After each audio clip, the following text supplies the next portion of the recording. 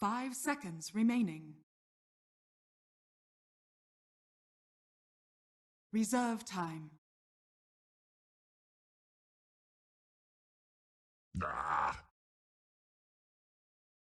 Alliance's turn to pick.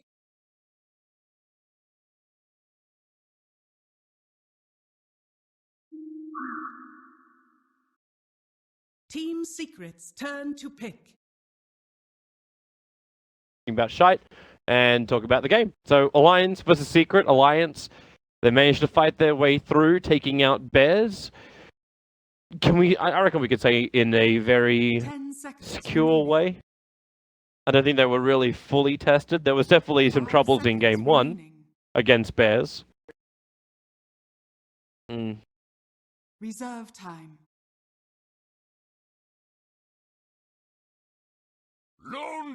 Slada. Alliance's turn to pick.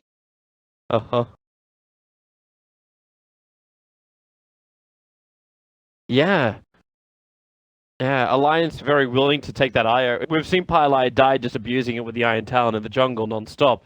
But to give over both the Lone Druid as well as the Slaughter, it feels confident. Team Secret's turn to ban.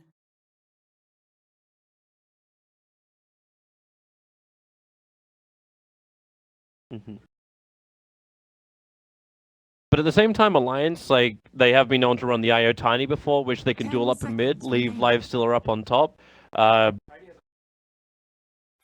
They have the other thing which I know they've done in the past, which is that Lunar offlane. We haven't seen it coupled with the IO before in this qualifier, but they did. Yeah, they have Lunar for Alliance. For this game with the IO dual offlane, it's happened before, and then when the Lifestealers to 3 wouldn't work. That'd be too much. I am sometimes. It's hard to deny. I'm just thinking like how Alliance get the best out of all their lanes. In case Dazzle's yeah, that. Team Secret's turn to ban.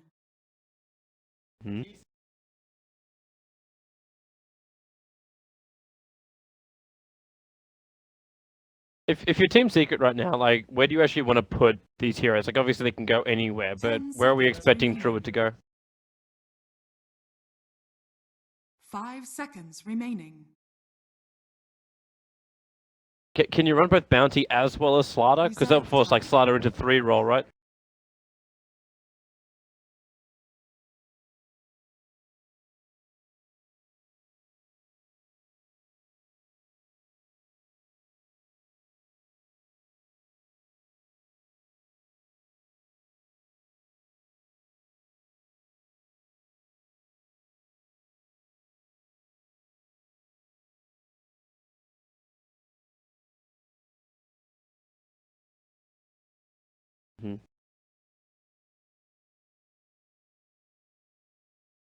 Well, surprised the puppy takes out the Magnus.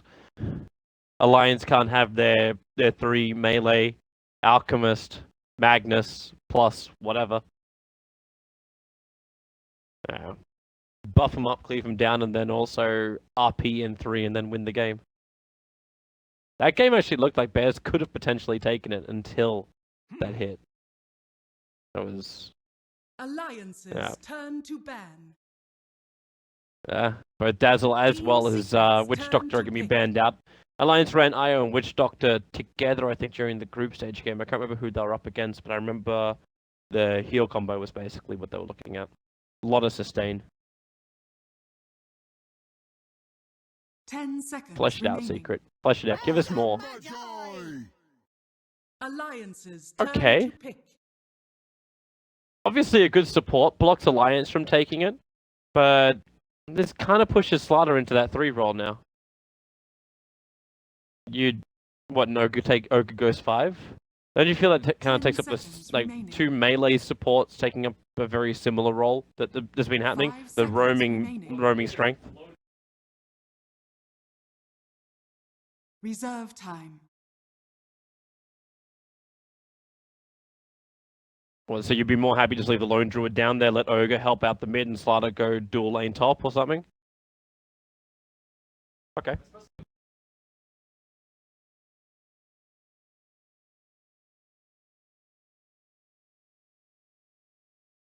Clockwork. Team Secret's turn to pick.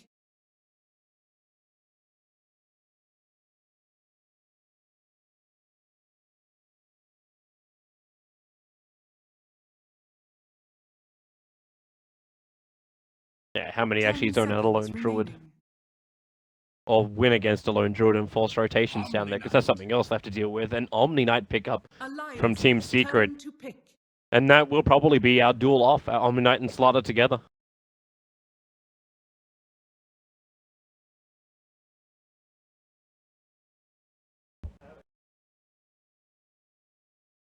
Ten seconds remaining. 5 seconds remaining. Reserve time.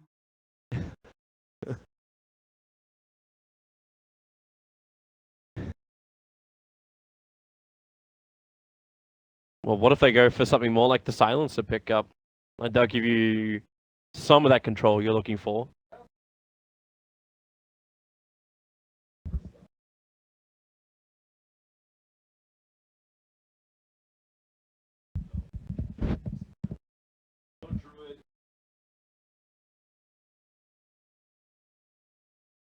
Yeah.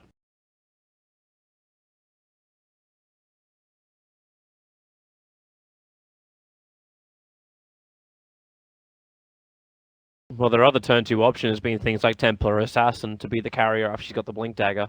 Works with the Life Stealer.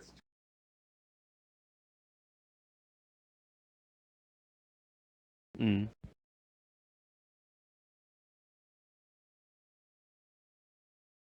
Vengeful spirits. Team Secret's turn to ban. Oh.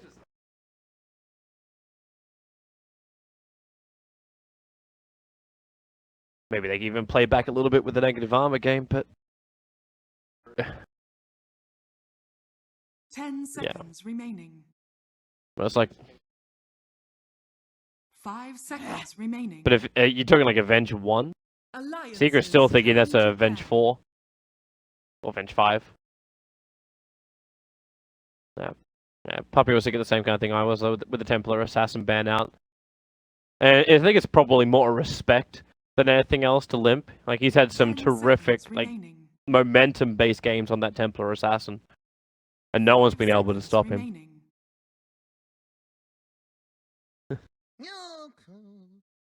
There goes that Timber you were mentioning. Alliance's So turn each team's to going to have to look pick. for something new. Shadow Fiend's still in the pool, probably one of the other mids, which we've seen a fair chunk of during the quals. Considering everything else that was banned out, as you said, like mid 1 doesn't have his Ember or his Invoker. 10 seconds remaining. Yep. But then you're 5 also going to pick an seconds OD remaining. into Sniper, who's still in the pool. Oh, you're talking like Team Secret? Reserve Okay. time. Never run out of mana. Alchemist. Ah! Team Secret's I was turn wondering to if we'd actually get through a game without the Alchemist, and the answer is no.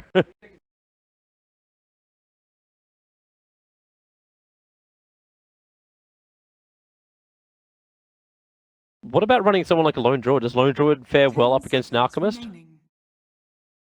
Yeah. And you wouldn't put 5 MP, like, seconds you remaining. wouldn't feel confident enough switching MP and mid 1 in lanes? Okay. Reserve time. Yeah, he was.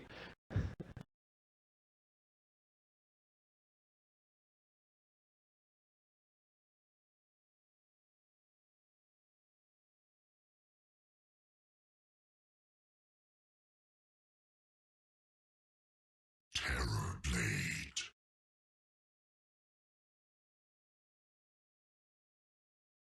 Yeah.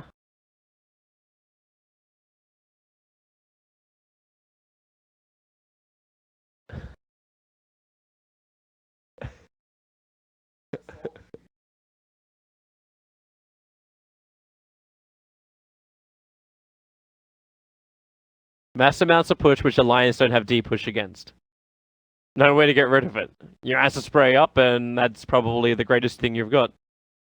Wave of Terror to pull the wave off, but if it's Alone Druid and Terrorblade together, like, what stops Team Secret from just pushing forward and taking towers?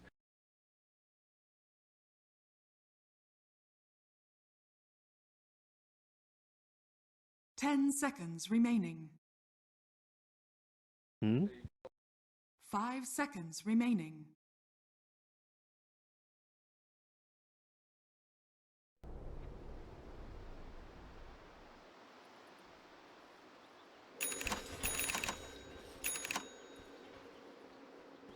Prepare for battle.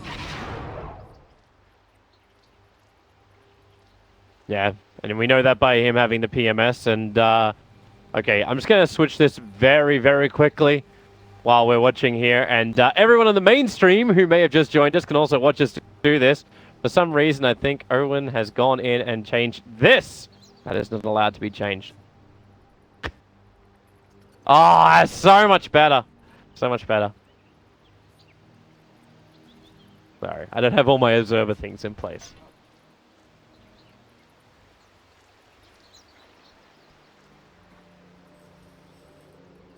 Well, they're probably going to give the earlier one to EGM, right? Up on top, so we can get the bottle. 30 seconds to battle. Should know, too, the fact that EGM, like...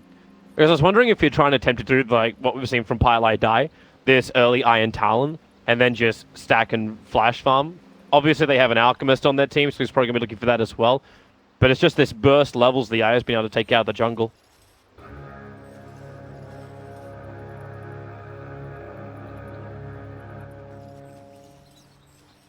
The battle begins. Looks to be the plan. So, let's get our laning phase underway. And see how they roll out. So, Unison farm versus MP on the Lone Druid. Puppy will be down there on the bottom lane as well. And Puppy gets a freebie as well. He just was able to find the Observer Ward with a sentry. So, we'll even free up the camp before the 30-second mark. Nice little plus for him. So Paladai and mid one together up against Limp in the mid. He's got a little bit of help from EGM, but EGM's primary job is still going to have to be to, one, babysit at the very, very start, but two, move back and continue the stacks. Then up towards the top lane, it is Keizu on the off lane as the Omni Knight up against Loda's Lifestealer, and... with boots and sprint, he'll do a pretty damn good job for it.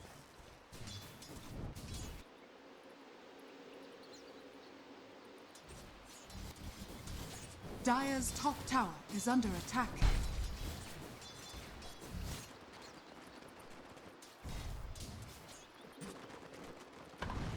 He gets both.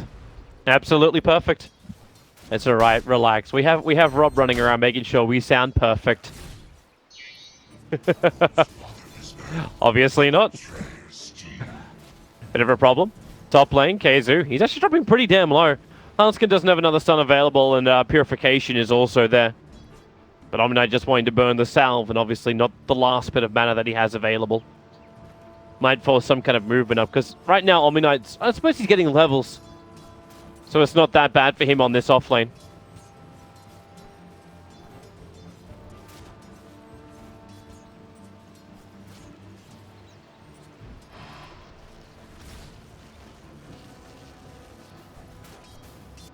Yep. Yeah, so everyone right now just trying to scramble for whatever they can find in the lanes. Any kind of farm. Pile Die being a pain in the butt to Limp once again, but EGM is here. And while EGM is here with bottle charges, this is more burning of harassment than anything else. And in fact, battling through the acid spray is not working out that great for Team Secret. Pile cops a hell of a lot of damage.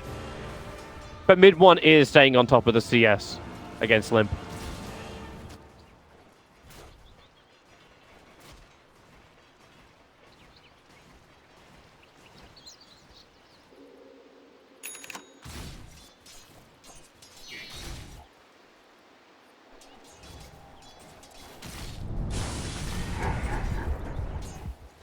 Yeah, right now it's like he just doesn't want to leave the lane for the moment. There's still a lot of farm. The creep wave's pushing in towards his town, so it's completely understandable. Maybe when you're older.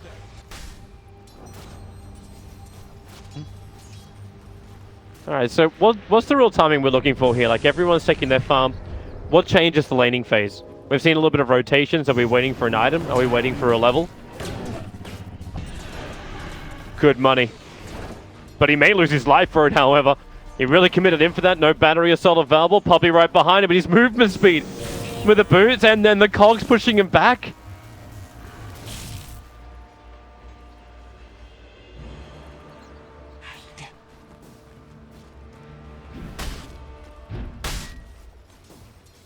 Dire's top tower is under attack.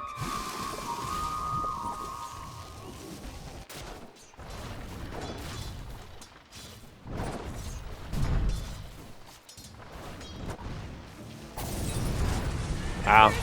Damage into mid. That's going to be first blood. He ignited most of the work, but with that long range attack that comes out of Metamorphosis, it was enough to put the IO down.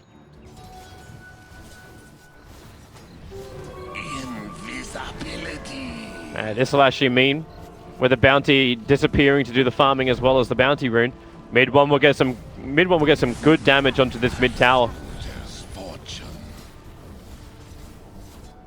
Won't be enough to bring it down, but at least it's enough that when he triggers Metamorphosis again, if they do find a kill, they'll have a chance to pick it off.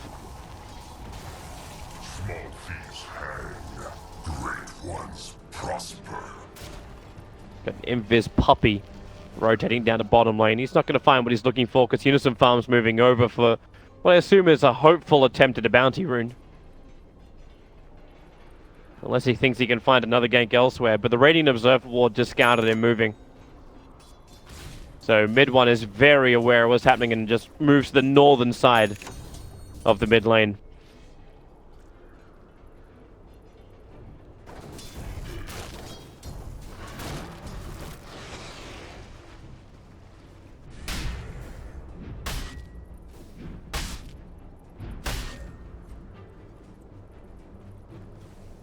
Case has had a really good time up on this top lane.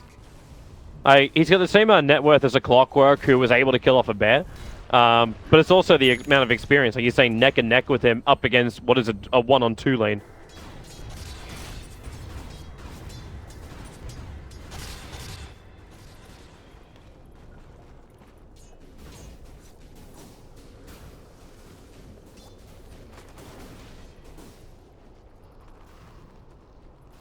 There's a lot of farm there. The Observer Ward just got dewarded. It was a bit of a search mission from Puppy as well as Pylite Eye, so they know exactly what's going on. And this has to be a point of contention. They can't let Alchemist take the huge amount of stacks that have been prepared by Alliance.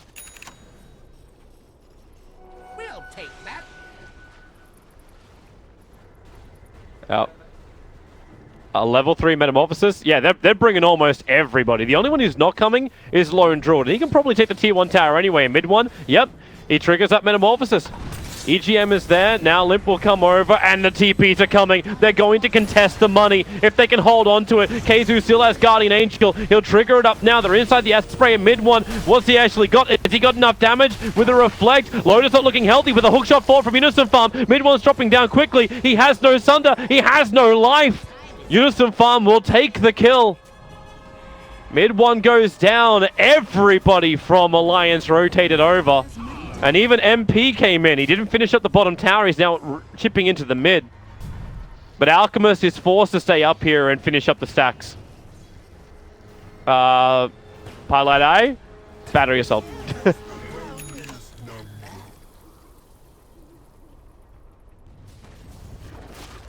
Did it actually get scouted? Like, didn't he throw it down underneath them?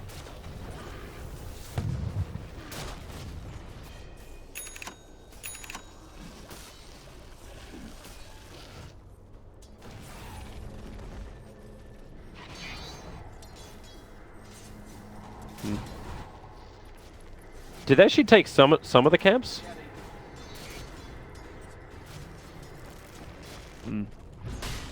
Well, Puppy's taking the space now on bottom lane after Lone Druid rotated towards the mid. And that's that chip damage we're talking about. Bringing the tower down low, but not within deny range.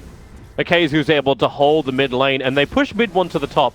So it's another 43 seconds before he's got the Metamorphosis back up again. So that's a long time before he can add pressure. Puppy, a lot of pressure on him, gets locked inside the cogs, and that's one very dead Slaughter. Already is with sprint on, so he's going to take that bonus damage.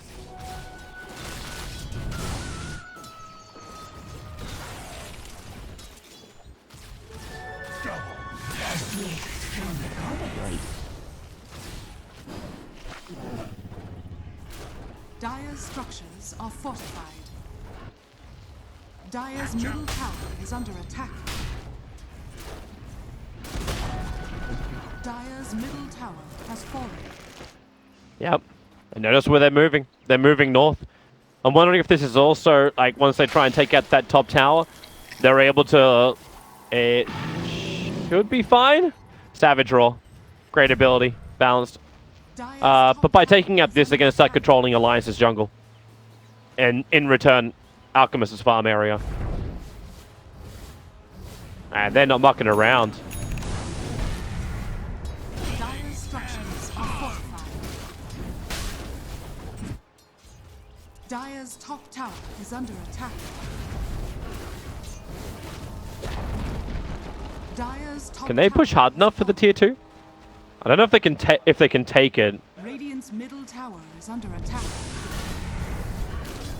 With Bloodlust, they might be able to just have enough damage to take it. They're rotating down, and already you can see mid 1 TPing out, headed towards the mid where there's farm.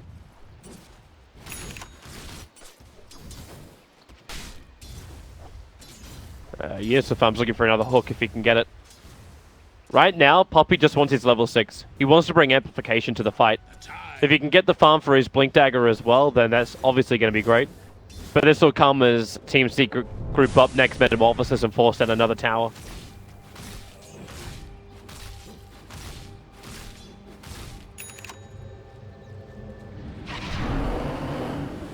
Jackpot.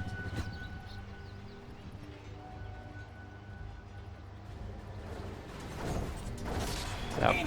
MP, however, is not scared to venture out against EGM. The tether over, but it's not going to save his life. The bear didn't even get an entangle, but it doesn't matter. MP just hits like a truck. Came in with Bloodlust on, the phase boost for the movement speed. No way for EGM to get out. And no one to tether to, because Unison Farm just bailed to go and pick up the bounty runes.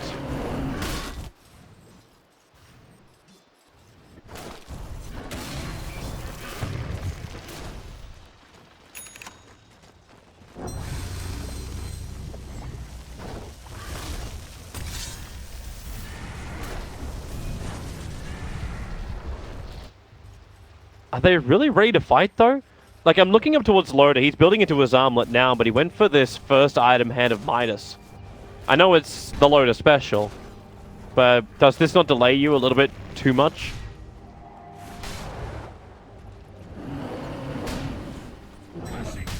Radiant's top tower is under attack.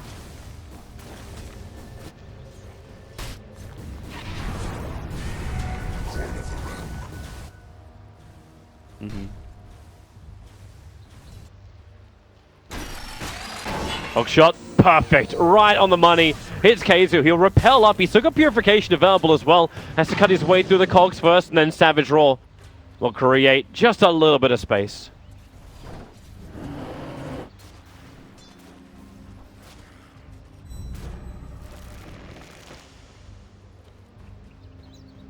It's a low cooldown timer. Seems more like safety than anything else. And even if you felt like he was burning too much mana, like it's not that much. And yeah, the arcane boost from Omni Knight. We'll take that. There's your rotation from Hanskin, so VS is now going to be on the bottom lane with her swap. And Unison Farm's just there to keep the creep wave at bay. And then feed some cogs as well. And VS able to find the illusion rune. Metamorphosis, there is the fortification. Just making this a little bit more difficult for Secret to finish the job quickly. And if they really want to come in, Loda can be relocated in. But right now, there is no opportunity.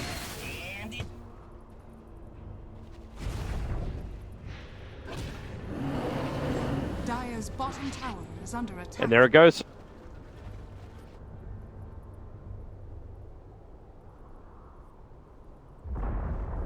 Dire's bottom tower has fallen.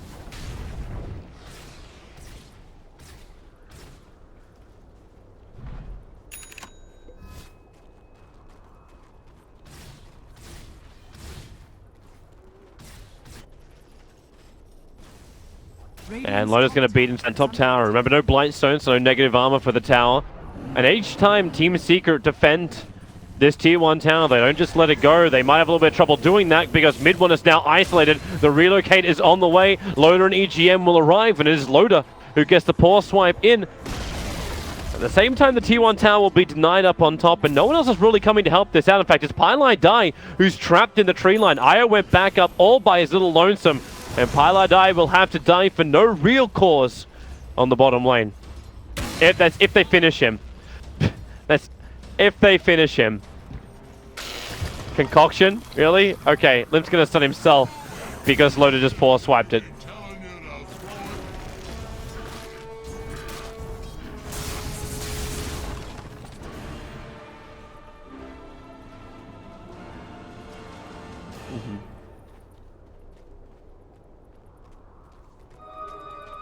Radiant structures are fortified.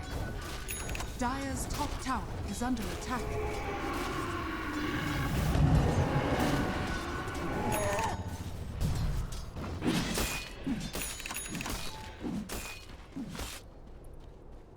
It's not too shabby. It's not as fast as we've seen some of the alchemists achieve it, even with the armlet. Yeah. They committed a four-man movement up to it, yeah. Yeah, well, yeah, Lone Druid came, but he was a little too late to the party. But the rotation did happen. But with that, does that still spell advantage in the fights? Now you get the Blink Dagger over on Puppey, so you get the aggression that comes out from him. Mid 1 is rapidly approaching his Manta style. Dire's middle tower is under attack.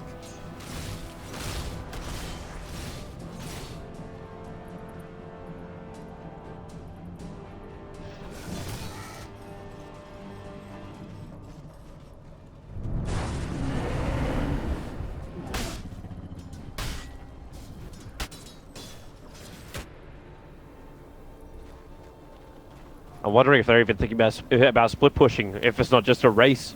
How much damage can you do before Alliance have to fall back? Tower is under attack. Dire's structures are fortified.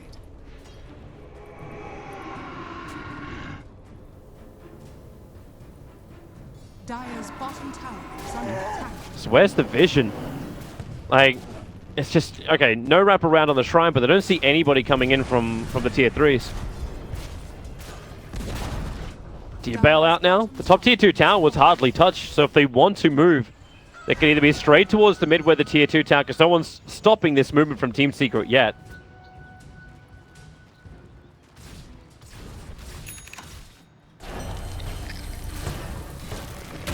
And then you get the entangle, so Loda still has to stay exactly where he is.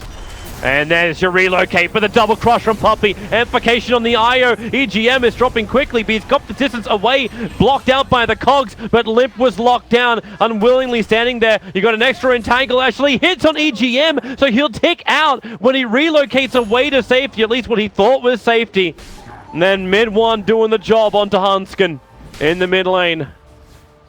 Now they can push that tier 2 tower pretty unobstructed. Huge fight.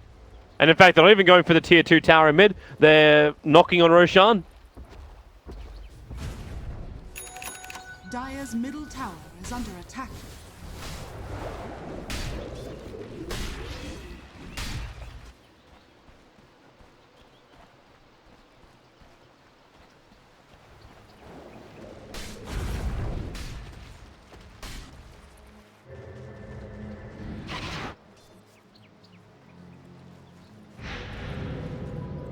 Well, when he's a metamorphosis? I would assume Dark Spirit.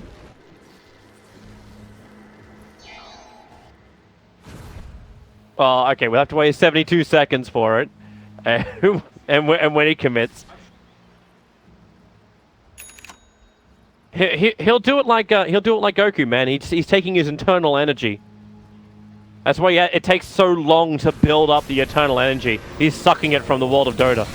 Mid 1's in trouble, locked inside the cogs, and with a relocate in, okay. They really wanted that kill. And they got it. Dire's middle tower is under attack. He was on bottom. I was wondering exactly where Aya was coming back, and Team Secret knew. They're a 3-man group waiting for him. Seems to be. As Limp continues his farming spree.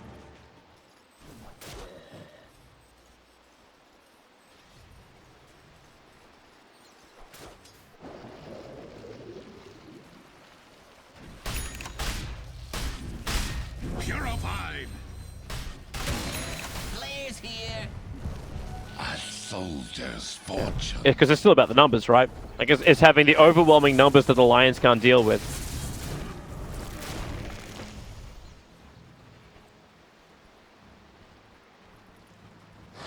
Mm-hmm. Yeah. So Manda is more of a, I need to make sure my pushes work after I get this to then get the money, as opposed to surviving to get the money. All right, there's mid one. No one's attacking him, so we can have a look. We need him to attack a neutral camp. Oh, I'm fairly certain it comes from his arms. Okay, now we just smoked up, and the illusions aren't. Oh, come on, mid one. We're running experiments here during the middle of a grand final. Good opening. Puppy, Blink, Crush. They infested in quickly, so at least he dodged the extra one. But Unison Farm, hook over. This doesn't work. Yeah, it doesn't work. I got this, bro. There you go. So what is it? It comes from his paw. Yeah, he's throwing energy sprites. Oh, yeah. Open wounds. Bear doesn't survive long up against that.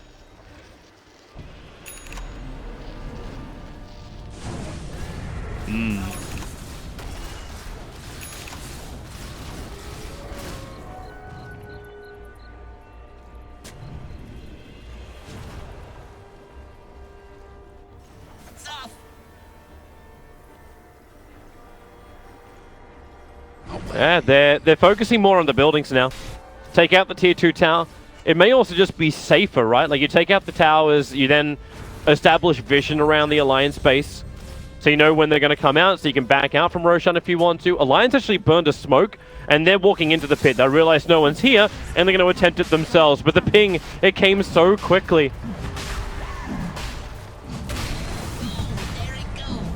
Yeah, it's so quick. They're coming in, but the cogs from Unison Farm is the perfect block.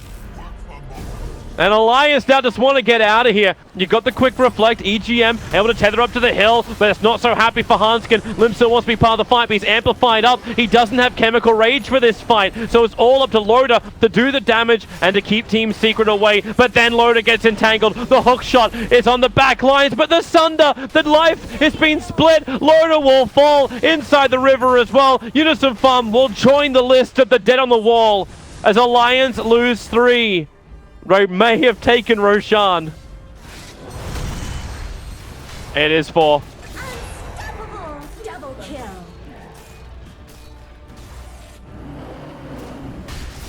Do they have to force buybacks now? Because they're going to lose tier 3 tower mid.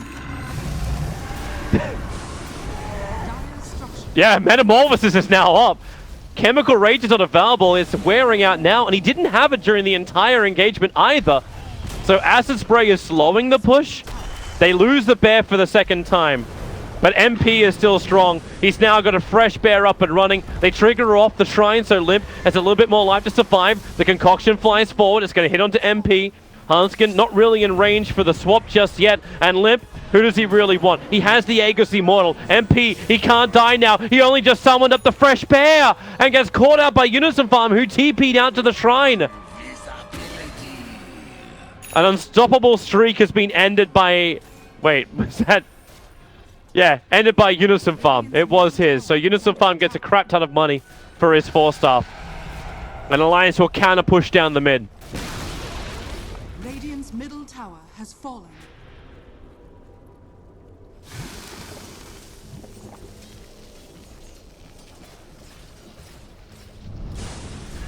No sorceries Yep. avail.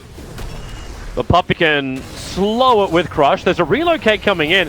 So EGM's going to join the front lines, give a little bit of extra regeneration. Fortification is going to make that difficult as Limp has to toggle himself slightly through the tower attacks, and they back out.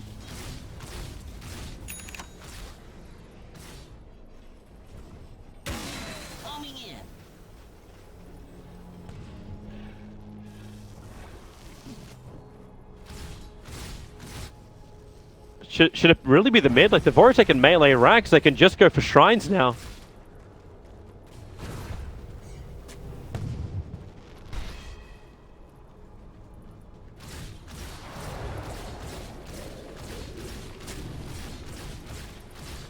Yeah, then... yeah.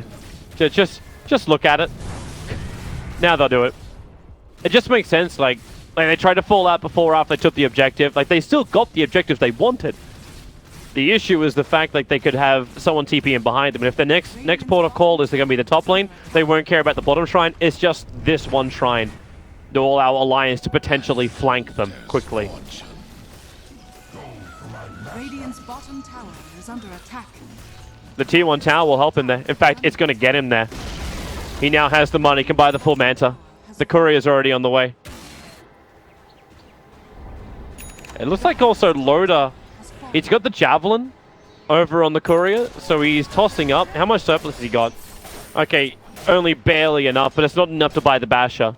But he'll have buyback if Team Secret wanted to force the issue. No? Oh, it's in his stash. I thought it was I was reading his quick buy. There we go. He has the Basher.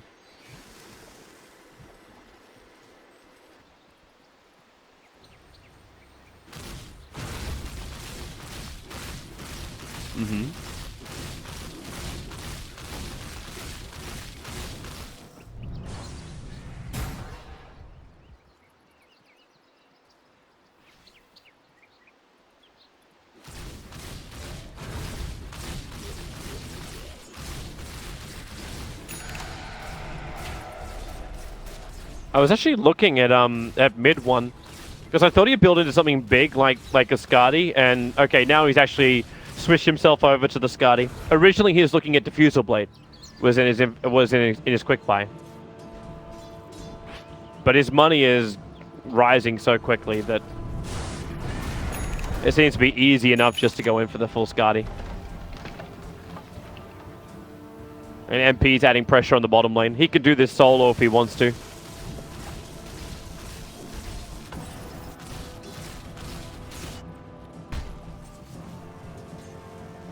Yeah, and with Unison Farm? Yeah, it's the lifestealer. The issue is he needs vision. This is the vision he's currently got, so the rocket flies out, but doesn't see Pilot Eye and sees Keizu way too late. Jackpot.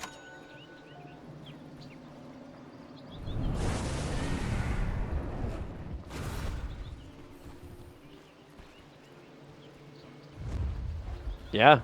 The money just spills out. Like, their advantage is still only 3,000 gold advantage.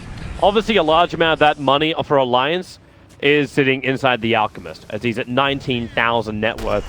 Team Secret, Blink, Crush Fall, they found the Vengeful Spirit, and they've killed the Vengeful Spirit. Loda also burnt his his Rage, and the player, no, it's down too far. They have to call it back up into a fighting position.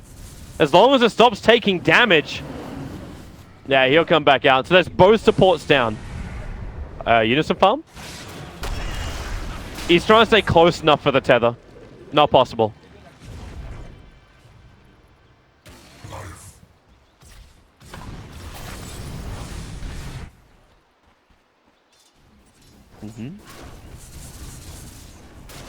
A swift current.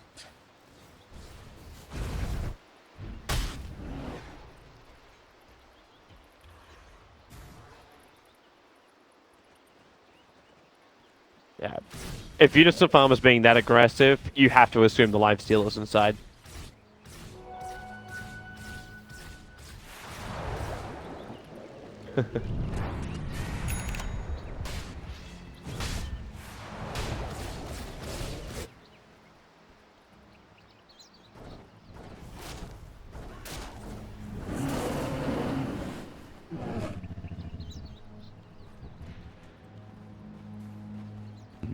They're going to be a lot more confident going into the next fight too, like mid one with a full Skadi up and the double Hurricane Pikes.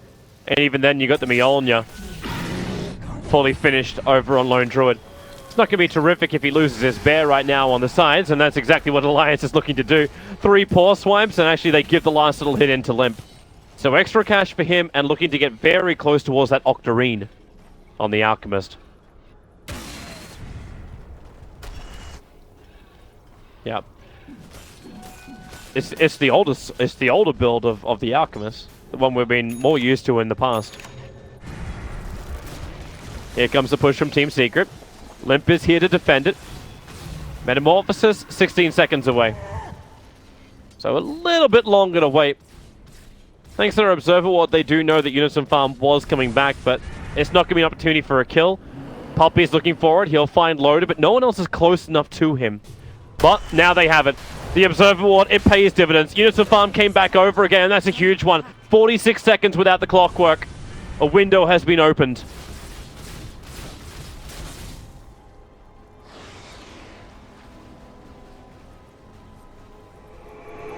Yep. This should be bottom racks unless Alliance can achieve something absolutely amazing. Puppy already jumps in, gets a stun on the Alchemist. He's losing life quickly. The stun is on Terrorblade. Remember, he's still got the Sunder available, plus the GA. Keizu keeping everyone alive. Mid one still dropping down low. Limp gotta be careful. There goes that Sunder. Manta, and then dodge out. Everyone wants to bail. The buyback was forced, I believe. Yes, it was by the clockwork. Tower is under attack. So Team Secret may just be happy with this.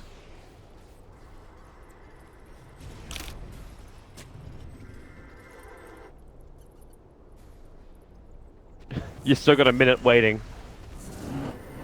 That's a little too long for him. But at least it actually gives time for Alliance to clean up the mid lane before then looking over to Roshan. And the Observer Ward vision isn't actually perfect for Team Secret to have the fight around Roshan. It's a little bit too far to the north.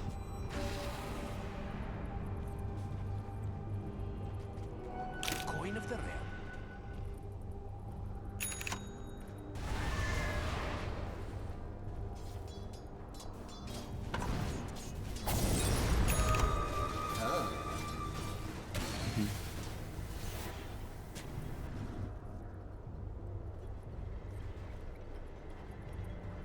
That Octarine is done.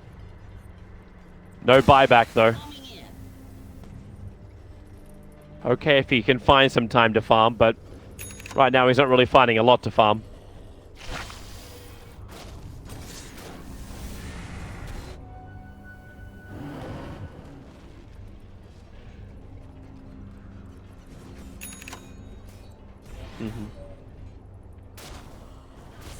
Yeah.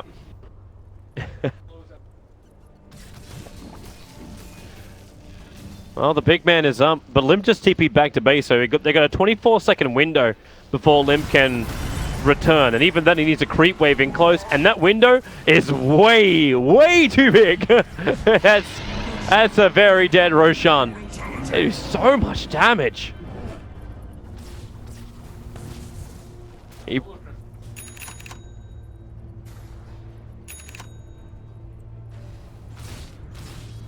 Yep. And you're noticing what the other items are coming up. Monkey King Bar over on the Terrorblade. The same's being built up by the Lone Druid. In fact, he's already got the Javelin on the Courier. Probably just waiting for that last little bit of money to finish the job. And in fact, he just got it.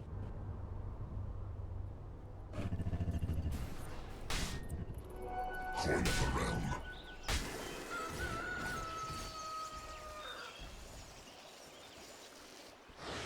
That's difficult to do. Like, the only way they're going to get that is if Team Secret are initiating on someone who's out of position.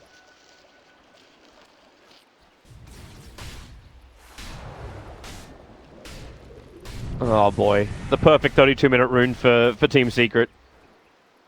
A nice double damage, and they're already pinging it out for MP. Unless they want to give it to Terrorblade. MP looks like he's hitting harder than anyone else right now. Double damage.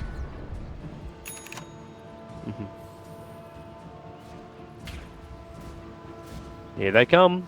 Loader is the bait.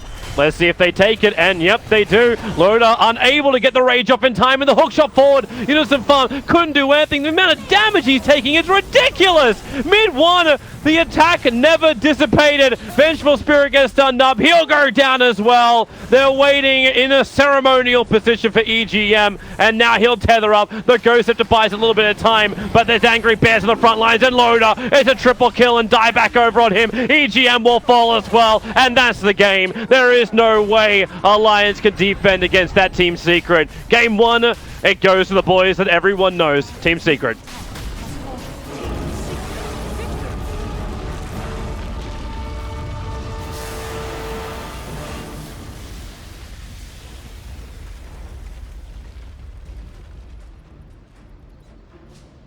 Yeah. you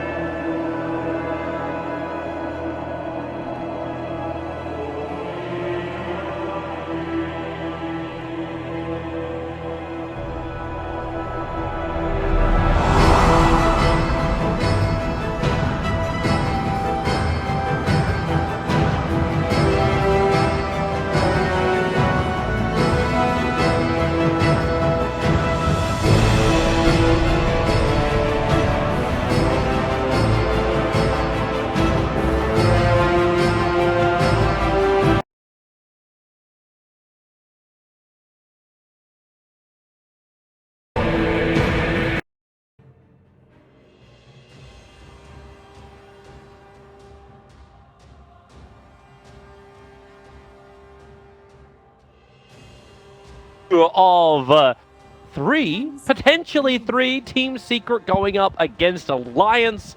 I'm Toby1. I am joined by the one, the only, the Woo. So flattering. Secrets turn to ban. You are the one, the only. I don't think there's another caster like you. Maybe Cinderin. Poor Cinderin.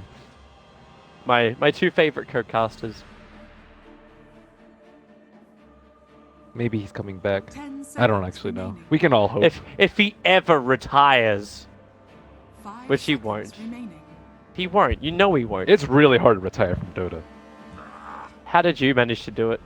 I had to Alliances pay bills, turn to ban. and Well, there was no money back There was when no you were money playing back, Dota. Now there is money, and Veggies won the qualifier.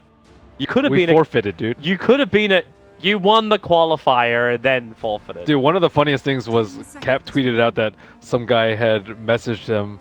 He's like, "You guys had an offensive GG, but you forgot to cancel it. What the hell?" It was so funny, actually. I was cracking up laughing. I was like, "That was." The guy was completely serious too, but it was. Oh, he may have only been watching through Dota TV. Yeah, And he would have no idea what you guys actually planned. that was one of the better moments that I had. Yeah, but man, seriously, professional player coming back soon. Maybe good? TI qualifiers. Join Team Freedom. How are they doing, by the way? Actually, do I want it spoiled? I do not know. But luckily, if you want to go check it out, Beyond the Summit 4, I believe, is running the North American stream at the moment. Of course, you can tune into this one right on Beyond the Summit 2. We're so smooth at plugging. Or the main stream. Hey, I know how to do it, bro. Years of experience of smooth transitions. Would I describe you as smooth in the top 10 adjectives for Toby? My transitions are smooth. That is true. They're only ever made awkward by my co-caster who can't keep up. Am I making it awkward? I just let you do your thing, dude. No, I was actually waiting for you to make it awkward before, so you say smooth transition, and then it'll be a really awkward thing. No, it was quite smooth. Yeah, you had my back. I'm not used to that. Stop giving me support. I'm not allowed to have. I have those a things. lot of trouble giving compliments, actually. I was like, "Oh wow, that was really nice," and people were like, "Oh, that was rude." I was like, "What?" It's like sarcasm. Yeah. Right? But you can't get the tone right. I was like, "No, I thought that was genuinely pretty nice." They're like, "Oh, it didn't sound like it." I don't know. You have that tone of like.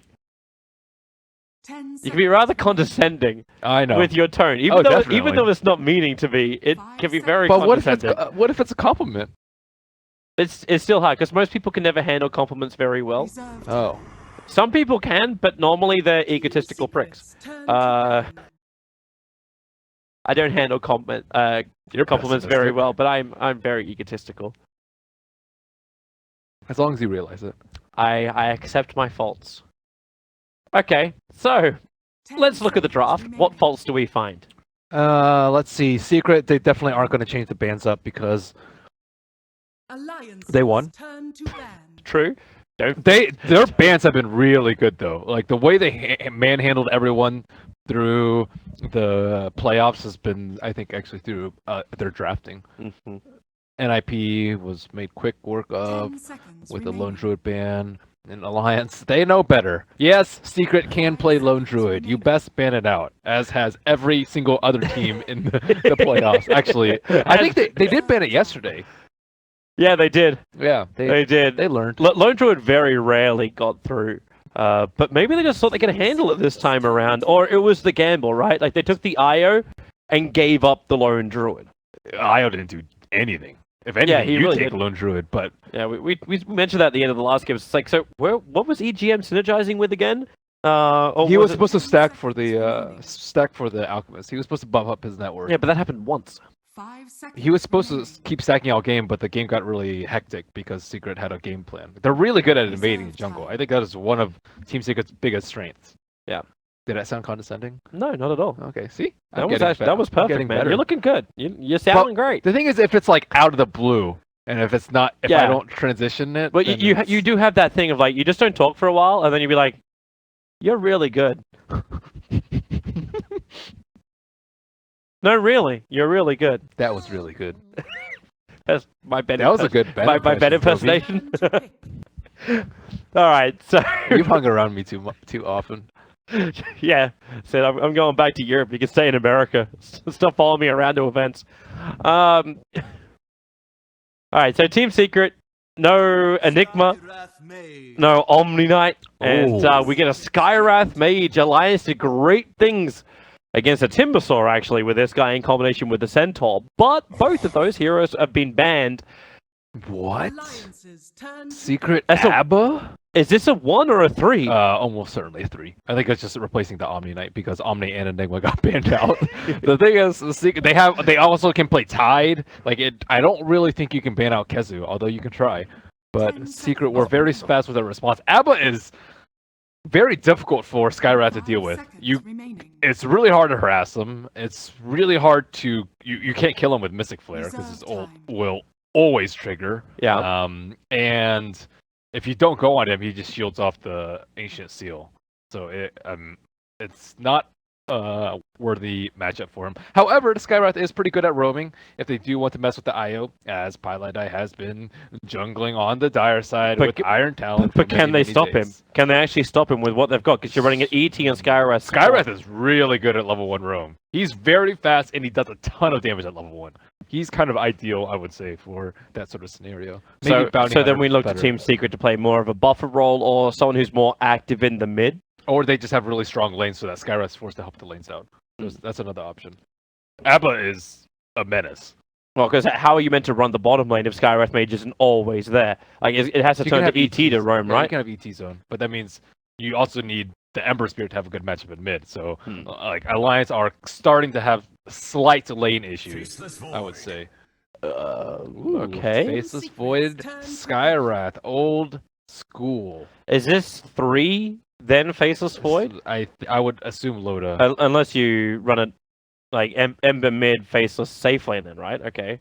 Yeah, I think Ember mid Faceless safe lane. They do have the IO to relocate out, and the ABBA, who is really good against Chronosphere. Yeah, and like then like what? You look to the Faceless Void to do enough damage during the middle of his Chronosphere. Most of the Faceless Voids I've been watching take too long to build up that damage output.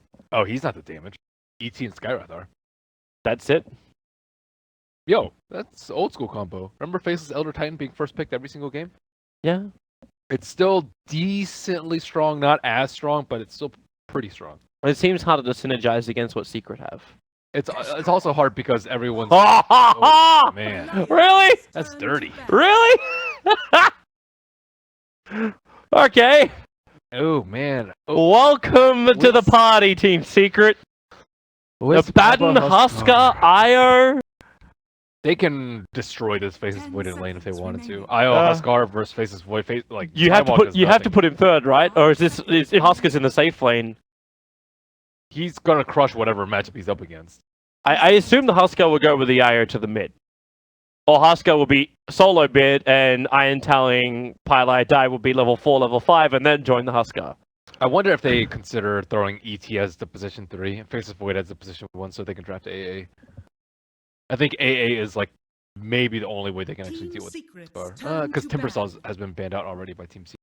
Anyways, MP Secret still out. Alliance fearful of the Terrorblade, although I don't think Terrorblade would have done very well here. Elder Titan does very well versus Skywrath does very They well. banned it. They banned out the AA. Okay.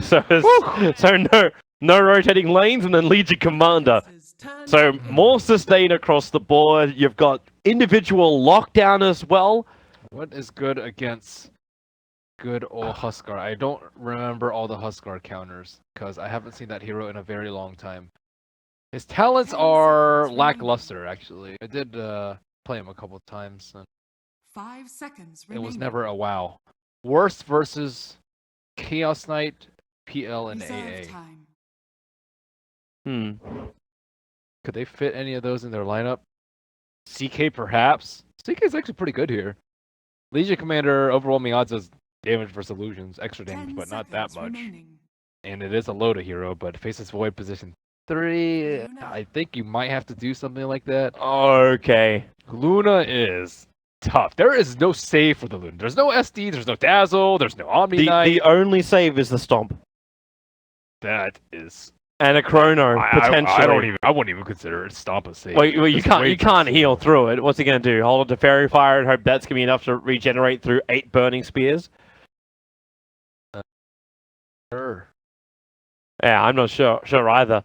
You said the Team Secret has been on top of the draft Yeah. for most of this qualifier, and in the last game that they have to win. Now, if they win this, they go to Kiev.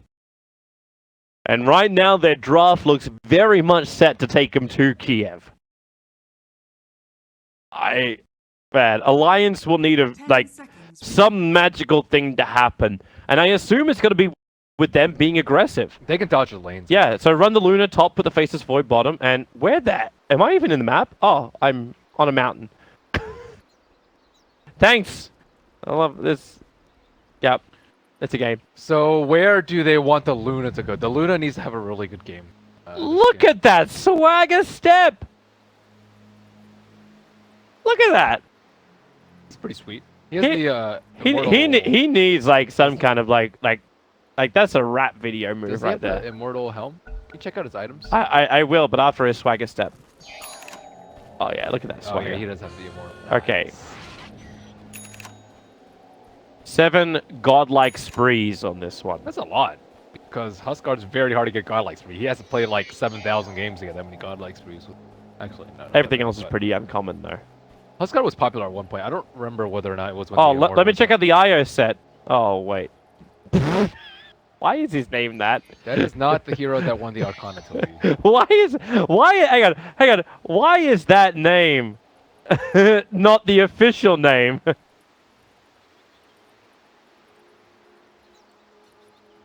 Is it their sponsor? 419 duel wins? I'm okay Oh, with he that. doesn't have the unlocked chaotic wing. Sad. I don't have them unlocked. I don't know how to get them. I don't Now that know. the event's over. I have a wonderful one, but it's called 60 seconds. it's time to do. That's mine. What's that?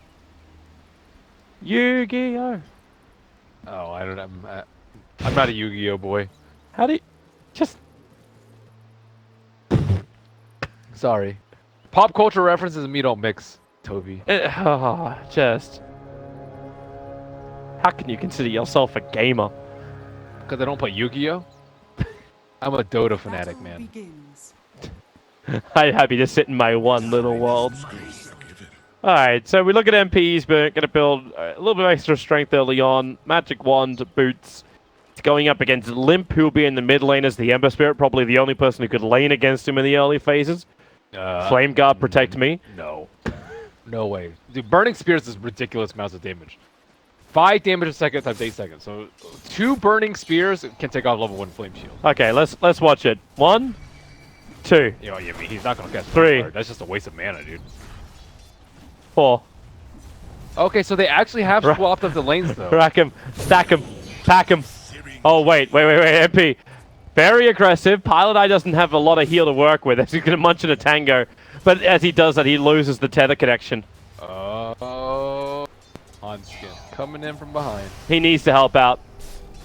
But Pilot Eye has now got his bottle, so you can try and help out all you want. Every 2 minutes, Pilot Eye is going to have more and more mana coming your way. And even Hanskin, the wings are on fire.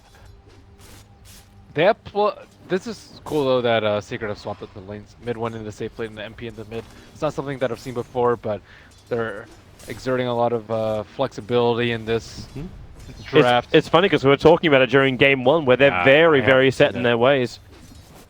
I think EGM is looking for the perfect stomp as, okay, he's going to come in. Let it go over on Puppey. You don't have a... Okay, Lucent Beam is now up, and EGM is going to try and punch through him, but with no Spirit buff up, is more harassment than anything else against the Rubik. Not real kill potential. How's the bottom lane looking? Keizu versus Unison Farm. The Abaddon versus Faceless Void. That seems like a very sad place for a Faceless Void to be. It is. He has level 2 Curse of Avernus up already. And happy to right-click him non-stop, pretty much. I don't feel like I could take my eyes off the mid.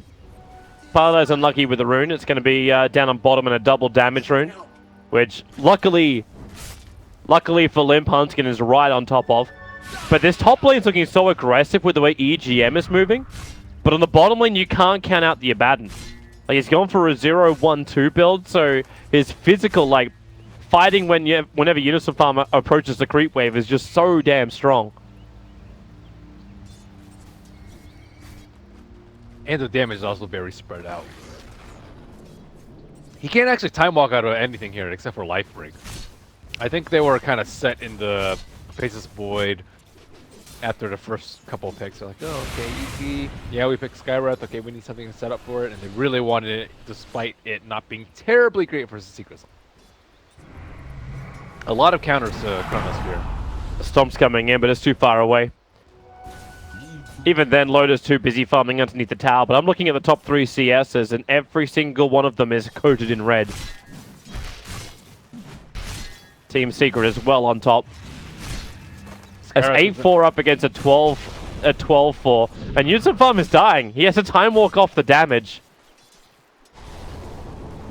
And Abba has access to the shrine in case he needs it. I haven't even seen MP really like go ham. Like, he's keeping the Flame Guard stacks up over on Limp. As you said, the Flame Guard can't survive that long, so it's all about the burning spears.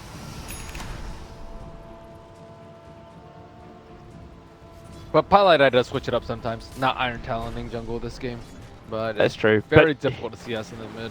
But yeah, if he stays with the mid, like what are they even meant to do against that either? Like, it's just Huskar doing Huskar things. Pilot Eye and Puppey smoked up.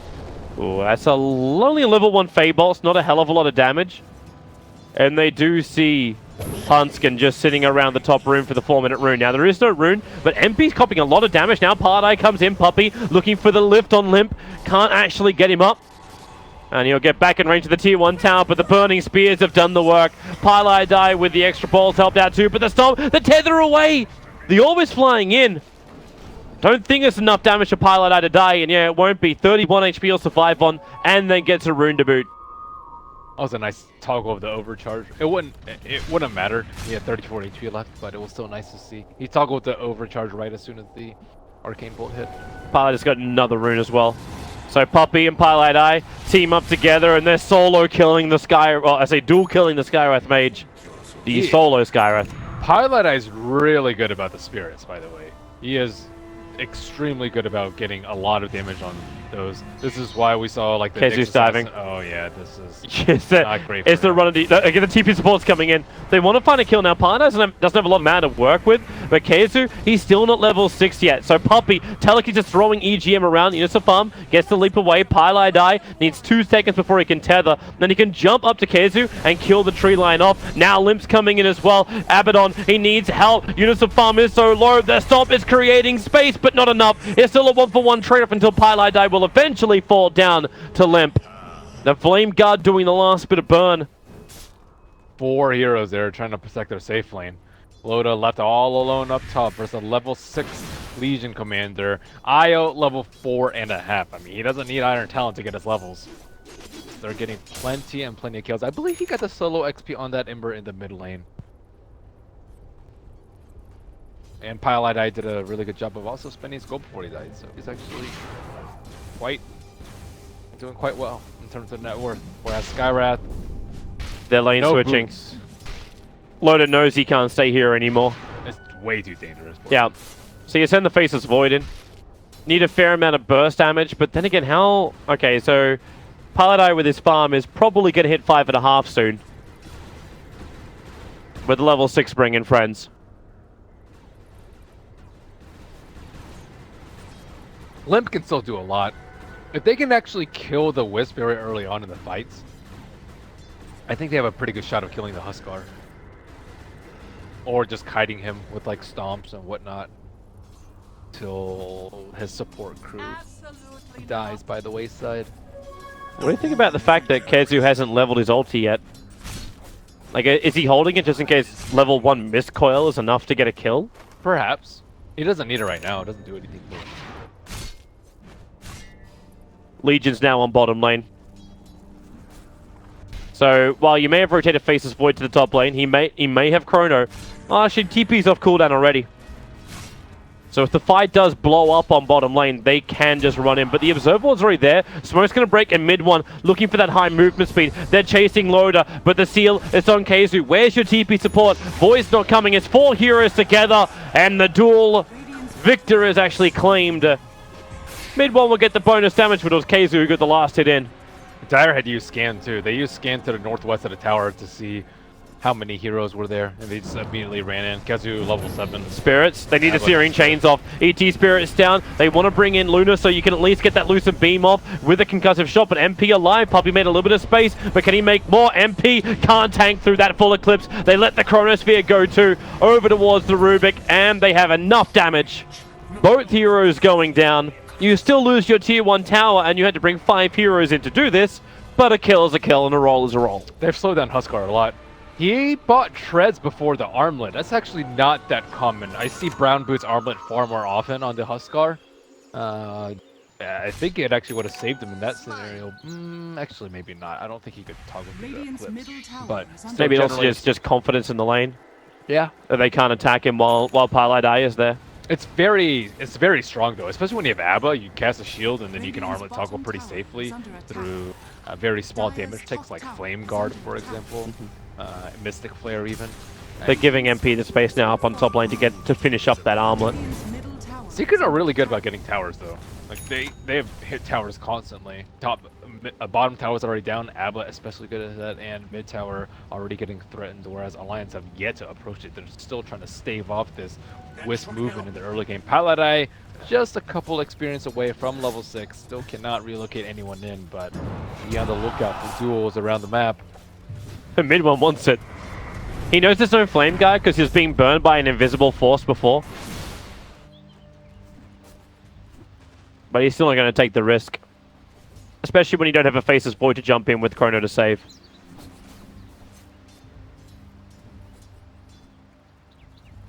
Okay. Here's free gold. Kezu. Hanskin knows it as well. He can't outrun an Abaddon. Radiant's middle tower. Kezu's very happy on this bottom lane. And he's going to have Helmet on pretty soon too.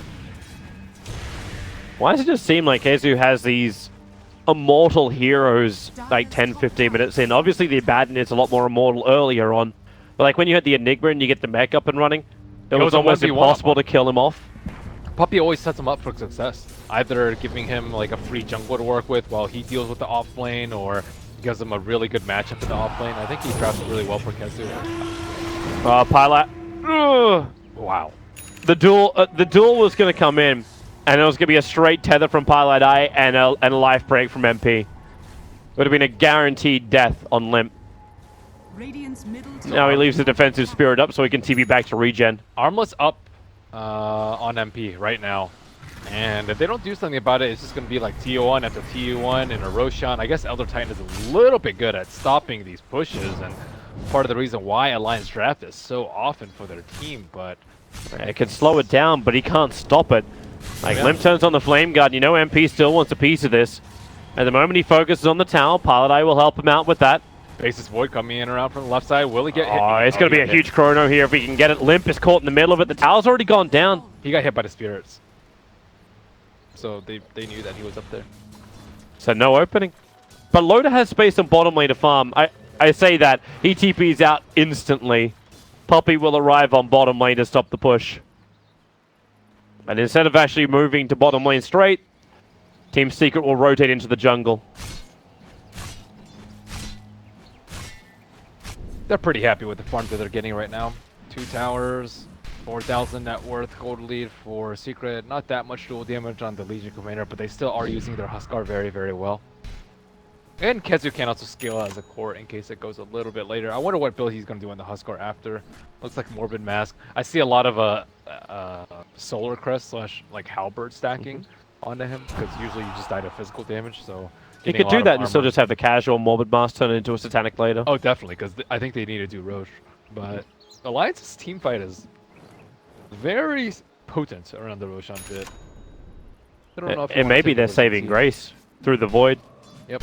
But you see what the Void's building into as well. Like anything which keeps the Legion Commander off his back is the Lincoln Sphere.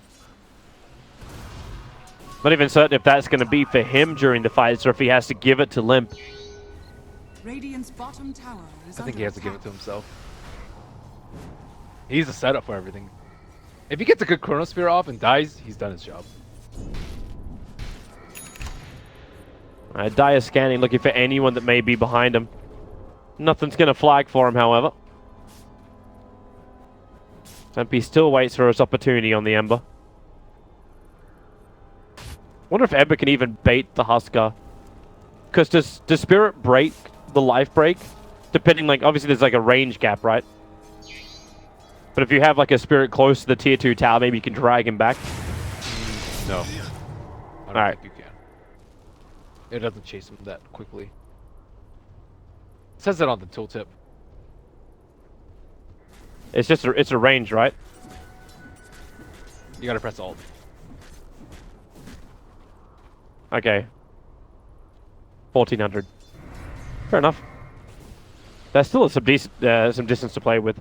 Fantastic Observer Ward from Team Secret. Watches Alliance's maneuvering here. And the leap up, the Chronosphere, just on the edge. Caught mid one. Eclipse committed as well. The EG Splitter is down. Puppy copped an extra little bit of the Eclipse and then steals it. He's going to let it go. He does die fairly quickly, however. Thanks to the ET Stomp. Keeps Team Secret sleeping. They lost Loda. Now on bottom lane. Pylai Die. Alliance are going to capitalize on as much as they possibly can. 3 heroes for the price of Loda. That was a really good Chronos here for Jonas today. He got the Rubik at the or the Abba on the edge too, so he couldn't help anyone. Not that I don't think he could have saved him from the Mystic Flare, but it was still a really good Chronosphere. And Loda was just in way too deep. You have to expect to relocate for fights like that. And he also was not able to spend his gold on time. Gotta spend your gold, Loda. It's better than buying Midas. Nothing's better than buying Midas. Not There for Loda. are so many things better than buying Midas. I think that's one of the most important parts of being a core player in general, is micromanaging your unreliable gold. Mid one's looking for the duel. He was hoping ET was just sitting at the tower, but EGM was just a little bit further back. Meanwhile, Alliance are rotating towards mid. They really don't want to come into this fight. They know Chrono's still down for another minute, so they try and push in towards the mid tower. Mid one's already starting his rotation. He decided not to build into any kind of maneuverability item. The Blade Mail first is quite unusual. Yeah, no Blink, no Shadow Blade, and hello mid one. It's going to begin. Pylai Die is here as well. They got the seal on him. Pylai Die, he can't even go down. He's still alive, moving down the river. It's the Skywrath, Loda, and Hunskin who'll take the fall. And it's up to them to actually finish him off. Oh, no. Unison farms on the run. MP already used his life break. Pylai Die will take a fall, and mid one, no duel. So a triple kill for MP. They let him tick out. Yep, Huskar is destroying. Luna cannot get cut out like that. He was quite slow on the troll net. Not that it would have mattered. Actually, he did. I think he pressed the attack before going. I think he pressed the attack early anyways, but MP is going to be the tower hitting machine. He can have Curse of Avernus. He has a press the attack sitting behind him. He has overcharge from Wisp. It's a pretty good life for him. Well, he doesn't have overcharge now. Don't know if you flagged it or not, but oh wait, no, he does have it. I'm like, his Morbid Mask disappeared from his stash, and that's because he finished both Dragonlance and Morbid Mask. Yeah, he's mega farm. That's 8,000 net worth on your Huskar. 16 minutes in. Limp has been uncontested. He's 3-1-3, and he's gotten a lot of stray pickoffs on Pylite especially. So he is also doing pretty decently in net worth chart, and I think this is really important. Spirit can push out the lanes because Luna is not able to do so because she just dies very easily. You like sneeze at her. Oh, they have an opportunity.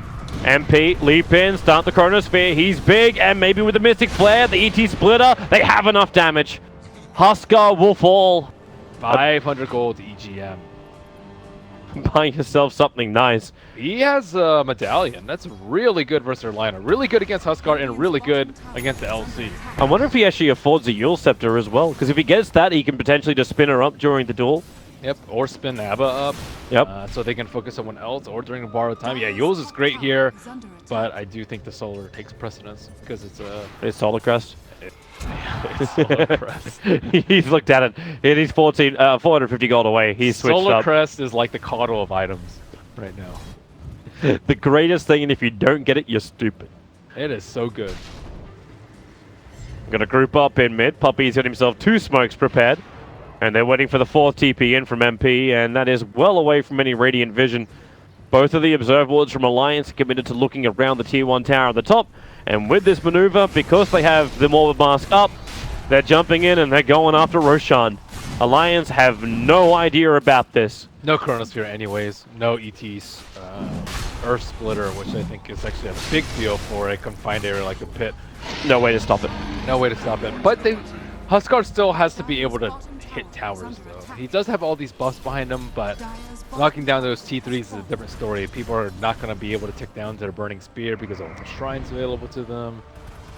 He's going to have to be in a very precarious position. Smoke breaks. Observer Ward does this work as well as EGN's positioning. He's not moving, however. He's right on top of Dire Observer Ward. Now Puppy, he just all Echo Stomp. It's not going to be that huge for him. Puppy kills Secures with a Fade Bolt. It's an easy kill for his smoke rotation. Not the biggest kill though. Ideally you'd get Luna, I would say. She's hanging around mid, trying to hold on to that extra armor by keeping the Wild Wing Ripper right behind her. Top lane, mid one, he's already got a Blink Dagger. Quickly away. Huskar's now going to finish off that T2 in middle as everyone heads in behind him. Abba way far behind. Looks like he is trying to work on a mech, but it has not been completed just yet. You almost feel like that harassment works against you. Because every time Ember does that little sleight of fist Syrian chains, he just makes MP stronger in a way. Yeah, he just wants damage out on him though. Get him in that crucial HP where they can actually combo everyone down perhaps. Limp continues to split push on bottom. MP might get stunned up, but there's just no follow through. Loader is trying to farm with the Wild Wing Rippers and then TP back out again. Staying close enough that he gets the experience, and that's also enough money. I believe he actually can buy up his full Dragonlance. Yeah, it is. The full Dragonlance now on the courier. TPing down to the shrine, using the space that Ember Spirit created. He was farming the enemy neutrals and will be able to TP out. He's good. Calculated. They are hard pressed to find farm. Yep. I'm looking for Limp though in the team fights. If Limp can Veil and triple Remnant the IO, I think that they can actually win the fight off of that, because then they'll be trying to scramble to kill the Ember, and then Jonas Pan can get a pretty decent Chronosphere. But it all depends on how MP and the rest of Secret play with this Aegis of the Immortal. Loader needs to get the hell out of here, but he can't. His TP's on cooldown for another 16 seconds. Limp has his own BT, so yeah, he can bail. Mid one's looking for a jump on mid, and that's exactly why Team Secret are already making their way over there. Okay, Loader's still living in fear because he doesn't see where Secret are farming, which is currently just the Ancients, and then we're going to push the mid lane. So he'd love just to force the issue a little bit more on bottom lane. He's just using the Harpy to do it for the moment. he can't go out because he can just die to relocate. Yeah. And he can't TP out in time because he'll just get dueled. So it's not a good place to be if you're a Luna. Might just need to get a Manta style so you can push out without fear of losing your body and hero. Unless he goes for the YOLO play. Nope, there goes the TP out. Oh, he's already gone for enough YOLO plays. He knows after that one push mid that that is not the play. That is not the play, sir. Mid one. Safety. Almost got a duel on Ember. Top lane, Kazu's in the neighborhood. Mid one, maybe he does get it. He's looking at the defensive spirit, so the Centaur stopped to come in from the dominated creep. That one belongs, and there's your duel. Units of farm. He has to Chronosphere and save his teammate's life, but the relocate in. MP will do the work for Spirit away. Lip is still burning. He'll die to the Huskar. Units of farm, the TP out will be successful. Another ET stomp from EGM to create a little bit more space.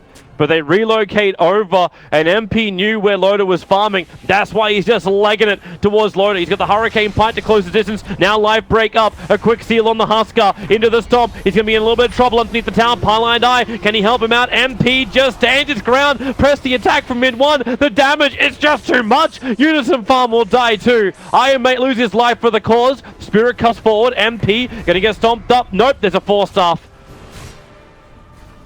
I think it's actually worth trading the Faces Void's life for the Wisp to slow down this high ground siege. He didn't have Chronosphere anyway, so it's not the biggest deal. Is he going to actually hit the stump? MP does not even bother moving. Well, he's got Negacy model. He doesn't care. He also got the shield off during his stomp, so it didn't really slow him down that much. Like, you got to seal him up and then, like, veil him and then Lucent Beam, and still he'll resist all your magical damage. So your only other choice is to move in close, do physical damage, and the jump forward. Mid one's got the Blade Mail up and running. Couldn't get the duel he was looking for, however. Oh, he got Aegis is sealed down. up so quickly, and okay, danger time. MP get away. Searing changes there. Kazu's got shields. Like, you've got Pylai die as well as an Abaddon behind him. MP can't die, or shouldn't die. And he's almost finished the damn Satanic. Man, having to use that Chronosphere top was so costly for them. They can just siege with impunity. They needed a kill from it. And this siege, then this siege wouldn't have been happening, but there was no other choice. Well, they have 17 seconds. Trigger Lincoln Sphere. That seems to be Poppy's job at the moment. Mr. I can move anywhere now. He's got his own fire remnants. Radiant's middle tower has fallen. MP takes the tower. And Team Secret, just in probably the fashion of Game 1, will move back and focus on the shrines now. I don't think Luna was a pick. I probably agree, but what other choice did you have? Chaos Knight? Like, CK was, yeah, maybe on the numbers. I think Chaos Knight actually would have been pretty good here. Like, you could just destroy the Huskar. It's actually a pretty I've got a common feeling pickup. Alliance is just thinking, we just take one fight and then we move forward. Because CK doesn't synergize with the Faceless Void at all. That's true. But you need some way to deal with the Huskar. Smoke just broke. They know they're above. You kind of know it anyway because they were killing your shrine. Yep. But they don't have the shrine up anymore, and I don't know if they want to take that fight. It could have been a good rune going the way of Team Secret too, like a DD on MP. That would have just ended the fight right there. Yep. And Alliance are almost relying on TI4 right now. Chronosphere, Mystic Flare. But it doesn't kill off the primary core you want to kill. who do they kill with it? Just It's Rubik. That's it. You hope you get mid one before he gets Blade Mail up. So Skyrath Mage doesn't end up killing himself. And EGM is more of a backup. He's having the same kind of role as like an offlane Earthshaker support. If someone attacks, I'll just put my spirit out and stomp. They'll have to disengage, right? Anskin's coming in. You still got the IO. Pilot Eye is sitting here. He wants them to chrono. He wants them to engage an MP who is so close. There was only bark separating these two. And do they do it? Chrono's up, Sealer's there, Pilot Eye starts to relocate. Can they get the stun? Oh, he got caught in the edge of the Chronosphere. Pilot Eye's relocate got cancelled. He didn't pull him out. They lose the two. And the Lions have some breathing room. he panicked. He said they're a tiny bit too early because they threw all the bursts that they had onto the Huskar. That was really good positioning by Alliance too. They even used a scan behind to see if Wisp was on the left side, and they just decided to go for it after it hit green. Big kill. Got to slow down this Huskar train. Mm-hmm. And this allows Loader to start farming up into his BKB. A much needed item for him in the fights. Even those Yule Scepters we were talking about before. Yeah, you got the Solar Crest on EGM, but look at the money. Up to 1,000 gold over on him. I'm seeing 1,500 on Hanskin, because he's the man that got the kill on MP. Pilot Eye went down to limp, but that was just over 500 gold into the bank of the Skywrath Mage. The thing about Luna, though, is like, if she builds BKB, you still can't really run in with Eclipse. Like, Abba will still run at you, pretty much, put Curse of Avernus on you, and just tank your Eclipse with the borrowed time, and then it still doesn't really protect you from the LC with Blink Blade Mail duel, with the Abba sitting behind him. So Speaking of LC, Ooh, okay, he'll blink away from the concussive shot. We got this small little battle. There's a purple and orange. Keeping tabs of who these little guys belong to. I believe they both belong.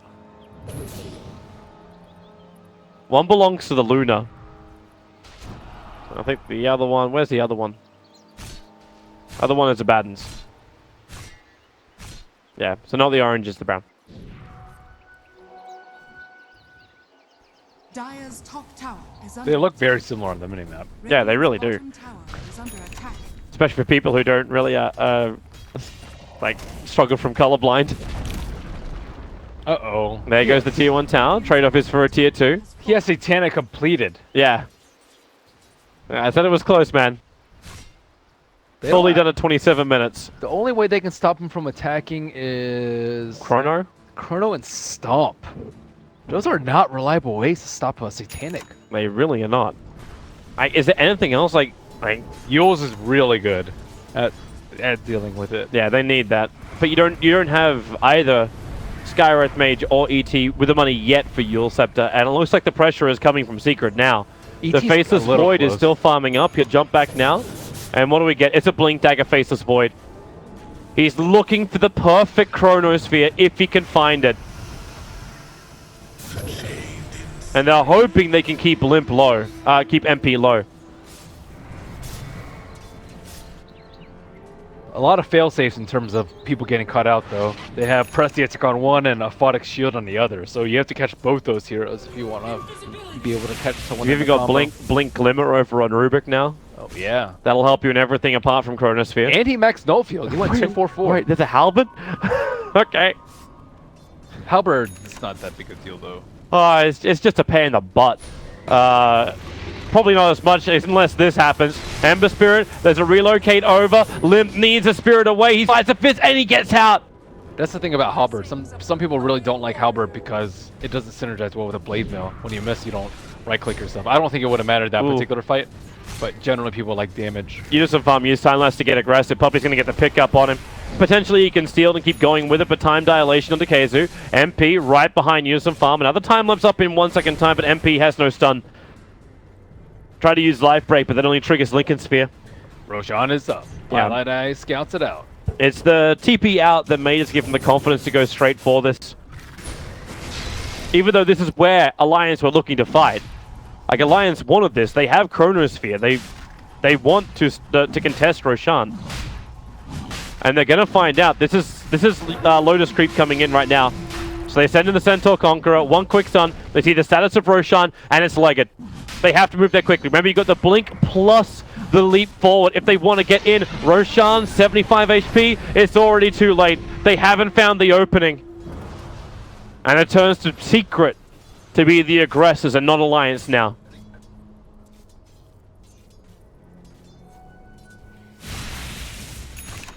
Yeah, I'm not hearing. Oh. Yeah, you gotta turn on, bro. Keizu popped the smoke on that fight. He was standing on the bottom left, right next to the Ancients, popped the smoke, and Yozo fan was like, I don't know if I can go in now. They didn't have any time to run any other direction, but just straight there. You're right, that TP kind of killed them, that fight. But, I don't know. He kind of had to do it, I guess. Wanted to play it safe rather than sorry. He could have TP'd back to the shrine. That would have been the ideal play. And then shrine up and then time walk in. But then he'd be worried there'd be a dire observer ward around just watching the movement. Yeah. It would have been 3-4 seconds faster though, I think, which is kind of all they needed to actually think about contesting that Roach. So MP has how many lives? At least 2 with the Aegis, and then count Intervit and Satanic. I think you got to go for 4. Yeah, 4 sounds about right. And if he gets that BKB completed, which he's working on at the moment, like he's a recipe away from having that thing done. Then life is almost completely over for him. And Abaddon is 1,000 gold away from Aghanims. How is he so farmed? Abba is as farmed as the Luna. Yep. He's farming the top lane up at the moment with a Dark Troll Summoner. Oh yeah, and before he was using the he was using, I think it was the Satyr he had. So he was flash farming the waves with that. I say flash farming, he was just like prepping him and then hitting him perfectly. There's no way for them to kill the Abba. Like, we talked about the Huskar having 4 lives or 5 with the BKB or whatever, but how did they actually kill the Abba? Good question. He gets caught in everything, doesn't matter. He has ulti, and then they don't have anything to follow up after that. Even Puppey has a Lotus Orb. You got so much protection. You got double Glimmer Capes. You got Lotus Orb, Hurricane Pikes, Mech, Solar Crest, Satanics, Halberds to stop you from attacking if Lotus BKB goes down. Like, all these little things are just adding up to some massive ball that is the team secret lineup. They're going for and the you got the pick-up on Aegis and top. Satanic, and well, can they actually get it? You know, some farm, blink away, they need his ultimate, but the Observer Wall that's up here, Team Secrecy, everything, they won't get anything else. Meanwhile, Abaddon as well as Io die the front lines. Huskar is isolated, they can bring in the physical damage. Team Secret was split up, but MP, Satanic turns on, Lucid Beam will cancel the attack quickly, but the duel is up, it's over on Loader, the Chronosphere is down, combining with the Mystic Flare, the damage is enough, they get through one. Huskar, still kept alive by Paladai, the Searing Chains, the Lotus Orb, everything they've got to protect him, the Faceless Void will fall, and MP is still alive! Didn't even lose Aegis. That was a great Chronosphere too by Yonathan. He's getting all these great Chronos that's catching the enemies on the edge and keeping his teammates out so they can still right click, but it is just not enough to stop this super farmed Huskar. The draft just seems impossible. Like, how do you stop this? EGM is going to go for the stomp, but a quick Hurricane Pike. MP, he doesn't want to leave. Like, he doesn't even have that many friends with him. But while he's got the Aegis to the Immortal, Alliance have to expend quite a fair amount for it, and that's why they're going. The Eclipse will be expended. Puppey is invis. Limp went out for him. Pilot Eye is ready to tether in and help out the Huskar, who is standing his ground. They still want to fight the back lines. Limp is just having his own personal war with the supports at the moment. But MP is having a war with buildings. He's playing PvE. He doesn't even see heroes on the map. Objective gaming at its finest. Life breaked in, jumps forward, over towards Loader. Mystic Flare is doing its work, but Pilot Eye tethers forward, and now Satanic gets triggered. Loader will burn. He'll buy back quickly, and he'll need to. There's a lot of work to be done on this bottom lane. There's no fortification to protect them anymore, and they still need to kill off Huskar. They have a 20-second window before you have that Satanic back up again. But again, you also see that jump on the back lines. Unison Farm looking for the supports. Huskar is stranded on the front lines because if a Pylai die, tethers in. He doesn't have enough. They got the kill, and now it's up to Alliance to make Secret pay. Take 1, take 2 of the supports. Move over to Keizu. He doesn't have his ultimate available. This should be a kill as well. They are finding something to get back, but it's taken so much to achieve it. They get a lot out of that. It's a lot of kills. Huskar, I definitely don't think he's falling off right now. But maybe if they can stall out for 10 minutes or so. I don't really know how they stall out that long, though. It's going to be pretty difficult for them. It's just when you just start saying like you're going to get diminishing returns from every single push you've got. Never refuse good. But the base is exposed. Yeah. I'm not saying it's going to be easy, but I'm still looking at the highest net worth, and Limp is catching up pretty quickly. The supports won't be able to survive for very long once Limp gets more and more farm, and that aid station, which is there for the Huskar when he's on the front lines, just won't exist anymore. Oh, I know why he got the Halberd. He got the Halberd to pop the Lincolns. So he can solo kill the LC and call in a relocate. That's actually a really good call by mid one. Well, he has a Shadow Blade scouting out for anyone. He might actually find Limp right here. Yeah, he does, and it's the secretness. And then with the jump, no! Oh my They god. even get the relocate. He got away! That was such fortunate timing for him. My god. Almost Limp died. is a very happy man. That would have been a, like you potentially are staring down the barrel of either, he has the buyback available, but if you use your buyback on the Ember Spear at the moment, the game becomes even harder than it already is for Alliance. Yep. Now they know he has a Shadow Blade. They can prep some sentries, prep a gem perhaps. Ember Spirit actually getting a lot of farm now.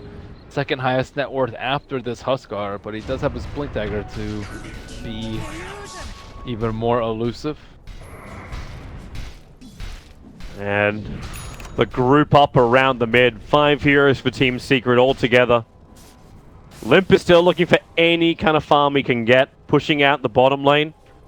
Where are you off to, Courier? It's got the Hyperstone. Oh no, the Hyperstone! Goodbye, Courier! Loader illusions! No, it missed uphill! Courier lives. Lucky duck. They just have the regular Donkey Courier. Yeah, they do. They have something way more ballin'. I'm sorry, this is Team Secret budget cuts. Like, you're not allowed nice things now. Man, that's so sad. Every time I see a normal donkey, I'm like, I know they have some sweet couriers Where they're just hiding in them. their inventory. The secret couriers. Well, it's actually Puppy who buys the courier, right? So Isn't?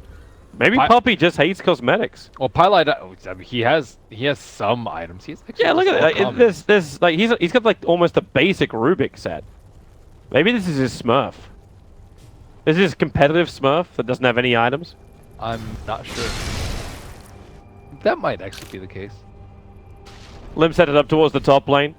They may start using Faceless Void as a little bit of bait. Mid one's already moving over like he wants to, but Unison Farm blinks into the tree line. This is such a bait.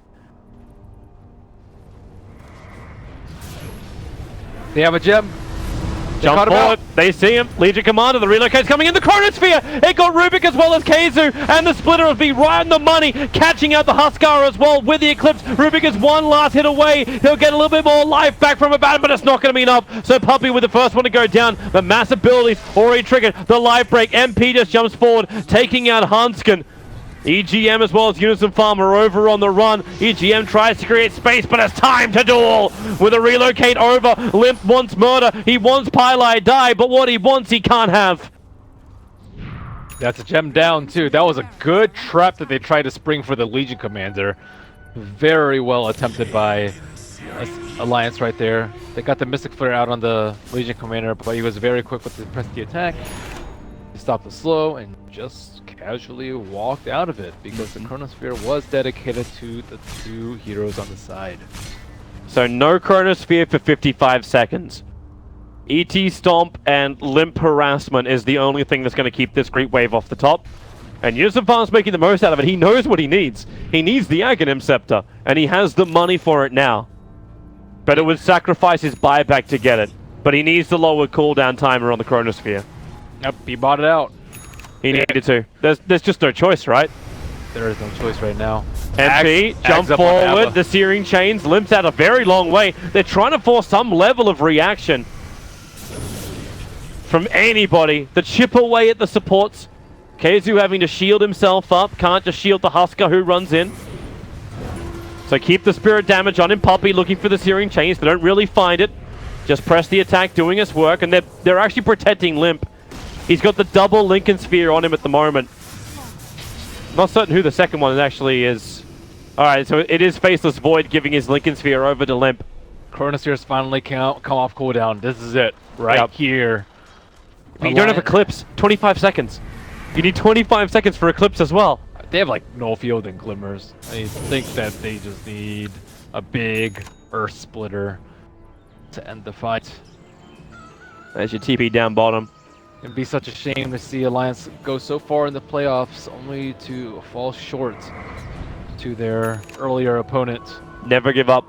Never surrender. give up. And always smoke up a high ground. It's not the story I remember. Puppy's playing King of the Hill at the moment as Husker leaps in. He looks towards Loda. Time dilation trying to help him out, but the duel is already begun and EGM is gone. They needed his aura. Limp also in very deep. It's almost like they have these objectives. Limp has to kill off Pylai Die. EGM is prepared for this with the minus respawn timer. He's up in 20. Is this actually the play? Dire's bottom tower is under attack. It's hilarious that this is actually the effigy of Loda, the hero that they didn't pick that you wanted them to pick, and exactly the what they might have to do to try and win this game. But they still haven't brought down the tier 1 tower in mid. Dire's bottom So going for throne is difficult to say the least. 25,000 net worth over on the Husker. The overall advantage is not that huge for Team Secret. Is money. In fact, experience-wise, Alliance are winning on that front. Hardly matters, I would say. Luna really needs Butterfly to be able to do some damage in these team fights. Why do they keep giving this to MP? Isn't he the immortal one anyway? He's a tower hitter. But they gave him the Aegis as well as the cheese. Who else is going to hit the tower? Mid one's certainly not going to hit the tower. He's just going to sit Yeah. in the back, look for a good duel, and press the attack, the Huskar. So it definitely should go on the Huskar. Yeah, he's limited on slots, but he is what this entire game is centered around. The Husker. Yep. If Husker wins, you win. No treads, just straight ball and walking up that hill. Is that really? Don't need attack speed when you got Pylai Die. Alliance, they need a hold here. They need to prevent the Abba from getting off his ulti, though. Top lane. Relocate's coming in, but that's a little too late. Limp's already back home. And Unison Farm's very happy about that. Reveals the position, allows him to just pressure the bottom lane in a little bit more.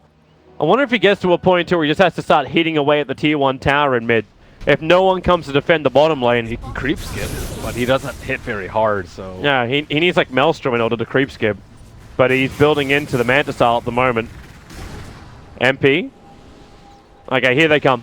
Team Secret, they want the racks. They'll have to go through fortification this time around. Range racks won't mean enough to Alliance to use it on that. Just a quick stomp, try and create a little bit of space. As again, Limp into the back lines of Team Secret as press the attack from mid 1, or he flags the warning bells of the impending duel.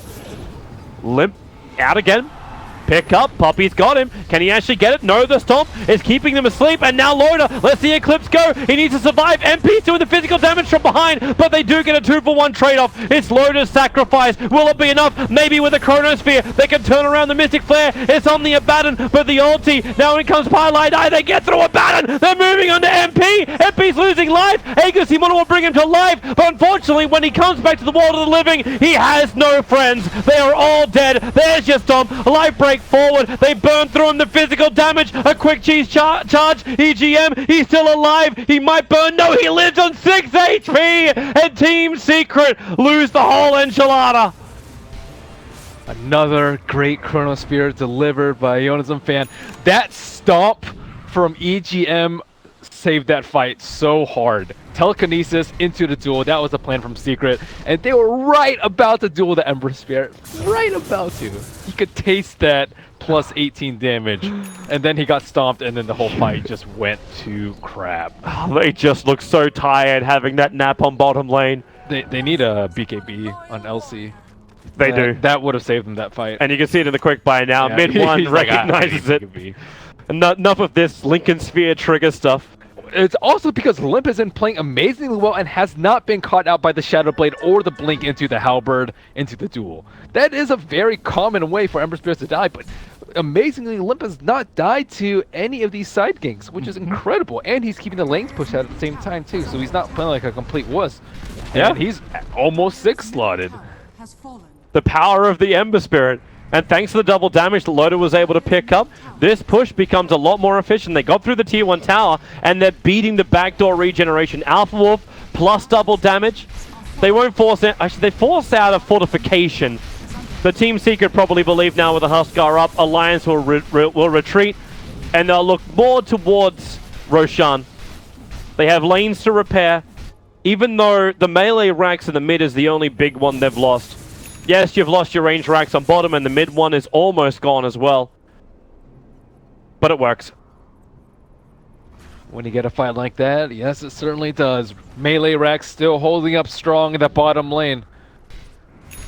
So Unison Farm is now changing his mind for items. So he already has the Aghanims with the Manta Style and Lincoln Spheres. There's a lot of survivability. His next target is actually amplification / control. There's no BKB on a Huskar. Once the BKB goes down on the Huskar for timing, maybe the Bloodthorn will be more useful. Wow, I thought he was actually going for a refresher. Yeah, it's not Refresher. He's gone Bloodthorn. Ember Spirit, the duel, the Linkers, it triggers it. How much damage have you got, however, with a relocate the Chronosphere? It'll hold him there, the duel will be wasted, and he can spirit himself away to safety after Sleight of Fist. All the way home, the saving Chrono. Luckily, thanks to Aghanim Scepter, there's more where that came from. And Unison fan, you remember that top fight that Ember Spirit died to? I think he realized that he should have just Chronosphere on top, because Ember can just immediately Remnant afterwards, and he should be okay. Oh, MP's coming to fight. Like, no, there's no Chronosphere. Alliance don't want to be here. Observer Ward gets planted down so they can see it. Push up. Unison Farm. Not certain he really wanted to time walk his way forward into that one. He can do it again and just jump away. Middle tower has fallen. Repairs a large portion of the damage, but bought enough time with distraction for Alliance to get back home. 13 seconds. That's enough. Yep. A fresh Hurricane Pike on Loader, so he's got more maneuverability that he can work around with. And EGM, he's very used to doing this. Normally he's used to working with the Naga Siren, so you send Naga Illusions plus the Spirit up the mid, and you take out the creep wave before it even reaches the base. This game just got really tense after that. Gold lead evaporated to about 2,500 just in favor of Secret. Huskar has peaked out. He is close to 6 slot, I suppose. Can swap the armlet out for something else. It begs the question: how many pushes have Secret got in them? Like, yeah, the Raxes are exposed, but another 5-0 and or 5-1 even. Then I think Alliance will likely take this, just because I think they have really good high ground defense. Actually, maybe once LC gets BKB, but LC's not even farming that well. LC had like 1,000 gold last time I checked, and that was 3-4 minutes ago. Now he's only at 1,800 gold after that botched attempt on top. Mid one's duty is to find the Ember. It's a Lincoln's trigger into a kill. Oh, they're actually playing on the offensive. The Unison fan is set up on the side as they try and smoke it in. Are they gonna do this?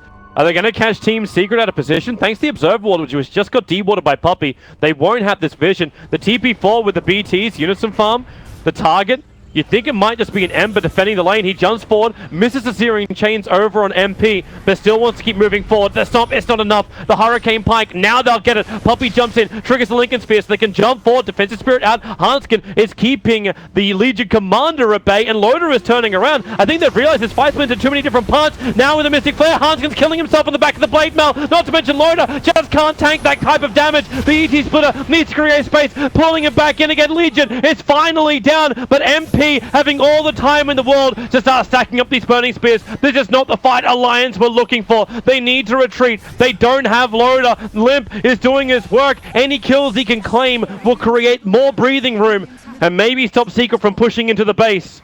That was a buyback expended on the LC, so any dreams to BKB are going to be dashed, and Limp is still quite strong. He was able to take out 2 heroes in that fight. Chronosphere was not used at all during that fight, so Unison fan still has that in his tool. MP, he does have enough for buyback BOTs, I believe, in case he dies in this fight. And can they stall? That is the question. Well, MP's coming forward, and Limp will do as much damage as he can to keep the creep wave out, and the backdoor regeneration in place. They get with the Dual duel. Scepter, the duel is out, but the Chronosphere, it catches a bad as well as Legion Commander. Ember Spirit, now the Mystic Flare, have they got enough damage? Ember back into the Sleight of Fist, but Unison Farm, he's on the wrong side of the tracks, but maybe he's okay with this. He's still got Time Walk, and he's delaying time.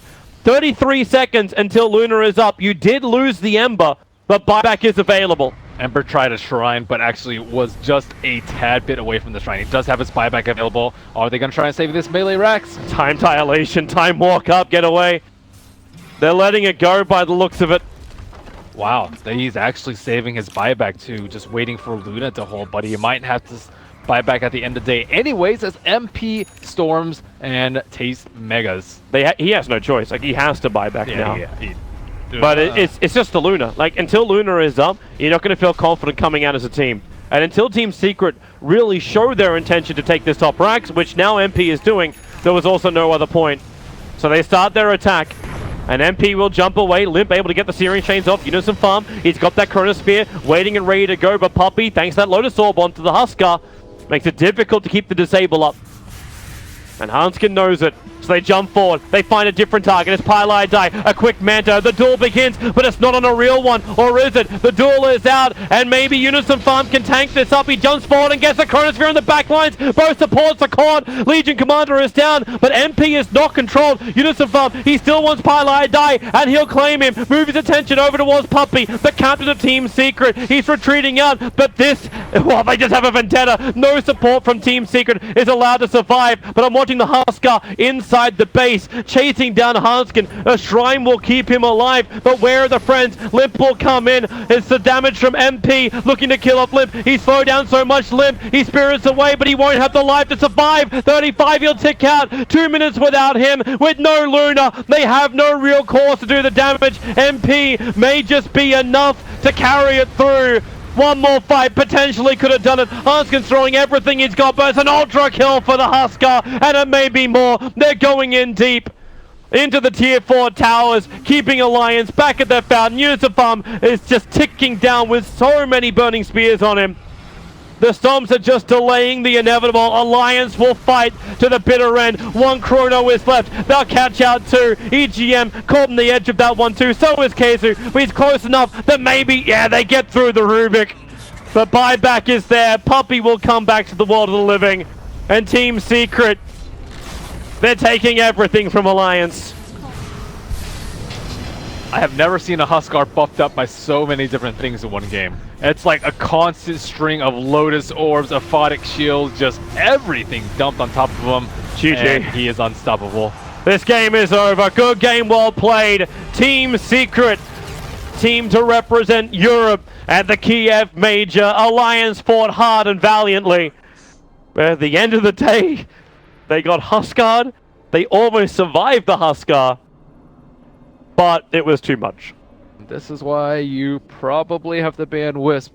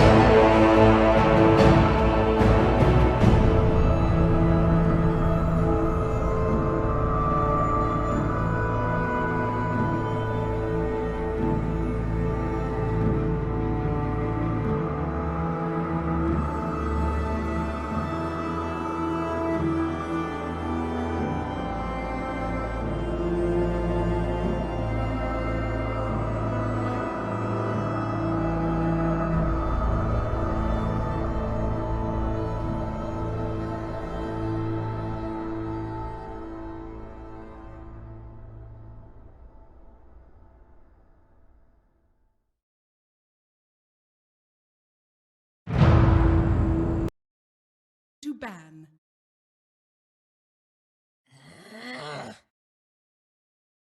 Radiant team ban.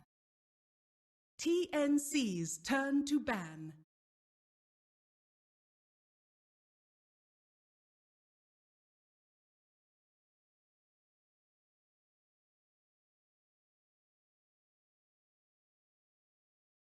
Ten seconds remaining. 5 seconds remaining. Reserve time. Radiant team ban.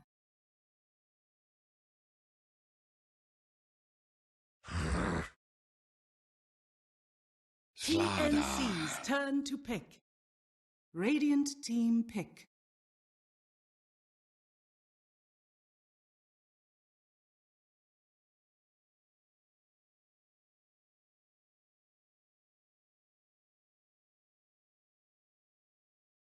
Ten seconds remaining.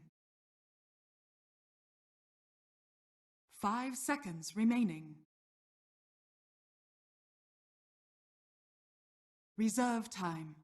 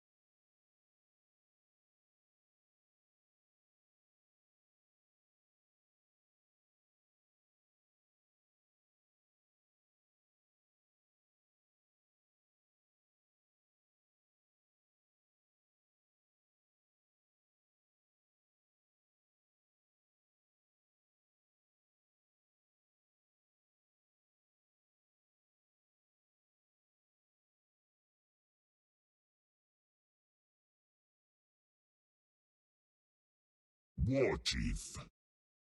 Crystal Maiden. TNC's turn to pick.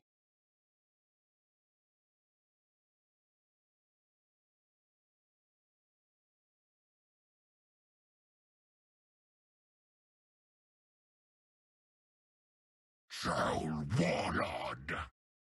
Radiant team ban.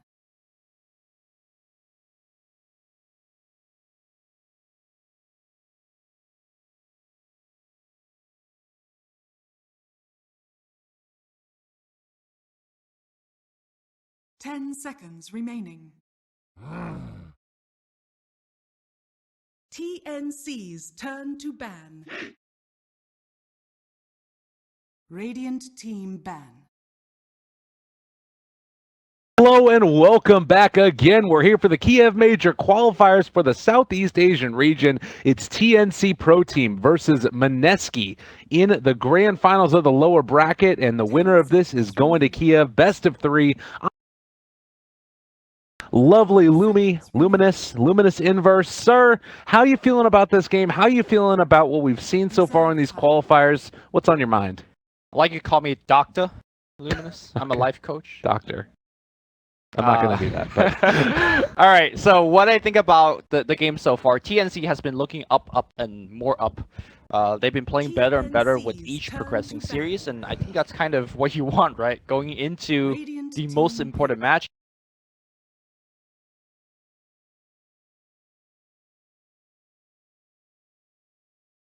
Aggressive. Like, they like to fight, they like to push, they like to take objectives. Troll are really, really good at that. I think the first game they last picked it. Last game they second phased it, and now they're first phase. They think it's that strong. Yeah, maybe it's also just like realizing that last game, it was a must-win. Maybe TNC were feeling comfortable up to it, holding back the troll, and now thinking that Mineski could ban it out in the second phase, they decided to take it early. So this, to me, does definitely feel like it's the hero that fits within the style of Dota that they want to play. And you can also see they're banning out the Naga Siren. They don't want to run into that split push potential. They also banned out the Miracle Weaver, who's been a real sight to behold throughout these qualifiers. Really impressive play from them. but we'll have to see what the rest of their answers are going to be. And it's also been with this Nyx Assassin. The Nyx Assassin who's been played in the offlane role with a Slaughter running. This is everything that TNC want. What do you think about Mineski, though? I think Mineski's got a couple of things going for them as well. Ooh, Alchemist. All right, so I'm not sure if they watched that game, right? I mean, you've got it, right? Yeah, you got to watch that game. And yeah, this is the exact same lineup for TNC. And Alchemist just did not have the time, at least in that game, to actually come up online. I mean, he got his Radiance pretty much in the standard time, but by the time he got it, the team just fell apart. However, I think Mineski does actually have the strong lanes to actually kind of propel them into that mid game. Dazzle, in particular, to me, is actually a very strong laner against the Nyx Assassin. We saw kind of max poison touch against Nyx, and even with the double mango, he was actually having a lot of trouble kind of sustaining the lane. And Sam H doesn't like the double mango build. In fact, Sam H goes boots first a lot of times on these Nyx games. And I think he's gonna really have trouble sustaining versus Dazzle.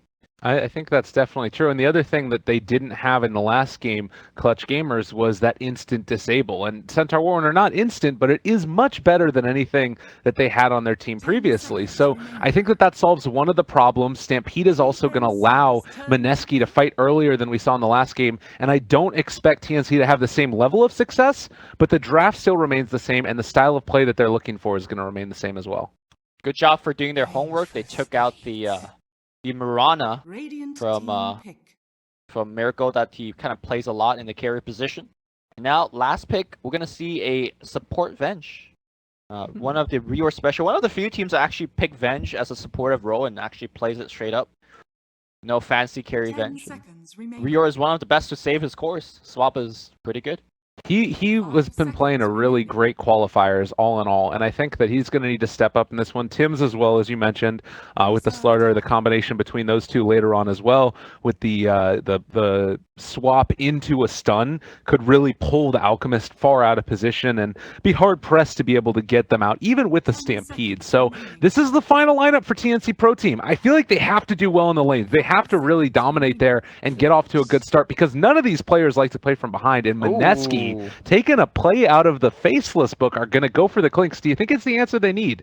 I'm not sure how Clinks does against a straight up push.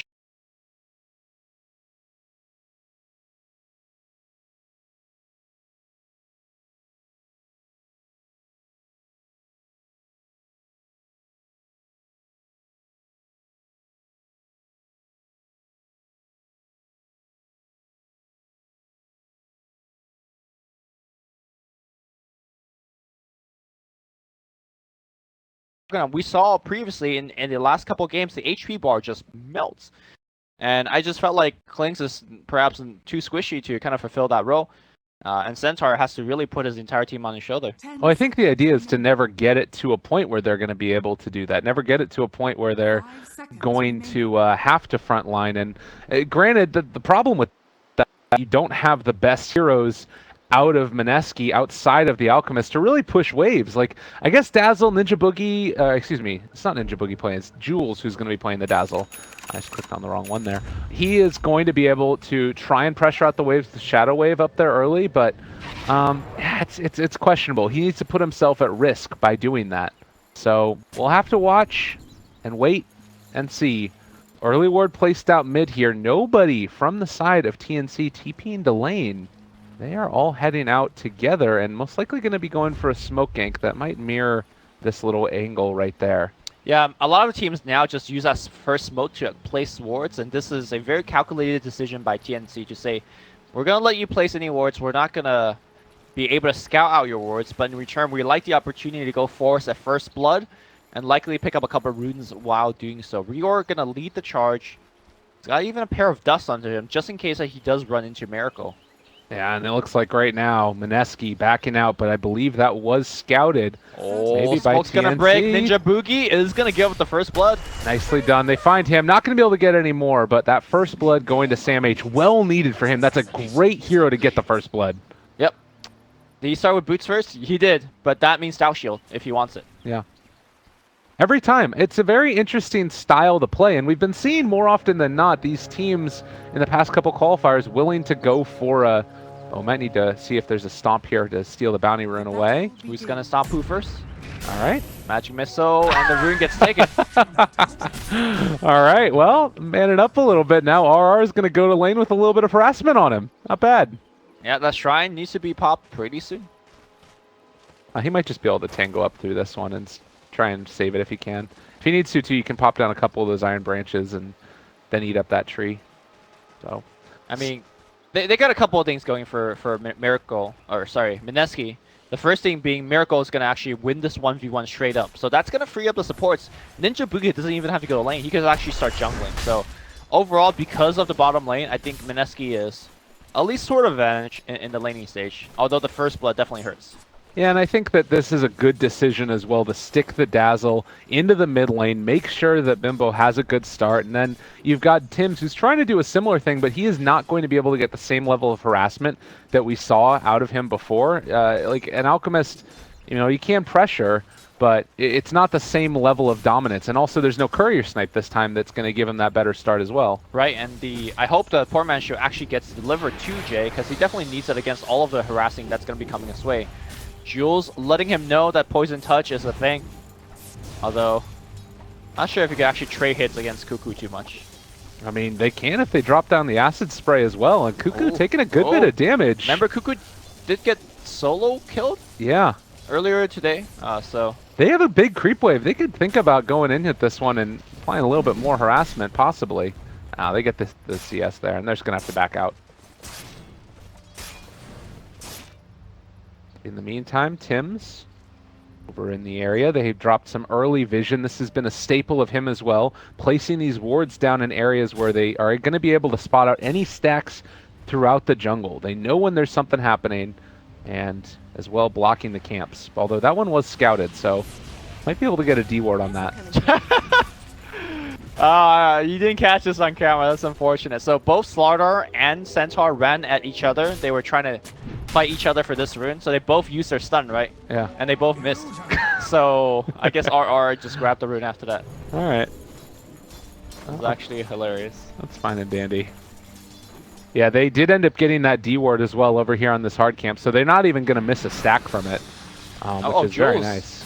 Takes a full melee and range rolling access to the face. It's going to be driven away to the right side, but I think he's done his job. I feel like Jay should be fine, given where the lane he is currently at right now. Yeah. They're keeping a pretty good tab on this Nyx assassin as well, making sure that he's getting pressured in, and already a level behind RR, who's going to be able to get this pull most likely uncontested, I think. No, all right, they're able to break it up. But nonetheless, it's a nice little combination there. Another poison touch onto Cuckoo, keeping him back, and oh, they need to be careful about it. Bimbo, maybe Cuckoo drops down, he dies in it. Wow. So the second time that he dies in lane against an Alchemist.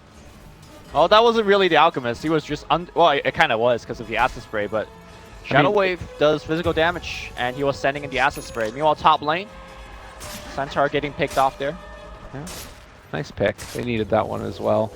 So a kill goes their direction, but now you also have Bimbo, who's going to be able to farm out this jungle at least a little bit, eating through these trees as well, so he takes less damage, and Dazzle can hold the lane. Just spam this out against Cuckoo as long as he doesn't step too far forward. Yep. All right, so almost 4 minutes in. We'll see where the bounty runes end up going, if somebody's able to steal them at all or not. In the meantime, again, RR compared to the Nyx Assassin, they're right about on the same page as far as levels and all that stuff. But in this game, do you feel like the Nyx is going to be trying to go for that Midas again for him? Oh, Miracle. Yeah. Oh, no. Ooh. Initiation. Where's the Impale? The Where's Crush the is Crush? going to be there, and that's going to set up everything else. Yeah. Nice pick. I mean, it's really hard for Nyx, or sorry, really hard for Klings to not die to that gank, because he needs to keep on harassing the Nyx. Right. But it's always easy for him to spike and initiate on you. Back in the mid lane here, Cuckoo in a lot of trouble again. He might die here. Jay doesn't want to go under the tower, and now Cuckoo turns back, trying to get a couple more pot shots in. But the poison, the last hit, he had to fairy fire there, or he was dead. That is insane. And yeah, showing the power of this early 2 points in Poison Touch. It's a lot of damage, and it does not cost much mana at all. Well, I think a lot of it is the fact that it does deal physical damage, and Cuckoo is just stubbornly sitting in the acid spray. Yeah. Well, in the meantime, you can see TNC here continuing to pressure Miracle to the best of their abilities. They're going to find another stomp there, but maybe in a little bit of trouble. The Frostbite is out as well, a couple of those Searing Arrows, and that will force Tim's back. It's kind of crazy to me that the Dazzle mid is forcing the Troll out of lane. And like, he has to come back here with the salve now. Yeah, I think that's the problem. It's the fact that he's died so many times, he's bought so many salves that he's delayed his bottle. I think because the regen factor is just not there, Dazzle's effectiveness continues. Imagine if he did have a bottle, I imagine Dazzle would just be gone from the lane now because he won't be able to continually pressing down on Cuckoo. And all levels, the 70 mana cost on the Poison Touch too means that you can just really spam it, particularly with the CM aura there. Now Bottom another lane. stun onto Miracle. They're going to be able to control him, kill him. Yep. Dazzle not there in time. That's the problem. You put your Dazzle mid, no Grave on the bottom side, and I think they should make this adjustment. Maybe put the CM mid if necessary. Trying to pour it out. Nova. Almost. Oh! I think they would've should been have tried a Nova and the Heal Bomb. Might have been enough, but fortunately both those spells are still level 1. I think that also he was looking to get a little bit closer to ensure that the damage was there. So makes a little bit of sense, but yeah, frustrating, I'm sure. So 1-4, TNC leading in terms of kills, but because of that Alchemist, they're still not too far behind Mineski. I think it's more so that the kills have gone on to Miracle. That's an issue because he's supposed to be the one that disappears from the lane relatively soon and start applying pressure everywhere. He's supposed to be the Nyx, right, for his team. But because of the kills on him, he's really unable to really start roaming. You want at least Soul Ring and Power Treads at the very least. Yeah. And, you know, he's very far away from finishing that. Quite a frustrating turn of events, I'm sure, for Miracle. And again, we saw on his Twitter profile right before this that he was, you know, tweeting out the time is now. He's really amped up for this game, and they put so much pressure on him right at the start. Nah, maybe he's just pumping up himself. Getting to his final form. Yeah, this is it, he says. Yeah. Maybe this is not it though, because he's like 0-2. Well, nonetheless, battle continues against this Nyx assassin. We have seen that the pressure has sort of fallen off a little bit. They tried this move up here in the top lane to see if they could kill off the Centaur, but does not end up happening. Heads up play right here by RR. And they are going to keep the pressure on. They give the healing ward away too. So this kind of is going to at least hold back the pressure onto the tower. Yeah, and TNC have to back. So I think we're seeing a very strong adjustment being made by Mineski here. In the game that TNC ran over Clutch, I don't think the Alchemist really showed up too often to defend their towers, and Acid Spray is actually a heck of a defensive spell, right? So I'm glad that he's actually showing up to make these defense and not allowing TNC to just roll their tier 1s for free. And I think part of that, too, is that the Nyx Assassin, like, he's having himself a good lane. Later on, it's going to be more scary for the Alchemist because he can end up getting just picked off by a Carapace Vendetta if he does show there, but... Oh, Miracle gonna get ganked again. Magic Missile into a crush. The TP is not gonna be enough, and Miracle is gonna go Look at down. how late that TP came. I mean, that was from an Alchemist. That wouldn't have mattered at all. Are you sure? I thought that was from Jules. Oh, maybe it was. You're right, you're right. Yeah, I think, again, it's, you know, you can't hate on it too much, but if you know he's going to die at that point, just using the TP, not the best. So, 1-5. Hopes and dreams right now on Bimbo, but he is going to need to really carry a lot of weight right now. And Crush onto Tim's, okay. Stampede, Hoof Stomp, Double Edge, that's 1 kill. Yep. Pretty big one for the Centaur to pick it up. 1,400 gold, not too far away from that Blink. You're going to get the D-Ward for him as well. So that's a nice little start. And in the meantime, they have been able to take down the tier 1 tower, and Raven forces the Clinks back before the Omni Slash comes out. Yeah, Miracle is just not having good time at all. This is the reason why Black always gets a good lane when he plays Clinks, because this hero has essentially a limited time window where you want to be effective in the kind of the early-ish to the mid game, and without having the good lane stage, he's actually just a liability to his team right now. He's not going to be able to roam the map and put up pressure. So, not exactly sure what the game plan for Miracle is. The plus side of it is that you do have a support in the Slardar who does not want to buy detection. He wants to build towards that Blink Dagger, and Venge also is not necessarily like completely the same route, but it's nice to get some more farm on her as well. So in my eyes, if they can get at least Clinks to any sort of amount of farm where he's any type of threat at all, that kind of can make up for maybe his bad start a little bit, as long as the Alk is still having a good game. I mean, we've seen the Alk having a good game alone is not enough. Yeah, that's true.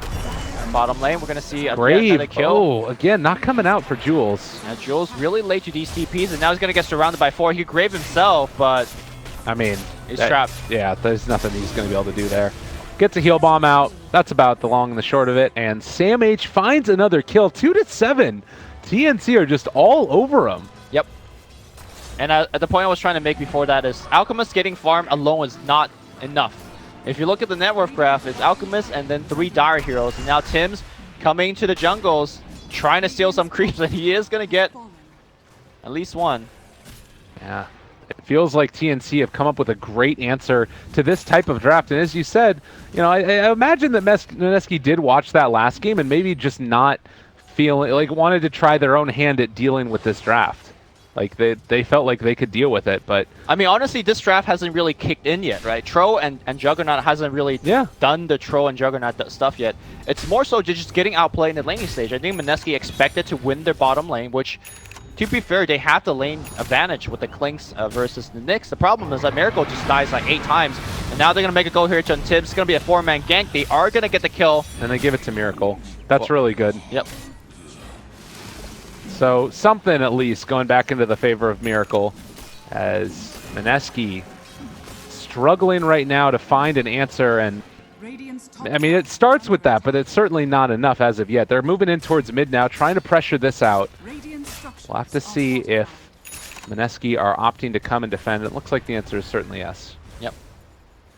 I'd like to see actually Ninja Boogie taking up his Nova, because I feel like even though it's not a very strong nuke, it's pretty much all they have as an option to actually, you know, at least soften up the push a little bit. Yeah. I mean, Acid Spray, as you mentioned, is there too, but this is the big problem with the draft as a whole, is that you've got CM, who's not a great deep pusher. You've got Dazzle, who can be, but he puts himself at risk, and moving in towards Roshan now. Besides that, there's not a whole lot of other answers for it. And with Roche going down, this to me just feels like a carbon copy of the last game. TNC are going to run down these lanes, take down the towers, and Mineski need an answer. They will have the Radiance online much earlier than we saw in the last game with Clutch Gamers, but I'm not sure if it's going to be enough. No, the Radiance alone is not going to be enough. He needs Radiance bots and Manta, which, you know, gonna take a while to get there. Yeah. And Nyx can go in for a Spike Carapace stuns too if he wants when that Acid Spray gets dropped. And that is when things get quite scary.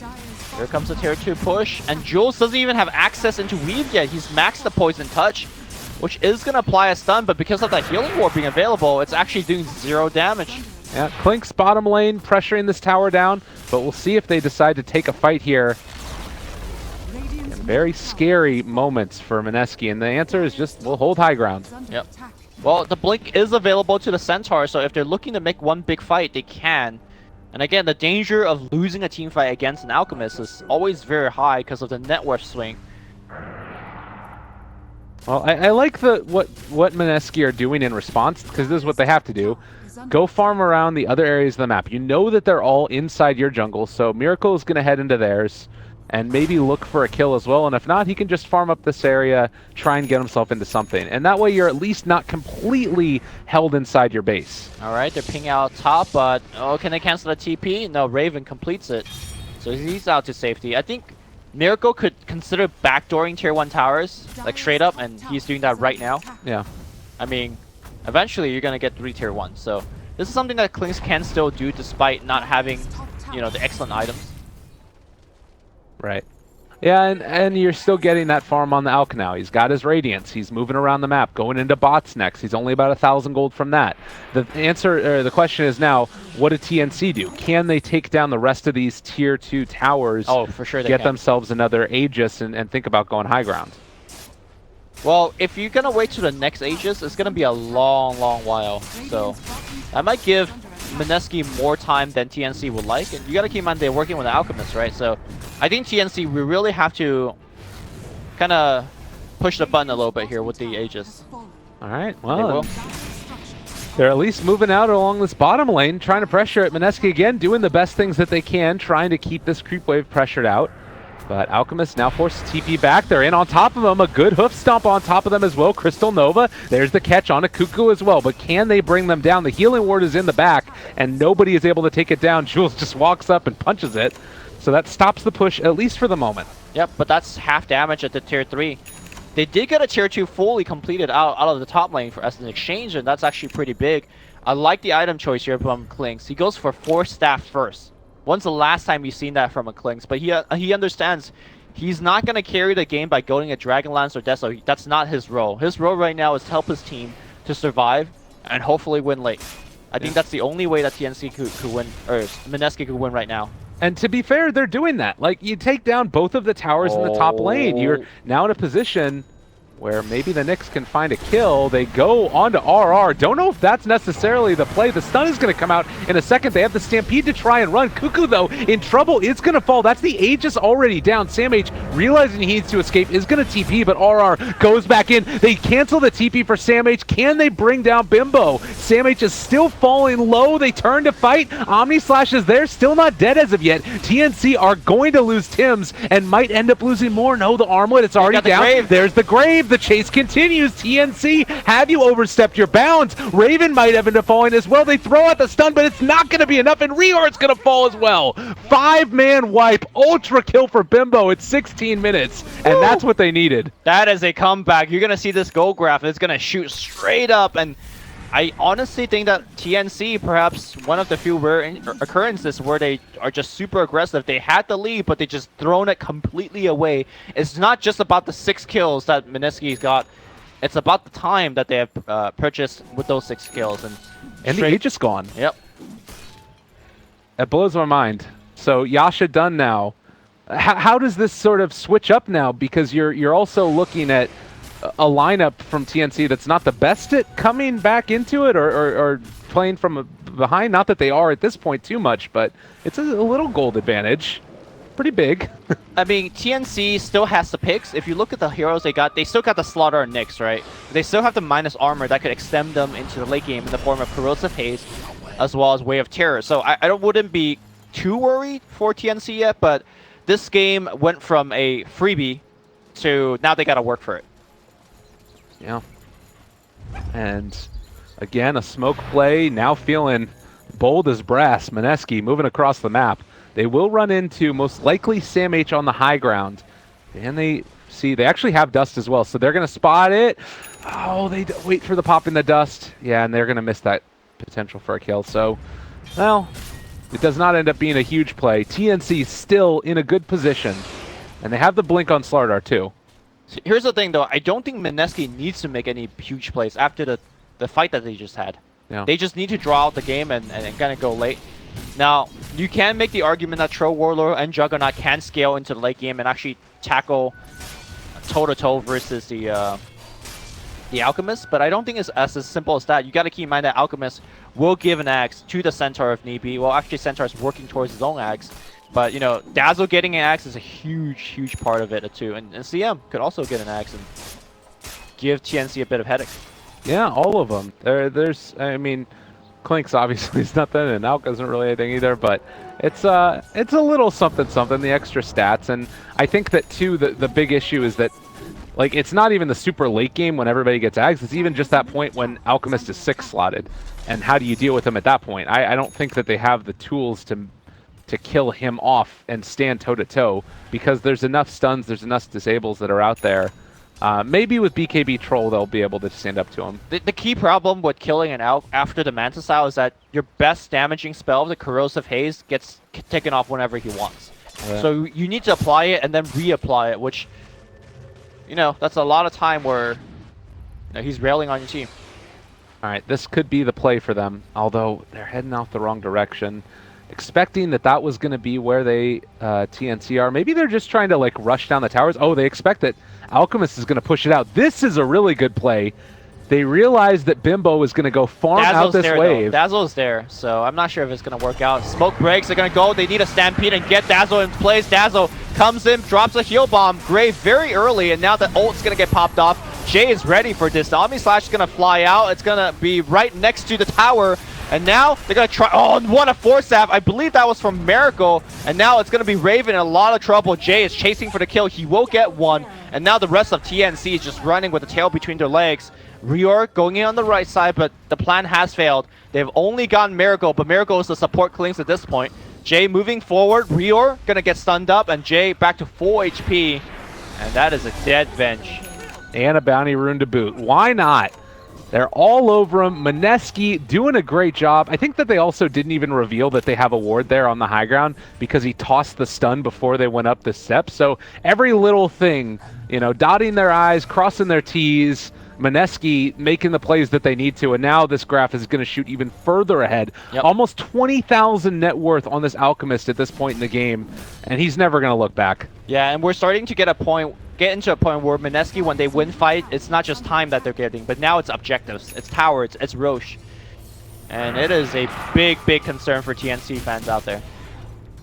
So another troll ulti used just to get these Ancients. We're still a little ways away from Roshan. It's actually going to be a really short timer as well, which could favor Mineski. If they could get in there, I think it might be worth it for them to at least attempt Roche. What are your thoughts? I think it's more about not giving it to the troll than having it on a Klings or an Alchemist themselves. I don't think they need the Aegis, but they would definitely not want Troll or Juggernaut to pick it up. Now they're going to back out after seeing that it's not there. 10 seconds away. Imbo himself is going to back out as well, and Raven's switching things up here. You don't go. He's not going for the standard diffusal blade. Oh, they've Miracle. Got him. What? Do you have vision? Miracle looking? Maybe what? no. Maybe he just clicked into the trees and he got path because there was a hero there blocking, right? Oh yeah, and he's gonna. That's probably what happened, and now he's out of there. All right. Well, Juggernaut made it work, and now he's out. They're gonna do the split pushing game. That's what they have to make happen. You're playing the out game now, though. Yeah. Alchemist is a monster. Like you were talking about earlier, all of these Aghanim Scepters he can give away. Which one do you like best? I mean, it looks like Centaurs wants to build into his before Alk could give it to him. Probably the Dazzle, but it's not really high priority anymore. It's really the Centaur that you care about the most, and if he's building it for himself, it's fine. Yeah. I think honestly, like, RR maybe could have just went straight Refresher and gotten an Act, but obviously the Alchemist could go, you know, items for himself. Octarine into Shiva's Guard, that kind of stuff. And they're going to be able to steal the Roche away from TNC as well. TNC need this to have a shot. Well, Mimbo picks it up. We've got the Alk out along in his merry little way. Gonna farm some more.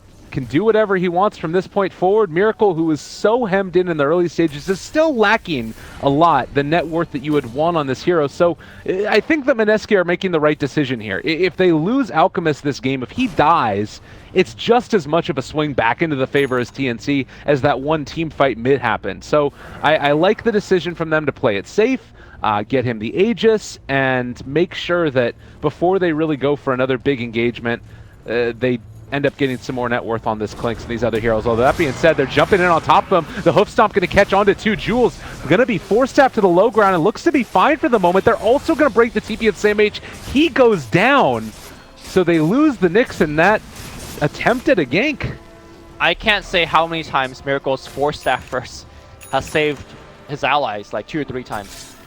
And when you were behind, and now even when you're ahead, saving your cores or saving your heroes just it's always good, right? Like even from a carry position. Yeah, I mean it's one of the reasons why OD is like one of the top tier picks for so long, because there wasn't another carry that could play that same type of, you know, saving ability. So they're moving in now. Feel like the time is nigh for taking some more objectives. Aegis still in hand, building towards that 10k net worth lead, taking down towers, and Miracle scouting the whole way through. That's 2 more towers, relatively for free. Well, they're pressuring it on, and looks like there is some pressure that's going on the top lane as well. Can they actually force a reaction, though? Well, Alchemist is going to TP in. No. And that'll be the end of that push. Looks like the tower is just about to fall. They should be able to get a deny from this one. Yeah, if they want to. They might just hold on to it for the moment, though. And in the meantime, Raven, you mentioned that he did not go for the Diffusal Blade, instead going for the Maelstrom, and now finishing off the Mjolnir off the back of it. I'm imagining just more about the split push, less about the all-in on the team fights. Yeah, it's also a very good item to get versus the Radiance, right? You put it on yourself or one of your teammates, and it's going to proc as often as possible because of the Radiance burn. I like the decision from TNC to be going for the rest of the Midases as well, because the game plan right now to me feels to be more get your farm on whenever you can and then try and stay away. Actually, it looks like Tim's went back into a Force Staff afterwards, so I thought he had the Midas queued up, but decided to switch it up. Yeah, I'm not sure if they really need the Force Staff to take the fights, but maybe saving somebody from our Stomp, I suppose. Oh man, Bimbo again in the mid lane. Like they're smoked up behind him. They're ready to go. Look at his net worth. He's got an AC. He's sitting at almost at 1,070 GPM at 25 minutes. This guy is crazy farm. All right. There you go. The Manta takes off the Corrosive Haze, but they could haze him a second time, and they do. So I think Jay should respect this. He gets swapped back into a straight crush. They need the Grave. They do have the Grave. In fact, he gets pushed back out. The Grave was rather early. Now they're going to focus on the Venge. Crystal Maiden drops O in a pretty good spot. Now she disengages. Crystal Maiden will go down. The Miracle will go down as well. And now the haze up onto Jay. Jay will Manta off. And now he gets spiked, he's stunned up, he wants to fight this perhaps, his ultimate is down, he's actually walking in, he wants to take this fight, he sees Raven, Raven spinning away, that's a two-man stun, the ult comes back in, he sees Rior is gonna get two-shot here, that Radiance is doing so much work. What? And the impossible boss of Jay, in fact, he's not giving a chase 3 heroes, he's like, okay, you come to me. He's going back in. Are you kidding me? They're at the shrine. All right, he needs to Manta off this haze again. I mean, they're on top of him. There's the Crush, the Impale as well, the Spike Carapace. He's still not dying. Has a Manta style after this, but that's going to be the Aegis. The rest of his team is gone. They're all dead. So he's going to need to find some way to take it 3-on-1, and it's just not going to happen. So that is a throw and a half. That is Jay for you. Okay, so a couple of things. The Crush, all the Omni Slash was happening onto 2 to keep him in the spot, was a huge initiation and a way to find those couple of kills. We're going to see a huge swing of gold back into the favor of TNC. Oh, wow. Wowzy, wowzy, wowzy. All right, so a couple of things. First, I want to talk about, none of this has to do with the decision-making of Jay there, because, you know, that's just a Jay thing, right? Let's talk about his item choice. The AC instead of the Shiva's Guard. You see Shiva's Guard so much more frequently for a couple of reasons. When you pop the Shiva active, you get the nuke out of there. That's more regen off your Octarine core. And the attack speed slow, although not as relevant because of battle trends, will make you somewhat more tankier over the AC. The AC is much more of a defensive choice, especially when you're pushing for buildings. R needs to blink out right now. Oh, he's going to get caught, though. They got the Frostbite. There's going to be the Impale, the swap to put Rior in position for the stun. Now chasing further. Can they kill off the CM? She's amped up, so no way out. There is going to be another Blink Crush available. They find Ninja Boogie. Ninja Boogie is going to be brought down, and Alchemist, you know, he's back up again, but there's some pressure being put on by TNC. There's a lot of pressure. The second issue that went wrong in the last team fight, it was that the Grave went way too fast. I think Jules just picnicked. He saw his carry got swapped in. You know, maybe he thought he would die instantly. And with things like Battle Trance and Corrosive Haze, you got to be worried about that. So he just popped the early Grave, and they needed every back to a rejection. They're on the top here. They're taking down the tier 3 tower. Miracle and Mineski in a ton of trouble. There's another Spike Carapace to stun him up. That's one lane of barracks dead. Can they even find any more? Like, there's no Aegis at this point. They need to get some picks on the way out, but without Centaur. Oh no, Centaur is back. They have Stampede if they want it. Raven will probably spin off the stun. No, he doesn't. Here comes Miracle. He gets spiked again. He's controlled again. This is BKB. They're on top of Jules. They're taking down Miracle. Possibly. Can they kill him off? They are going to be able to. The Mueller procs making it work. Jules is going to die as well. Sam H is going to fall, but look at him. They're on top of Bimbo. He's dead again. The Crush is there in a second, but they're going to have to buy back on the Alchemist, and that's more than enough for TNC. They've completely thrown this game away. What? Oh, Mineski throw. Classic. Under attack. I don't know what to say. They were so ahead. Yeah, It just shows you that anything could happen in Dota 2. Anything could happen.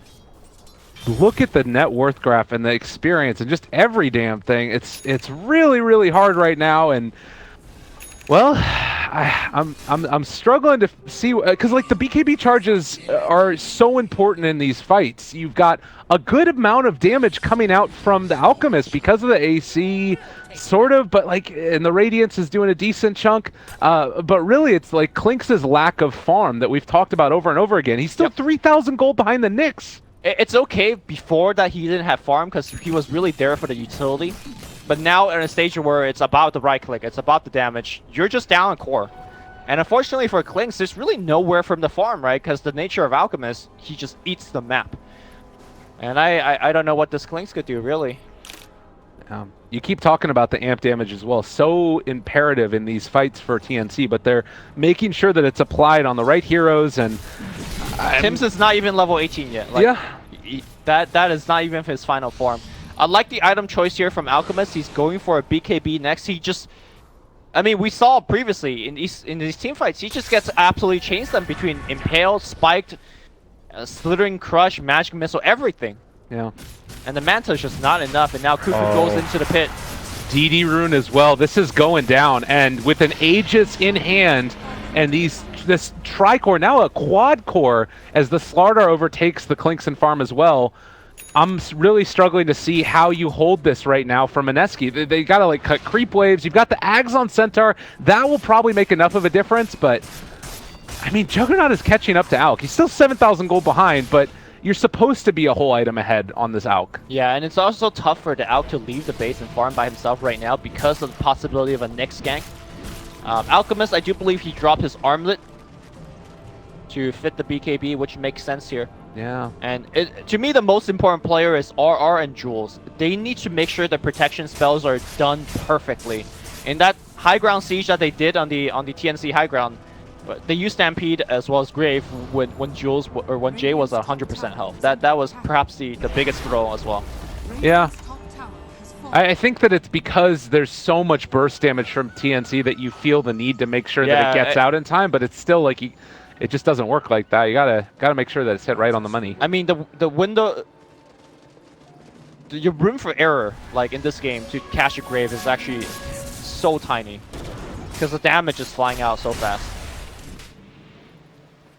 Well, I remember you saying that they didn't need to push up for high ground, and it's really come back to bite them. You think that how long ago that was that they were pressuring this tier 3 tower, and it's down, not even barely below half HP. TNC have really pulled this game back from the clutches, and you've got a Nyx that is so farmed. Blink, Yules, Force Staff, he has a gem at this point.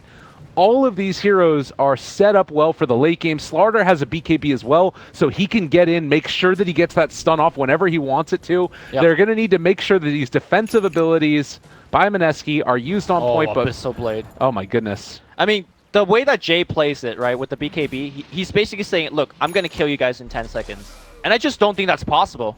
Like, everybody on TNC is tanky. They have items like Force Staff and Glimmer Cape to save each other. And I don't think his team has enough disables to allow him to just go focus on a target within that 10 seconds.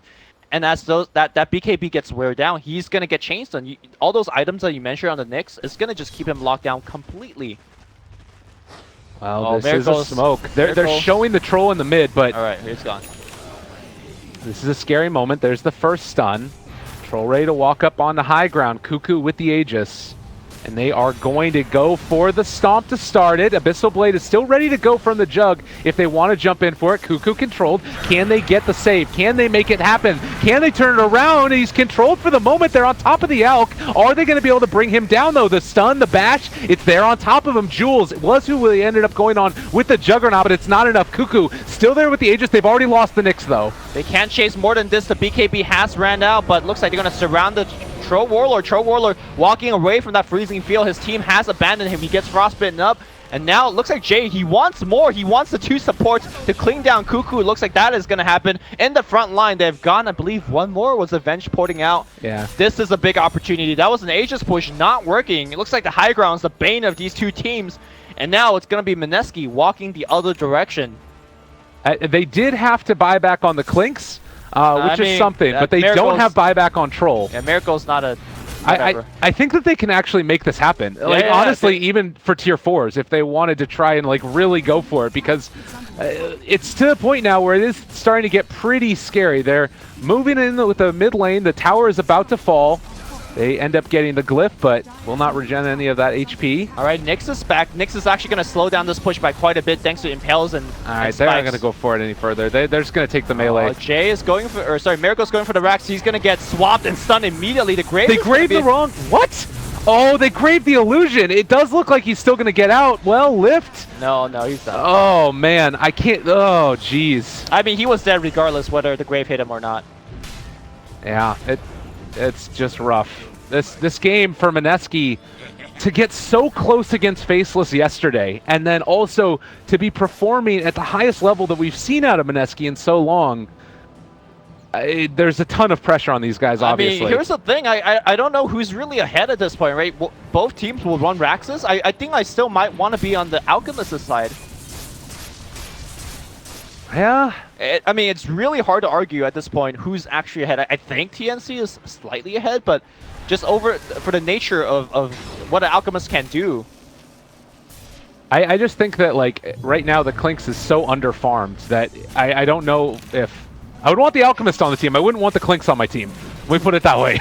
All right. Here comes the high ground. The Weave, in particular, is going to do so much work. Kuku going forward. He's going to get Hoostomp. He's going to get stunned up as well. The BKB from Jay. They swap him back in. That means Tim's in a lot of trouble. He pops a BKB as well. They want to kite Mineski outside of the base, and Mineski will not oblige, because that's a quick way to lose this game. Yeah, they're out of there. They're good. The Weave, like you mentioned, it's on top of them now. About to wear off. And it looks like everybody from TNC is going to go back to farming for a little bit.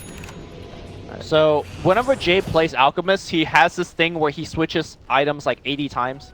I still remember the last major qualifiers where they had an 80-minute game against Fnatic or some other team where he went through like, I don't know, 8 items.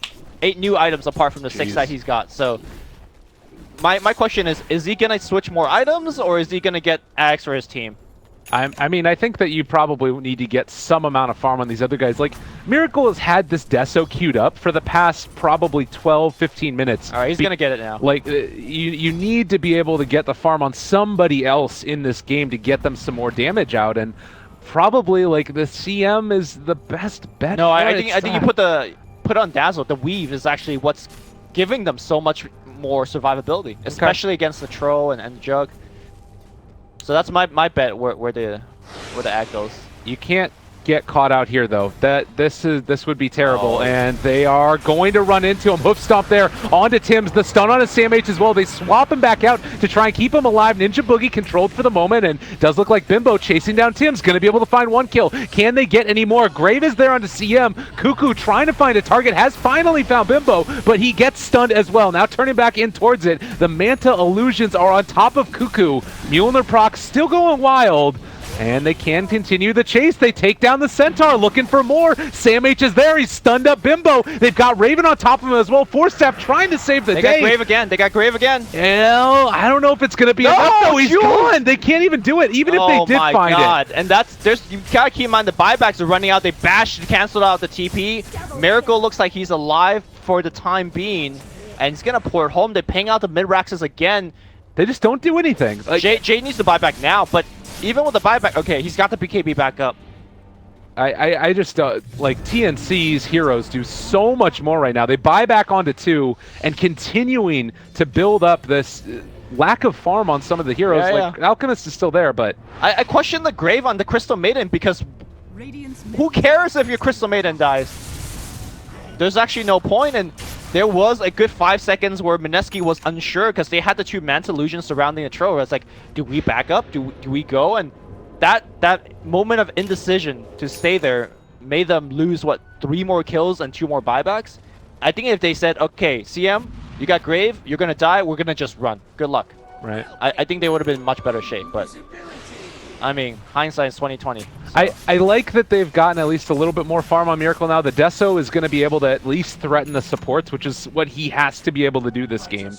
I mean, they have Glimmer Cape, they have duels, they have so much. Oh god. Alright, they're forced to pop the Stampede to get the Centaur off the cliff. And everybody gearing up for Roshan. This is going to be one of those, you know, game-determining factors as another smoke play by TNC. They're going and calling out right down mid. We'll see who they can find. I think they want to actually go through bottom. They're going to break the smoke on Miracle. Do they have reveal? They have the gem. Miracle caught out outside of the base, just runs into hell. TNC is there. No buyback, 1 minute without the clinks, but is that going to be enough for TNC to go high ground? Nope, it's going to be enough for Roche. Yeah. And Roche is up and online. TNC going to push out mid, move in towards there, and in a great position to lock out this game number 1. If they can possibly make it happen. You think this game's over? I don't think this game's over yet. I don't think it is, but I think that they're in a good position. Like, they have everything that they need to try and end the game. That's true. I agree with that. And looks like Jay is going to start his musical chair of items. Or items, not items is. Going back for the Abyssal. Sure. I mean, he needs to lock people down, right? Yeah.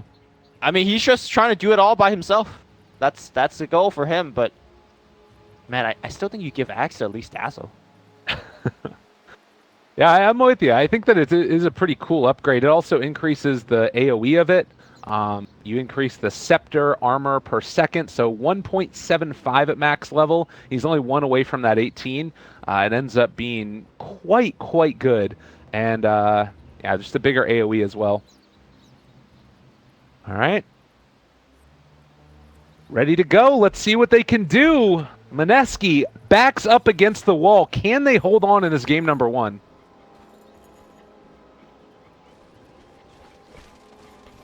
Oh. Force staff there. Drums for CM. They're getting into position, wanting to hold on to this fight.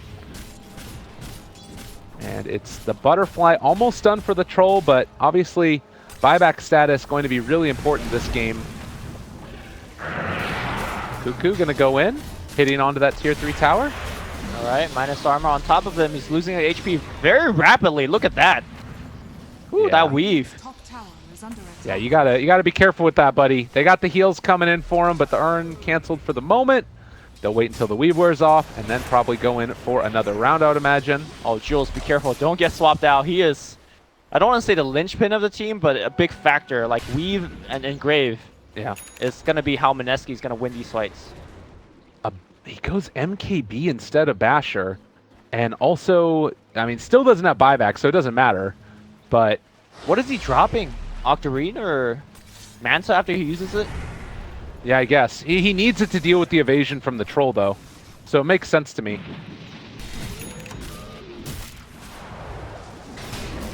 Still looking to go in here. I mean, if the pacing of the game stays like this, the agents will wait out. I imagine TNC is going to make a play sooner rather than later. Yeah, I mean, they can kind of make sure... They want to make sure they take the perfect fight, though. That's the other thing. They have the time to wait, so it's okay. All right, sending in the illusions again. Backdoor protection, still disabled. They have the butterfly there now, fully completed onto the Troll Warlord.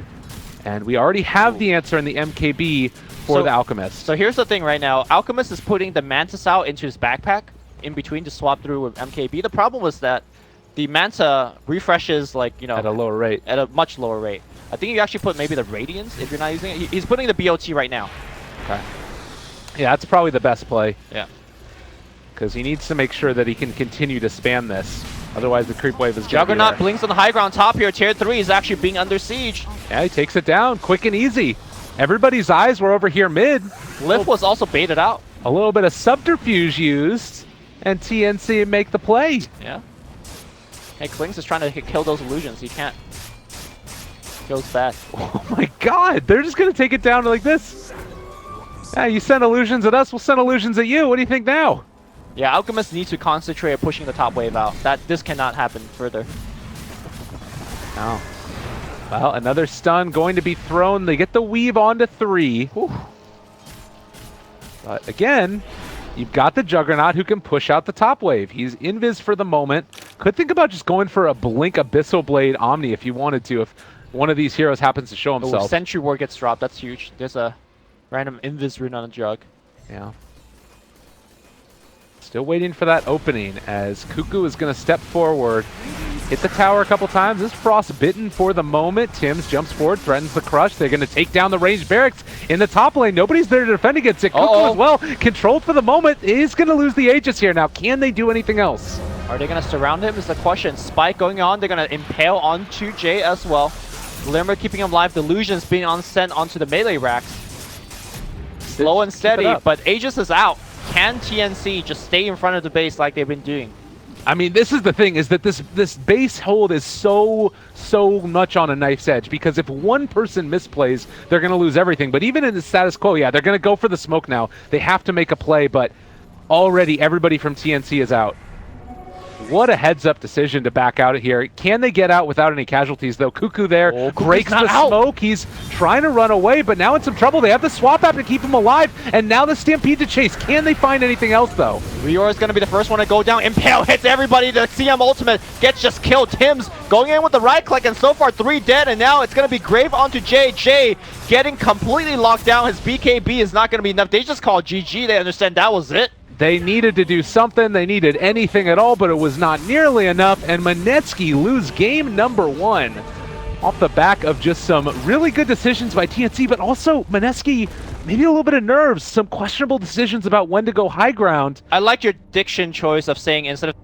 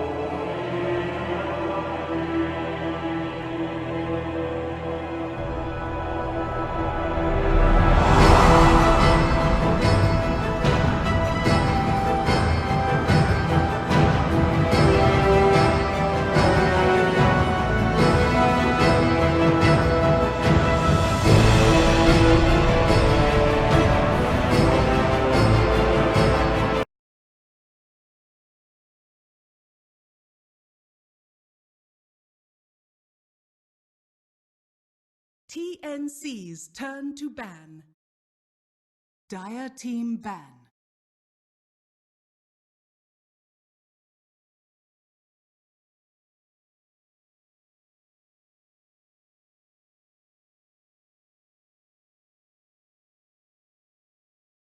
Ten seconds remaining. 5 seconds remaining. Reserve time.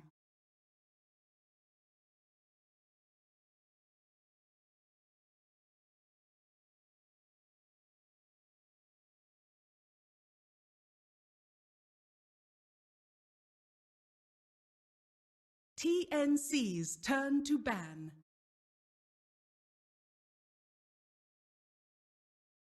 Qualifiers for the Southeast Asian region's Mineski facing off against TNC Pro Team. I'm Lyrical, going to be joined as well by Lumi.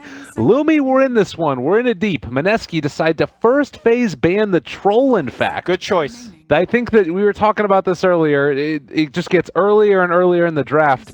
Why is it that you think that it's this highly prioritized by Mineski? I mean, they've seen it 3 times in a row by TNC. They won 3 games in a row, and I think more importantly, it just fits with TNC's playstyle. Allows them to be aggressive early, but yet retains the late game prowess of the hero. So, I mean, I don't think Tro is overall worth a first phase ban, but against TNC and against the streak and that they're on, you gotta just ban it. Yeah, it makes sense. Lone Druid also taken out, as well as the Ogre and the Slardar. I think the Ogre, a very wise choice. We've seen just how good that hero can be across all regions. Very high win rate, and Mineski are going to go for the first pick, Earth Spirit. All right, so I had a debate outside with the boys asking whether Nyx is perhaps more of a priority pick in the C region than the Centaur. 10 seconds. I heard some mixed opinions. Okay. Which one do you think it is, and which one do you think TNC is going to pick? I think that the Nyx is more highly prioritized in this game in particular. I think as a whole, I would rather have Centaur on my team. But Okay. against the Earth Spirit, I think it's really, really good. Because it gives you, like, with the Earth Spirit, it enables you so many different ways to go with the fight, where you can, like, go in for a disruptor, or you could go in for some other wombo combo, and Nyx disrupts all of that. So they go for the other one. I would have gone for the other one, but I think that Centaur is fine. All right. I mean, Centaur's fine is perhaps a very understated. Yeah, right. No, totally. I mean, it's not like this is a bad pick by any Oh means. no, for sure. But I think it does speak to a way that they want to try and take this game, which is take heroes. Like, this enables heroes that otherwise wouldn't be able to fight early to maybe fight a little bit earlier. You think about something like a potential Sand King. Granted, it's had one of the lowest win rates at the tournament, but you can go something like that, and he doesn't need a Blink Dagger to be effective early. All right, we're gonna go with the Weaver so far. I really feel for Miracle seeing that last performance. It's not just about him playing poorly. It's about that their draft really needed him to play well. Because if you look at the draft, it was a Dazzle and Crystal Maiden on the back line. They gave you like no damage once the team fights are breaking out. Right. They needed that Clinks, and I think Miracle understands that he kind of needed to step up. Unfortunately, could not. And hopefully, I hope he doesn't kick himself a little bit too hard. But he's a fighter. He's been around the block. 10 seconds. Let's see if he can bounce back and force a game 3 from TNC. Definitely. We got the Alchemist band now, as well as the OD. They're going to make an appearance in this game. I think that if you did want to end up running another hero for TNC here, probably take the Jug. I honestly wouldn't mind that. I feel like it's a hero that gives them a lot of different possibilities. They can run it with Raven, they can run it with Cuckoo, and it also, I think, kind of fits well within the ethos of the way they play the game, because you can also go late or pressure early. Okay, I could see that. I'd rather they target out a Tim's hero. Slardar is still in the... No, Slardar is already taken out, excuse me. Huh. You know, I honestly only remember Earth Spirit and Slardar from Tim's, because he's so destructive on these two heroes that I failed to recall. You could take an Undying. Okay. 10 seconds remaining. If they wanted to take that one, I wouldn't mind it Undying. It sort of fits the bill with the trying to roam around and disrupt things a little bit. You can make that happen. TNC's turn. But yeah, Undying or Jug for me. I like either of those. Kind of ban out the Terrorblade too. Another TNC classic. Oh, they go the Rubik, of course. Rior. He loves that hero. Alright, so that means Tim's is going to be playing the Dazzle instead. Very different look. Maybe just tries to play it the same way that they were doing earlier with like Max and Poison Touch. Going in. Sure. I mean, if not maxing, at least putting a point or two. But Jules went for the max, and there was a lot of instances where he really wished he had the higher grave, right? Porting in to save the Klings. I don't think Dazzle actually saved anybody early on. Yeah. At all. Yeah. So that was... Well, it could have also just been because those ports were a little bit late. There was one instance, I think, by the bottom tier 1 where he could have saved them, but couldn't get the grave off. But all the other ones, he was too late with the port. But I'm with you. And Mineski, anything that you like in particular here? I'm just trying to read the draft whether to feel that whether this is a support or carry Weaver. I think because you already have Earth Spirit, this is more likely to be a carry Weaver. I think Mineski as a team would really like to get Miracle on that hero as well, whenever they can. I'm thinking Shadow Fiend here for Jay. Okay. It's definitely one of his go-to heroes. There's a lot of minus armor synergy, and more importantly, there's not a lot of like insane lockdown. I mean, there's the Hoof Stomp, but I feel like Requiem and the right clicks rather is gonna do a ton of work, especially against this rather squishy lineup that TNC's got. And I think the Nyx Assassin sets up a little bit for the Shadow Fiend as well, because you don't want to give away the Nyx. I guess they couldn't run the Nyx anyway, so yeah. It wouldn't have mattered. I think it's fine still taking that Shadow Fiend. I still like the Jug for TNC.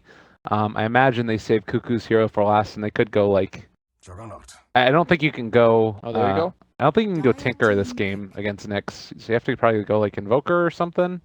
Something like that. I mean, there's also the TA for Cuckoo. He's Yeah. very proficient with the hero. I mean, I think if Mineski goes Shadow Fiend here, it's very likely that the Templar Assassin comes out. 10 seconds. And then you just have Dazzle sit mid for a long time and just sort of try and pressure. You know, we did see the Dazzle harass from the mid lane. It's actually like much more impressive than we thought. TNC's Okay, now turn there's to an battle. Ursa, which normally is a hero that Miracle plays. Does that mean we're gonna see a support Weaver then? Maybe. I'm not sure about this. I don't know if I like the Ursa. I'm not gonna lie to you. It does feel like it's a good answer to what TNC do, and they do ban out the Shadow Fiend. So they're expecting a support Weaver as well. I'm not sure if I love it. I mean, it's a lot of different ways to save him if you get that Ags up for Weaver, but it feels really greedy against this type of draft from TNC.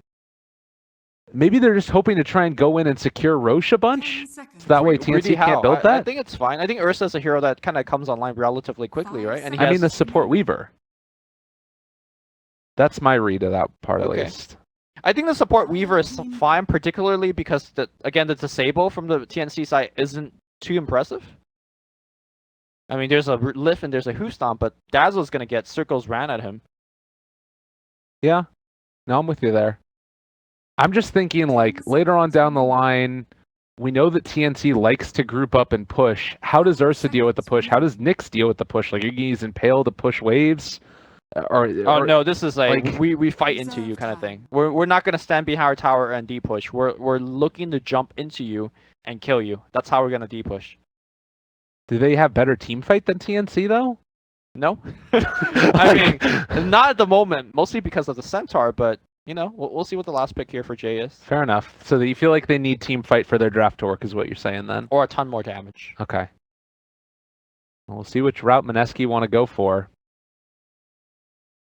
And what is it that they're going to need then? Probably at this point, Invoker is still in the pool. I never see Jay play Invoker, so I'm Yeah. not sure if that's... Ember? Ember's pretty decent.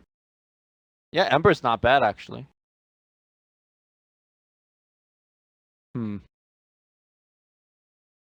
I don't know. I'm still very concerned in this draft, but 10 seconds if they can relieve all of my concerns with one pick, it is going to be the Ember. All right. TNC's turn to pick. All right, a lot of pressure on these stunners on the TNC side to do their work. Gonna be a Magnus by Cuckoo mid. Well, I think Ember, first of all, is gonna have a tough time against the Dazzle, I presume, that will go to the mid to support the Magnus. Keep in mind that Poison Touch and Healing Wave is both physical, thus going through the Flame Guard. Thus would wreck Ember pretty hard. And then you got both the ARP. Remember I said they need more stuns, right? Yeah. Yeah, this is more stuns and a lot more damage as well. I think that TNC might have what they need this game. I think that they might 2-0 Mineski and be going to Kiev. What about you? What's your thoughts on this? I'm inclined to agree as well. Unfortunately, I want to see Miracle going to his first major LAN 10 or major seconds Valve LAN, because he's just too good to not have played in that kind of seconds environment. remaining. But this draft, I think Mineski needs to play a lot. I keep focusing on TNC's lack of stuns, but they got way more than what Mineski is working with. Mineski has what?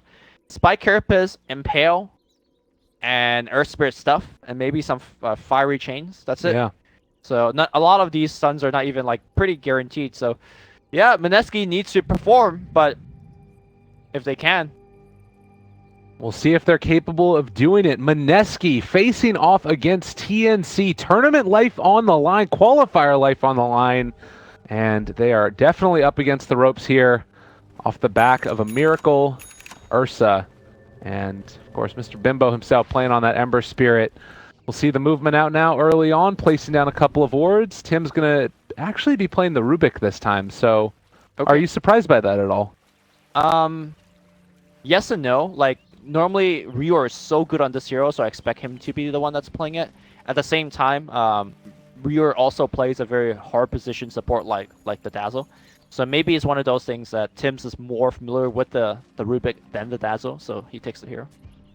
All right. And we could even end up seeing it be just like a one-on-one with Miracle against the Centaur. If they wanted to leave it that way. The Centaur ended up going for a Boots first build as well. Looks like Ursa hasn't, so he's going to be able to outstrip that Ursa for a while. Just to be careful about the Earth Shocks. Yeah, my other major concern with this Mineski draft is that it's ultimately 30 extremely seconds to greedy. battle. especially on the support side, Yeah. right? You got Earth Spirit, who can technically be played as a 5, and look at his current item, Ninja Boogie.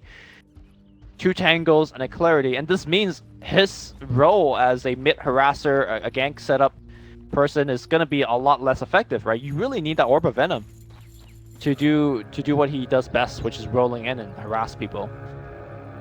Yeah, and it's sort of what I was mentioning, that I feel like, what are you going to do when you get the group up push from TNC? Like, they can try and team fight their way out of it, but it's going to, feels to me again like they're going to need perfect execution, whereas TNC, if you get a Blink Dagger on Magnus, you just sort of jump in, you RP him once things start to get chaotic. A very high ease of execution win for TNC. We'll see if they can translate that, though, and staying out that range creep first.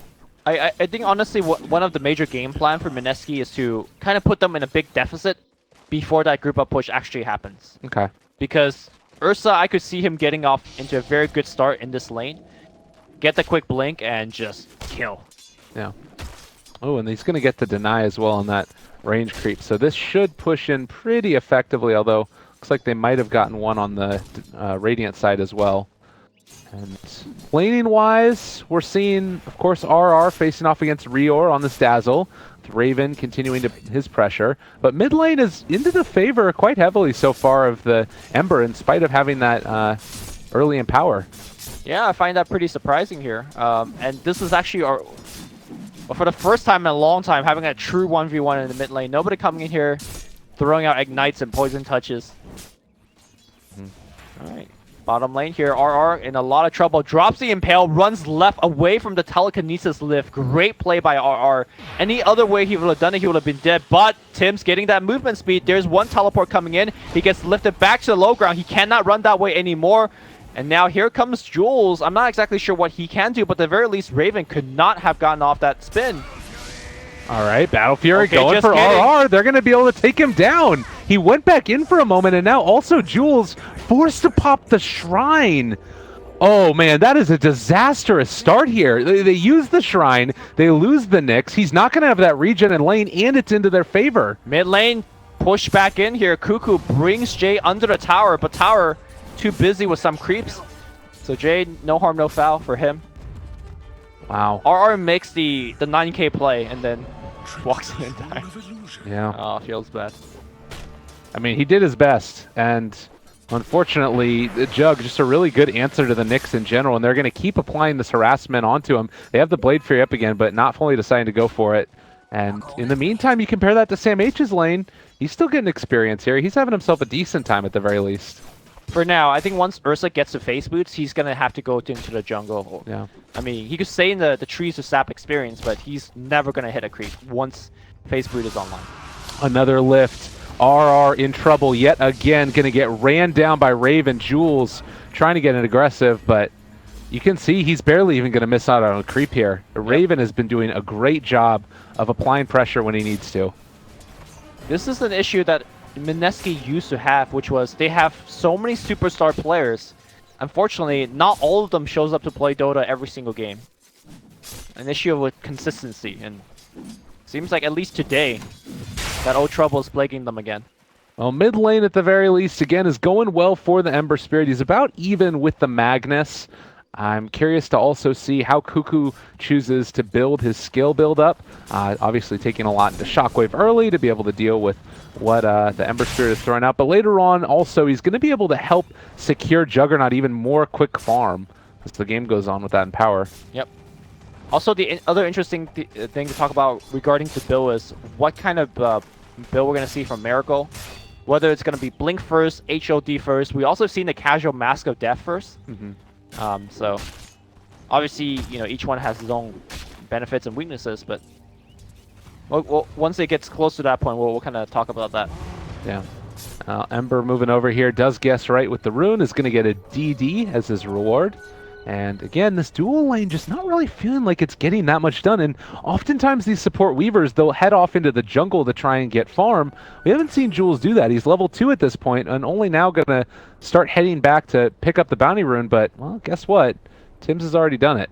Yeah, so far I've been feeling zero impact from the Mineski supports, both from the Earth Spirit as well as from the Weaver.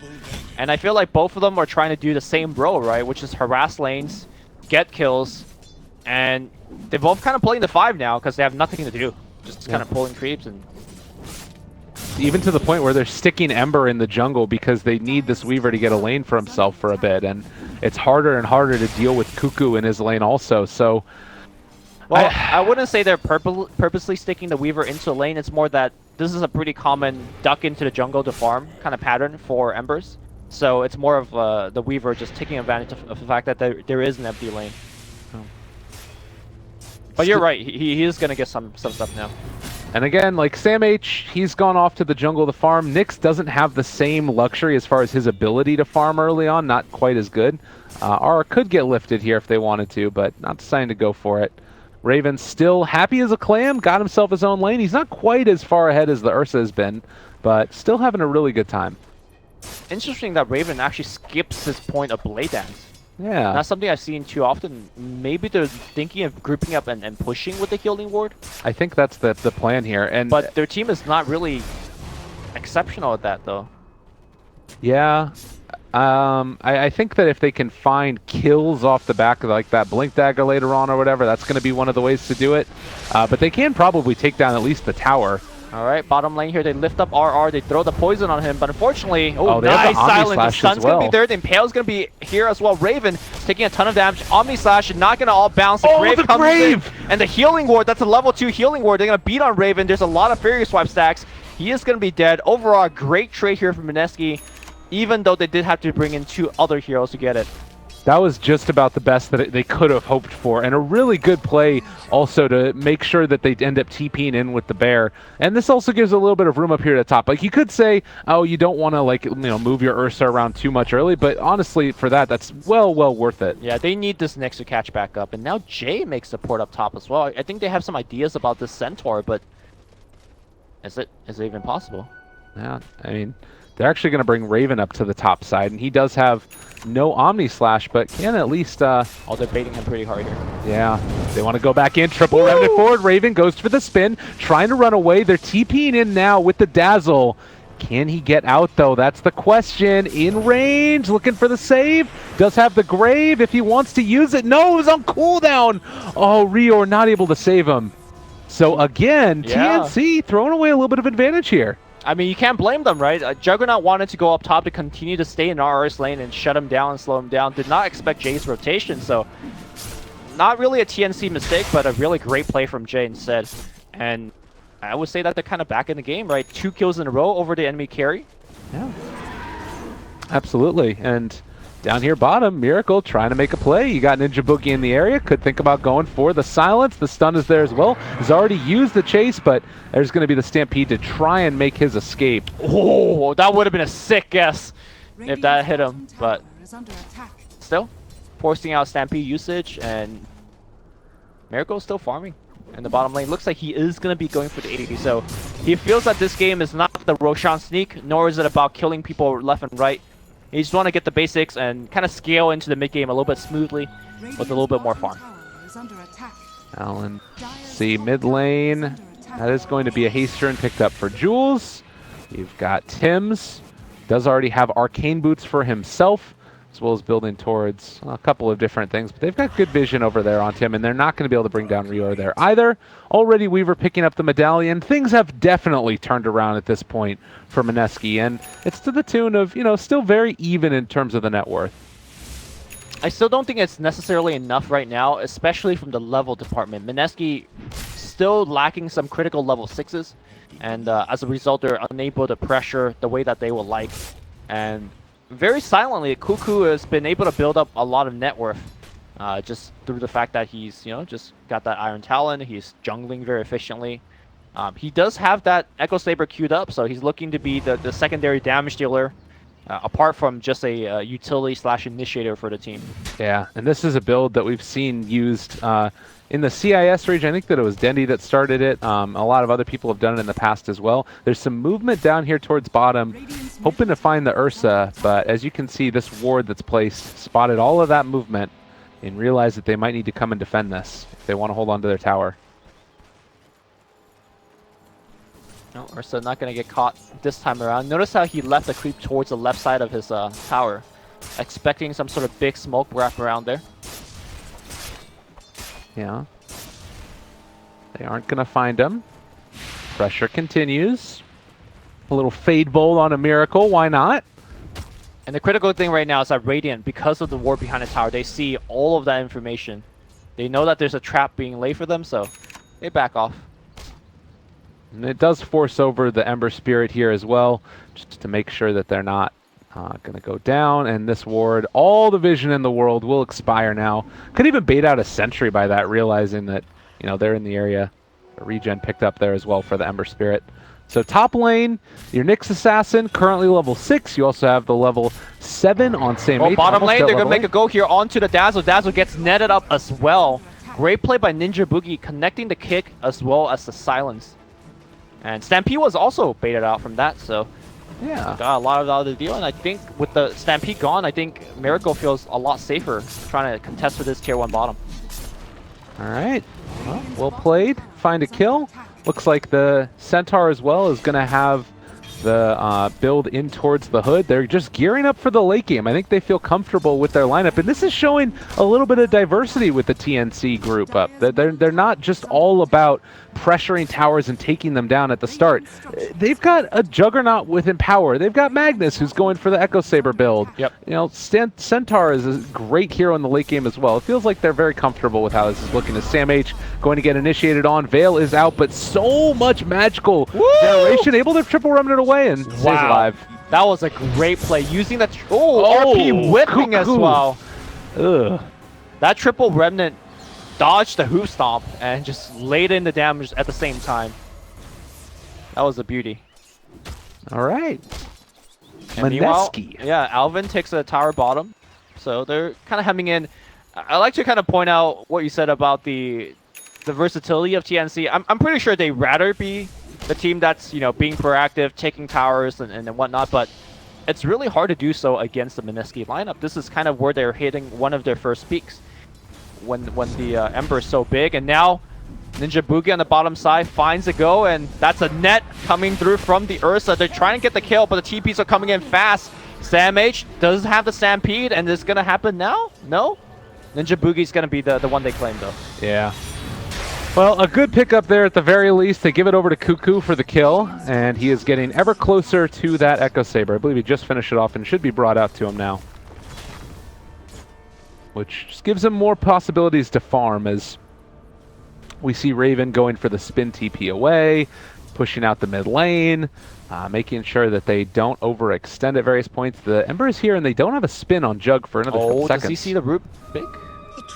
Don't think he did. They scan. Right clicks. They had a lift. Tries to go for it. Stealing a spell. Gets a stun out as well, but still alive. The healing ward making it work. Yep. Fortunately for the Rubik, there was, I believe, only 2 fire remnant. Thanks to the cooldown. Bottom lane here, they're trying to make an escape. The kick not connecting here. And I don't know where was Miracle's trusty Dark Troll Summoner. That's really the reason why he has that creep, to get rid of a Stampede escape. Yeah, off somewhere else across the map, no doubt. Looks like Rior is most likely dead. They do have Magnus here. You sure? Drops the sentry immediately, but now the Rubik's going to take one for the team instead. It was a good lift up. They try and go for the catch, and they are going to be able to hold on to R here. That is a pickup. They need to trade, though, with those kills in that way. I think that's definitely worth it for the Nyx. And I don't think they're done yet. Sam H gets somewhat spotted by Ninja Boogie.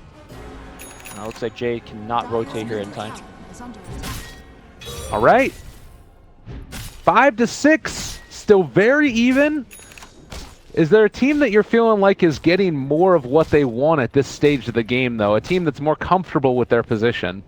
I think even though Mineski is getting all these tiny trades going their way, like, you know, they're trading a support for a core here and there, they're getting a tier 1 here and there, I don't think it's enough to pull themselves ahead, because the other side is working with Empower, and Juggernaut is comfortably head of this net worth, despite the 2 deaths he's got, right? Yeah. So I think if I'm a TNC fan, I'm fairly happy with the current game state.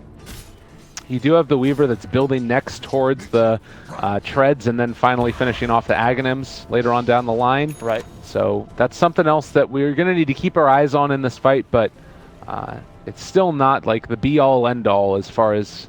Ooh, if they could pick up Raven here once again, that will be big. Looks like Cuckoo backing out. They spot him under a ward here, but yeah, eyes down bottom. Tim's. Swarm's gonna find himself Tim's. Can they chain him and cancel the TP? Yes, Jay does it at the very end. It looks like they're gonna give the kill. Oh, actually, he wanted to give the kill, but the burn from Jay takes it. Yeah. He stole Sakuchi there as well, but wasn't able to get away. Rowan. Miracle chasing down Rior in some trouble. There's the silence. There's the stun. Can they finish him? Yes, they can. Did he use Magnetize? He did. Because I think he body blocked Miracle a little bit, so he wasn't sure whether you know, Miracle will get there on time and whether the Grave will pop out. If the Grave did pop out, the Magnetize would have ensured the kill. Yo, these wards by Mineski have been fabulous. Look at all this vision they've got here in the jungle. This has allowed them to find each and every one of these kills. They spot out all of the areas where TNC would be moving to try and farm, and they know that if they just get into a farming war with TNC, they're going to lose, so they have to find these picks. Yeah. And Miracle is already on, you know, waiting for the pick up top. Fortunately, I don't think he could solo a Jug. I really love these wards because they don't see that much vision compared to like the best spots, but at the same time, they're super hard to de-ward. It would not surprise me all these wards survive, so, you know, they just kind of naturally time out. Yeah, and maybe you need to think about getting a gem as well.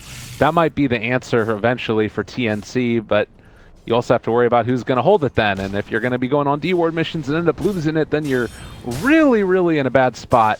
I mean, gem's great, right? You're dealing against a Weaver and a Nyx. Yeah, totally. But they also need the items and abilities to fight Mineski outside of just spotting him out. Yeah. I think I'm beginning to really understand why Mineski really favors the Ursa. That they pick it up for Miracle so much. It's the fact that they could pressure so effectively.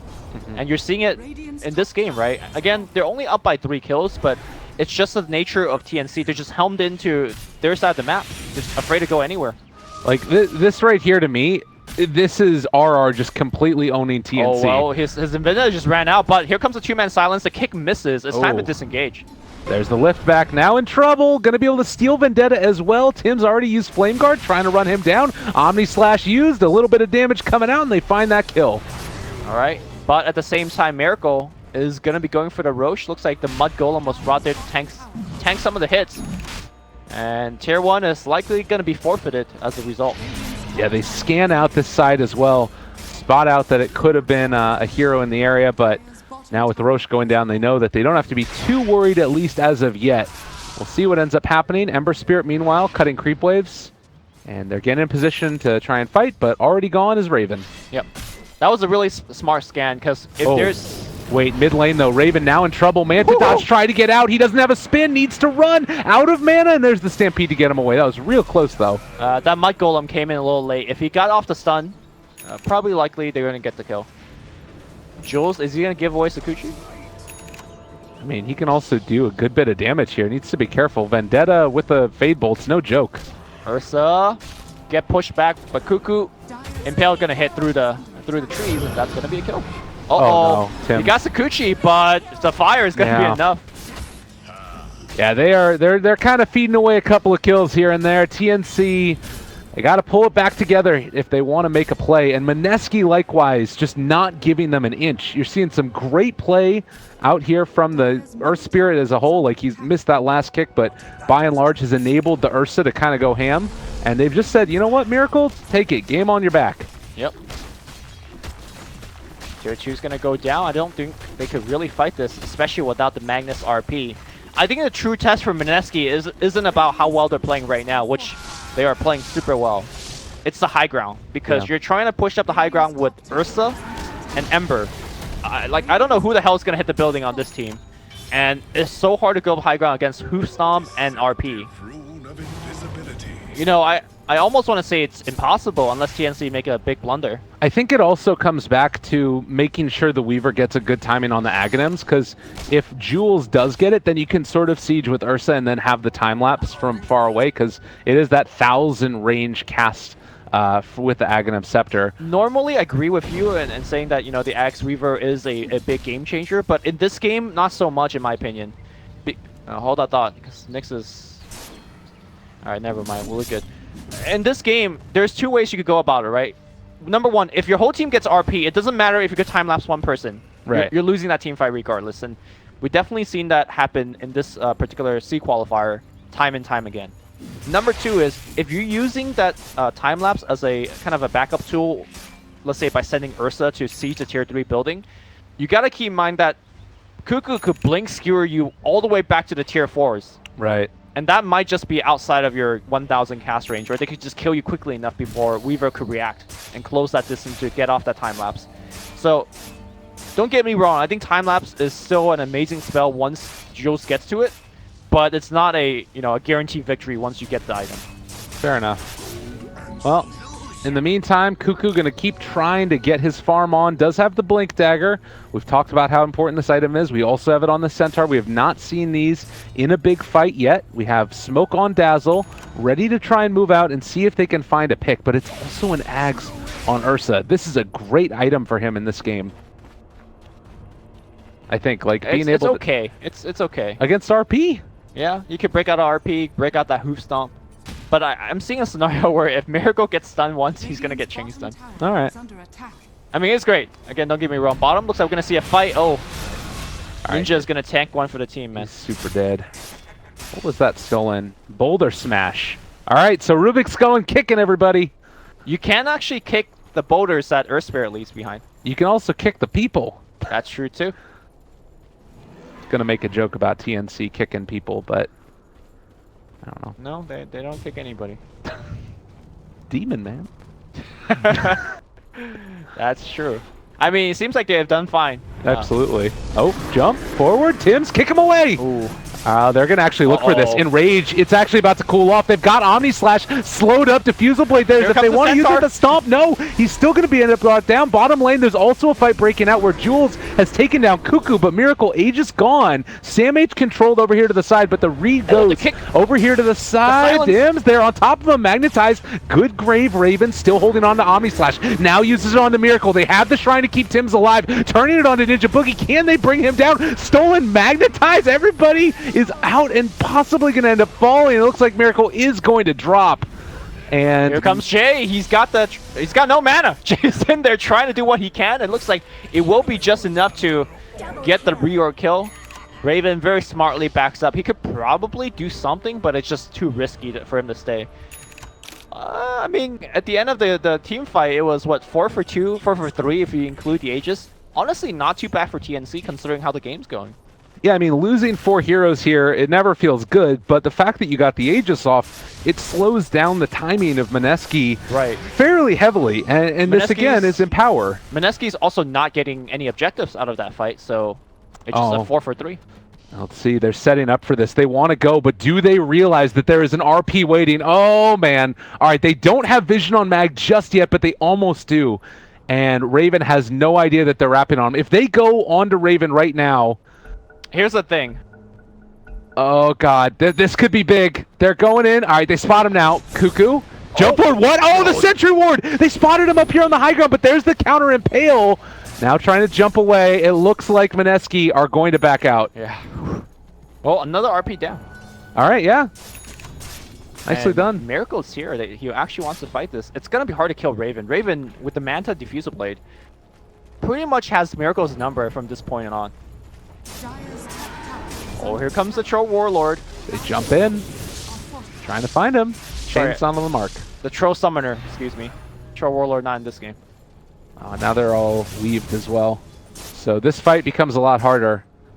Are Mineski really going to stick around and try and go after them here? I think they're sticking around, going to hold the tier 1. I don't think they could actually pursue TNC, though. Okay.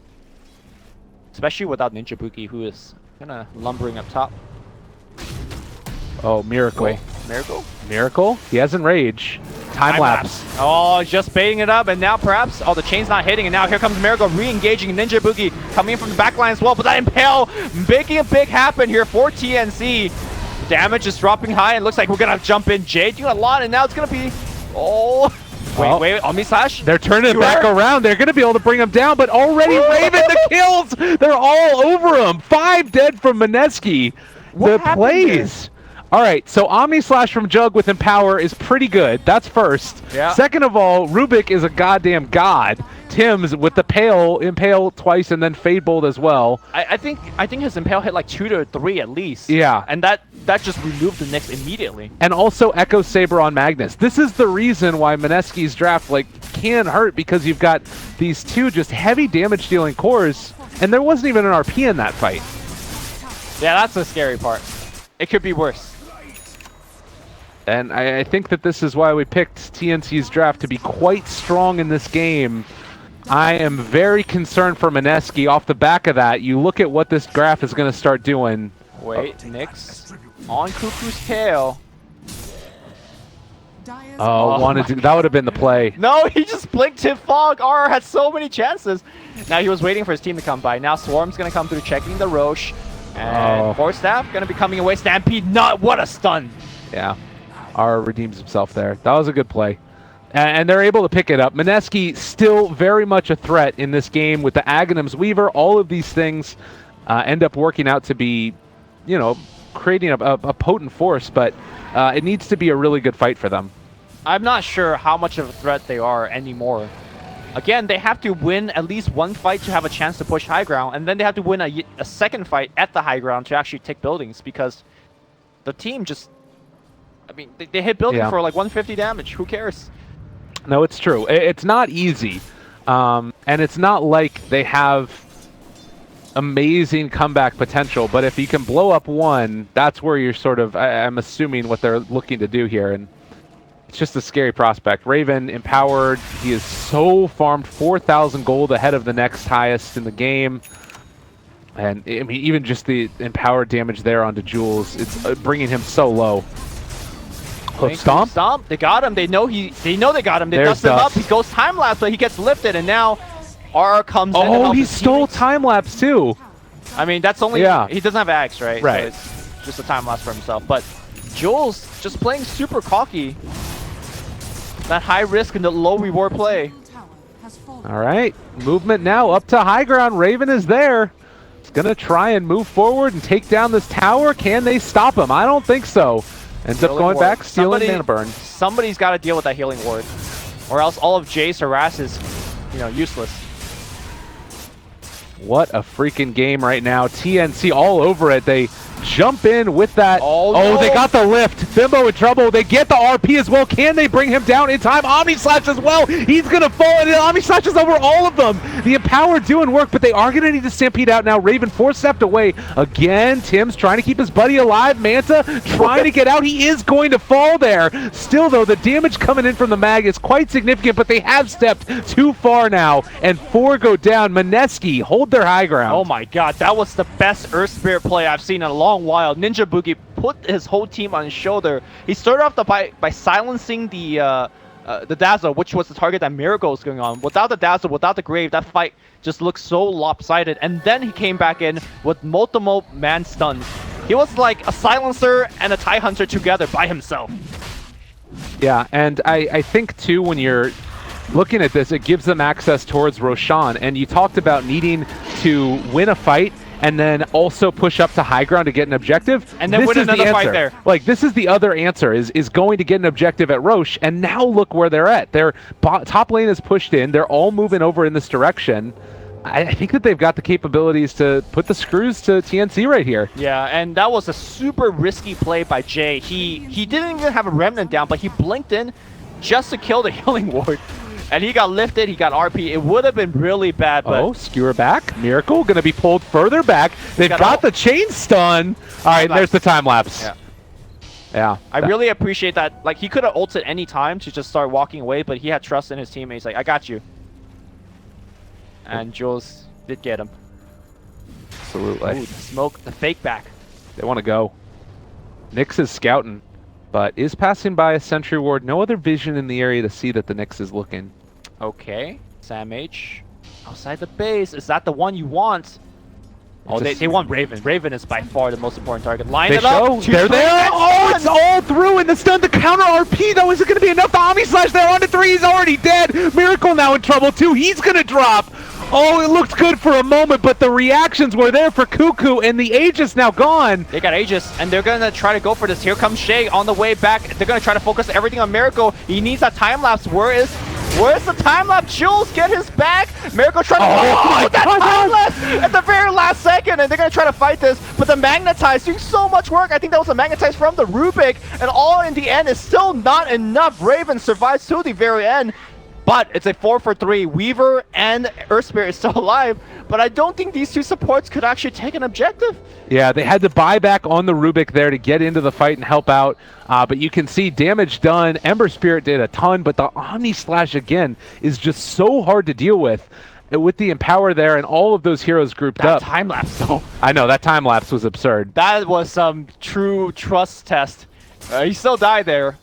I mean, that team fight though, they started the fight with 3 men Impale on, I believe, the 2 supports and the Centaur, and it still wasn't enough because you need to get the Magnus. Yeah. Well, I think you need to get the Magnus and the Centaur. And think about how different that fight looks if you don't get the time lapse out from Jules as well. Yeah. Like I'm still thinking that it's a scary sight, and it could go either way. But I feel like right now TNC don't have to hit a huge RP to win a fight, whereas Mineski kind of need everything in their arsenal. Yeah, Mineski needs to outplay every single fight.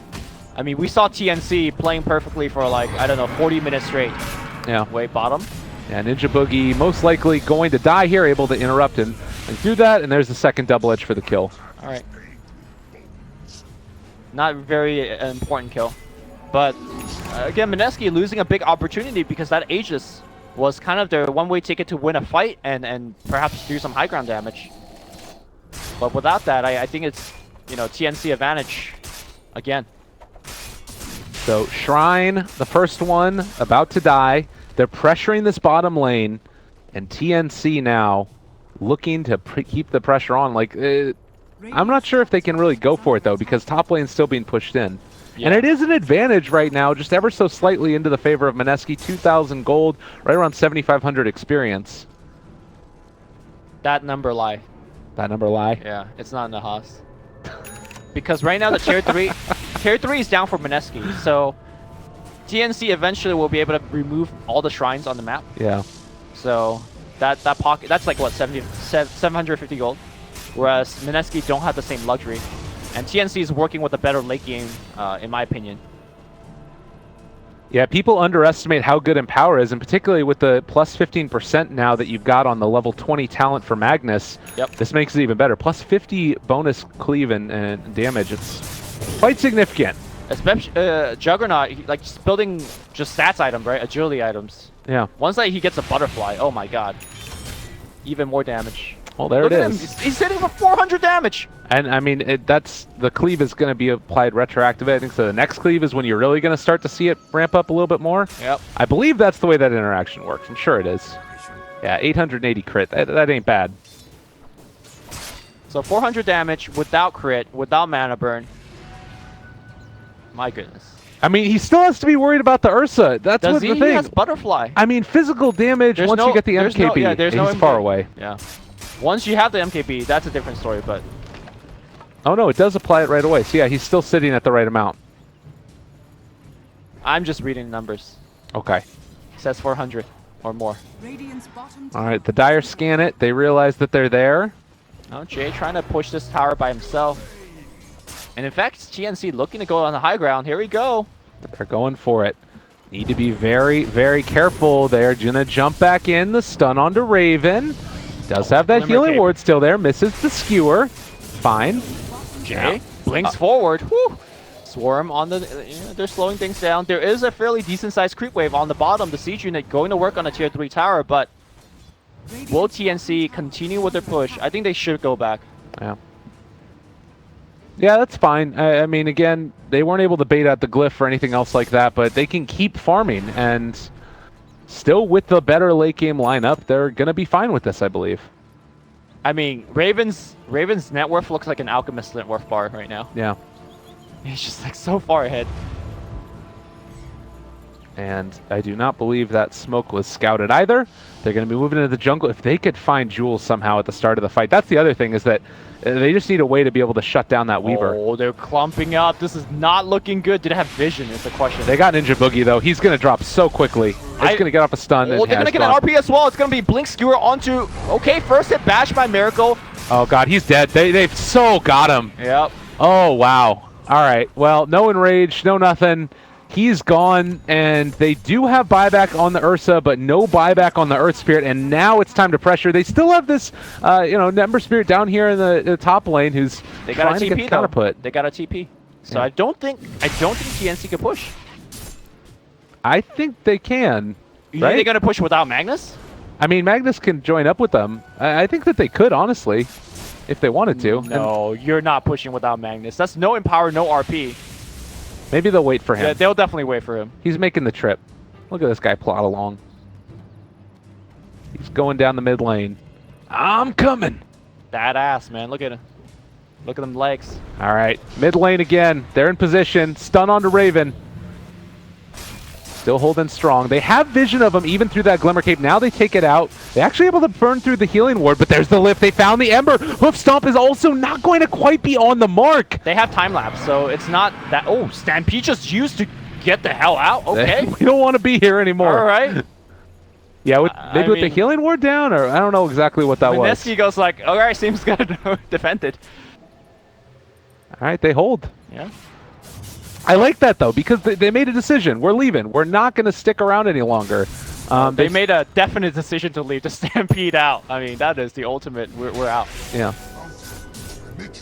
Like, I think that oftentimes what you end up seeing in some of these qualifying games is indecision from teams that aren't like, the tippity top cream of the crop. And because of that, you now have, situations that were that backup where you get punished from it. Yeah, I mean, we see Mineski just making those mistakes last game. Yeah. When they kind of momentarily got ahead and then lost the advantage. A Lincoln Sphere from our Juggernaut, and he's far enough ahead. He's got the Empower, so he's okay to actually go back for a defensive item like that. And the possibility of Aegis. Yep. In towards it, and now no real way to come and contest this for Mineski. He's critting from 900 with the freaking Lincoln Sphere on his inventory. That's nuts. And actually going to drop his boots as well to pick up this Aegis. Cheese as well. Let's see who takes that one. Looks like it's going to be for Tim's. Again, though, the thorn in their side. You've got the Ember Spirit pushing this in, even through the backdoor protection. They're going to back out through it. Feels like somebody needs a BOTs too. Yeah. I'll take that as tribute. Do you expect that we're going to see some type of I mean, I guess you can't really go all in at all, but I don't know. What do you feel? How do you feel like TNC break this base at this point? Do you just need to try and get all the creep waves pushed out and then go down mid, or what's your read on that? Yeah, just keep the waves pushed. You know you got the better late game. You just can't keep sending Juggernaut in, right? Eventually, you're gonna wear down the base. Maybe switch over to the range racks in terms of the focus instead of the melee to start wearing that down. The only kind of big issue is that Jay is about to hit 25, and with Octarine and the possibility of perma searing chains, that can make the push extremely difficult if your plan is only sending in the Juggernaut. Right. So, and he's about to hit 25 now. I mean, he does have Manta and Blade Fury, but there's an opportunity to catch him at the very least. Jay is going to push bottom again. Radiant's bottom tower is under attack. And that one pressured. Rat. But that does leave open an opportunity here in the mid lane. Raven gets stunned. He's back in. The Fusel Blade, or rather the Purge creep on top of him. Raven gets stunned again. Mana burn.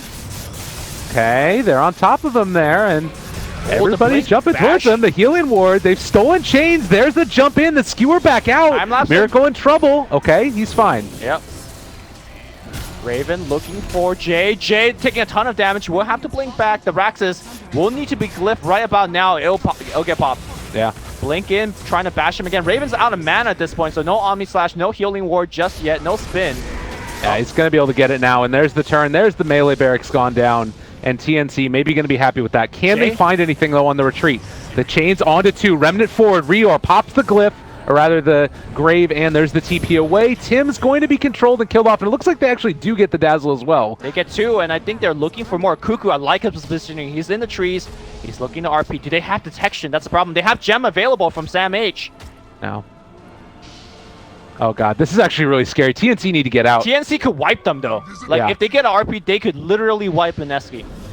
Oh, Jay gonna get the hoop stomp on him. They need that time lapse. Where is it? RP, they continue it, and the time lapse actually is going to pull him back in towards it. Now Miracle already starting to drop pops the Enrage, but can he actually kill them all off? Ninja Boogie as well, starting to drop low. They've got so much damage on this team, continuing the chase. Ooh, the Impale hits through, and here comes Shay again. That's so much damage. The other way back, Raven spinning away. Do they want him or do they want Samage? They want everybody. They want Raven. The stun not gonna hit. And Miracle, he pops the Enrage, but Raven kills him through the Enrage.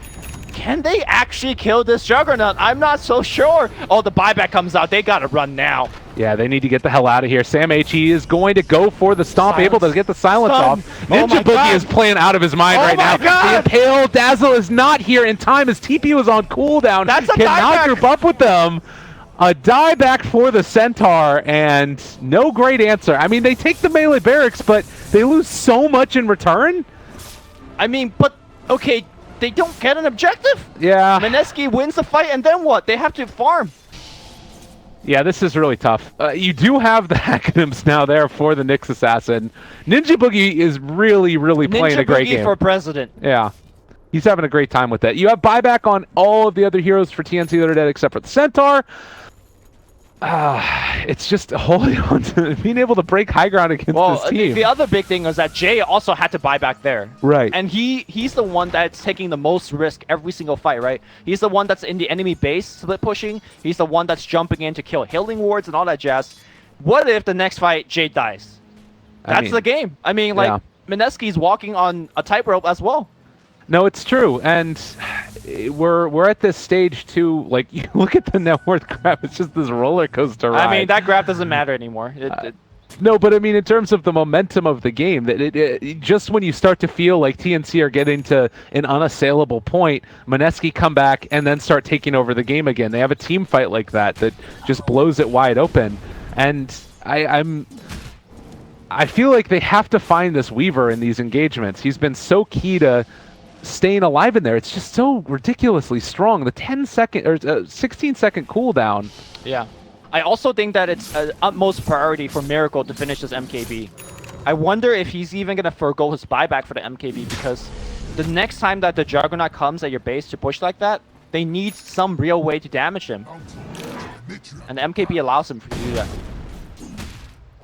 Well, TNC, again with questions to answer.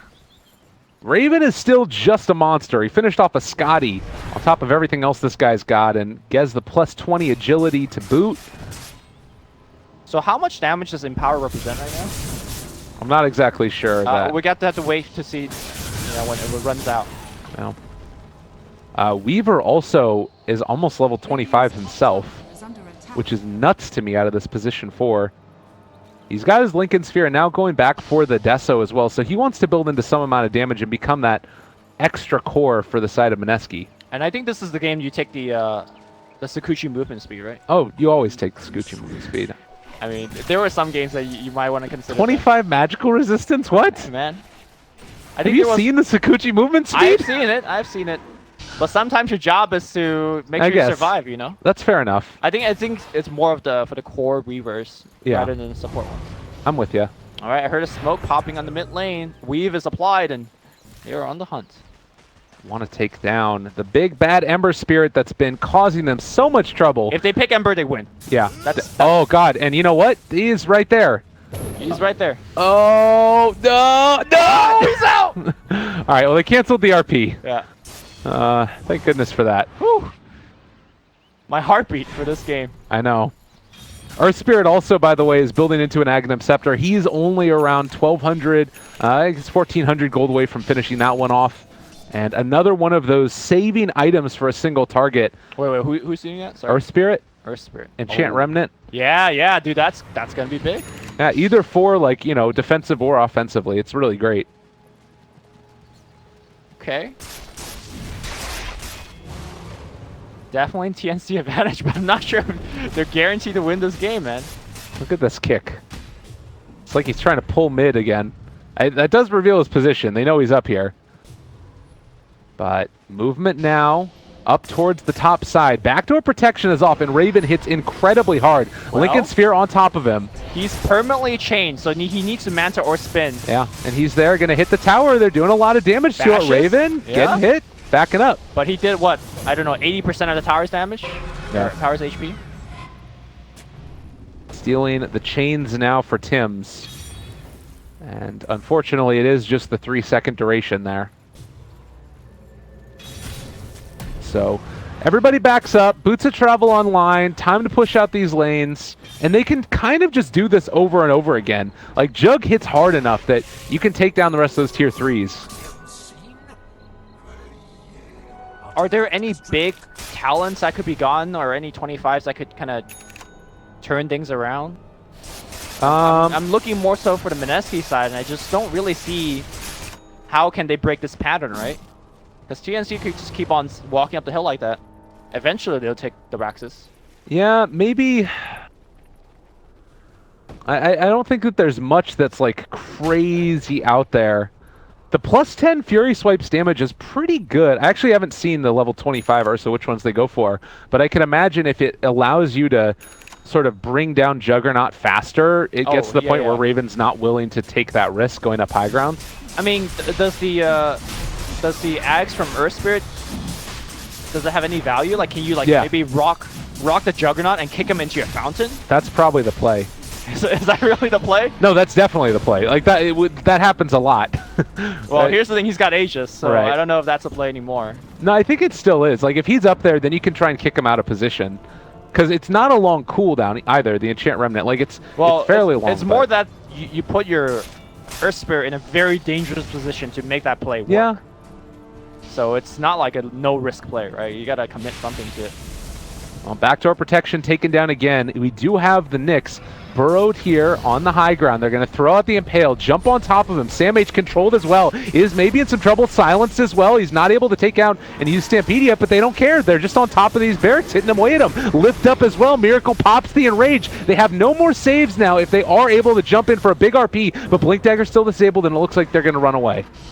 Healing Ward, putting everybody around. Jay goes, snipes the Healing Ward. Weaves gets supplied. That is so risky, but this is Jay, man.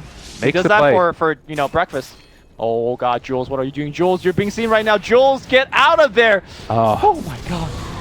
That was really close, but now they're jumping in again. A second time, Cuckoo pops his BKB. Can they break the Blink Dagger? Miracle is on top of Raven. They use the RP for Miracle. They use the Time Lapse and the Enrage at the same time, but now the Omni Slash comes. Is it going to be enough damage? I think it's not, and, well, trying to chase down, see if they can kill off Jay. He's going to be able to Remnant away. Jules gets hook stomped as well, but they can't bring him down as of yet. So close, but so far. It's not enough. Sam H onto Miracle. Another Enrage, another Time Lapse. He's going to live, and now Jay jumps back in. They burn through the Aegis. I think Mineski are doing it. Cuckoo is going to fall as well. Raven's right there. He's actually going in the base. He's getting bashed right now. They need some truly RN Jesus. Where's Jesus?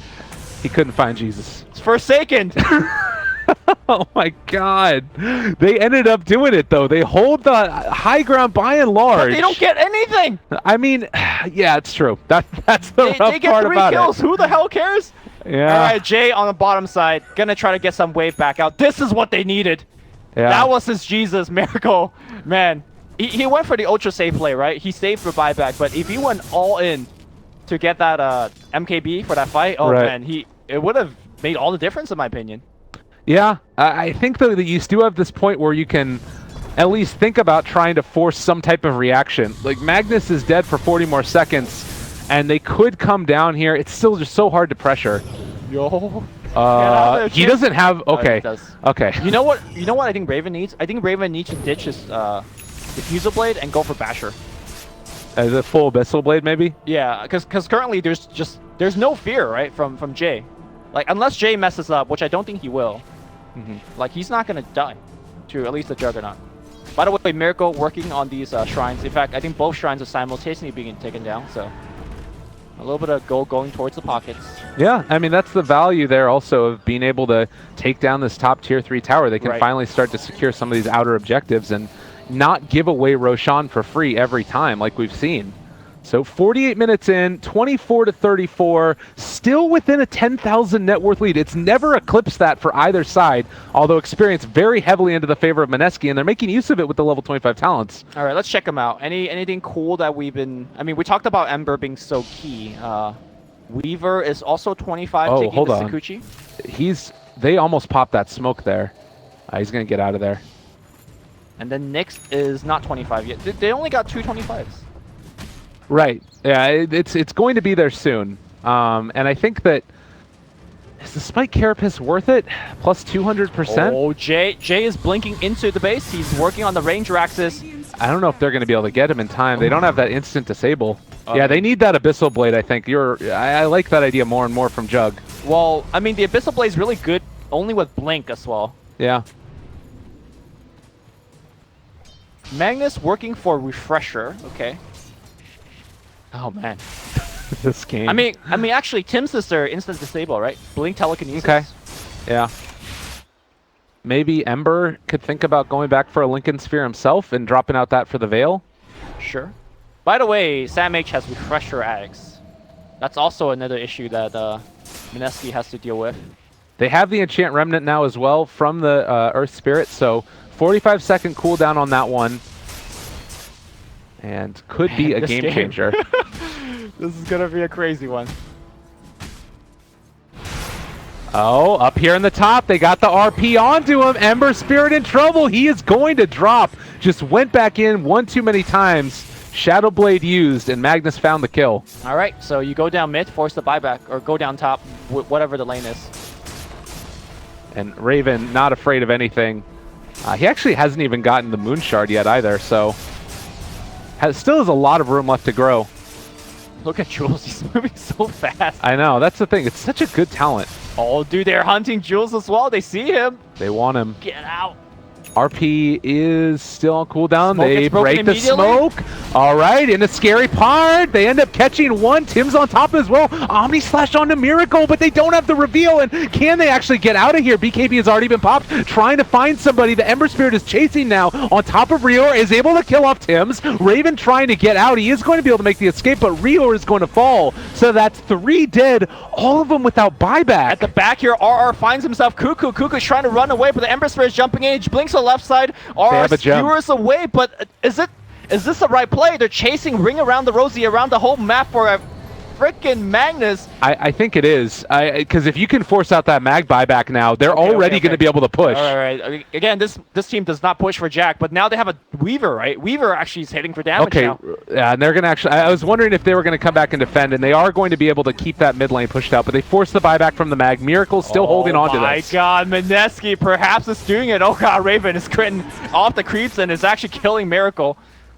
They're going in with Cuckoo. He has RP back up now. Does he go for it? He's taking a ton of damage onto him. The stun. They stunned him for the moment as well. The RP connects on it too, but they need the damage on top of him quickly. They find it. They get the kill. Raven. Top. Jules getting the lane of Rax. He's trying to work for it.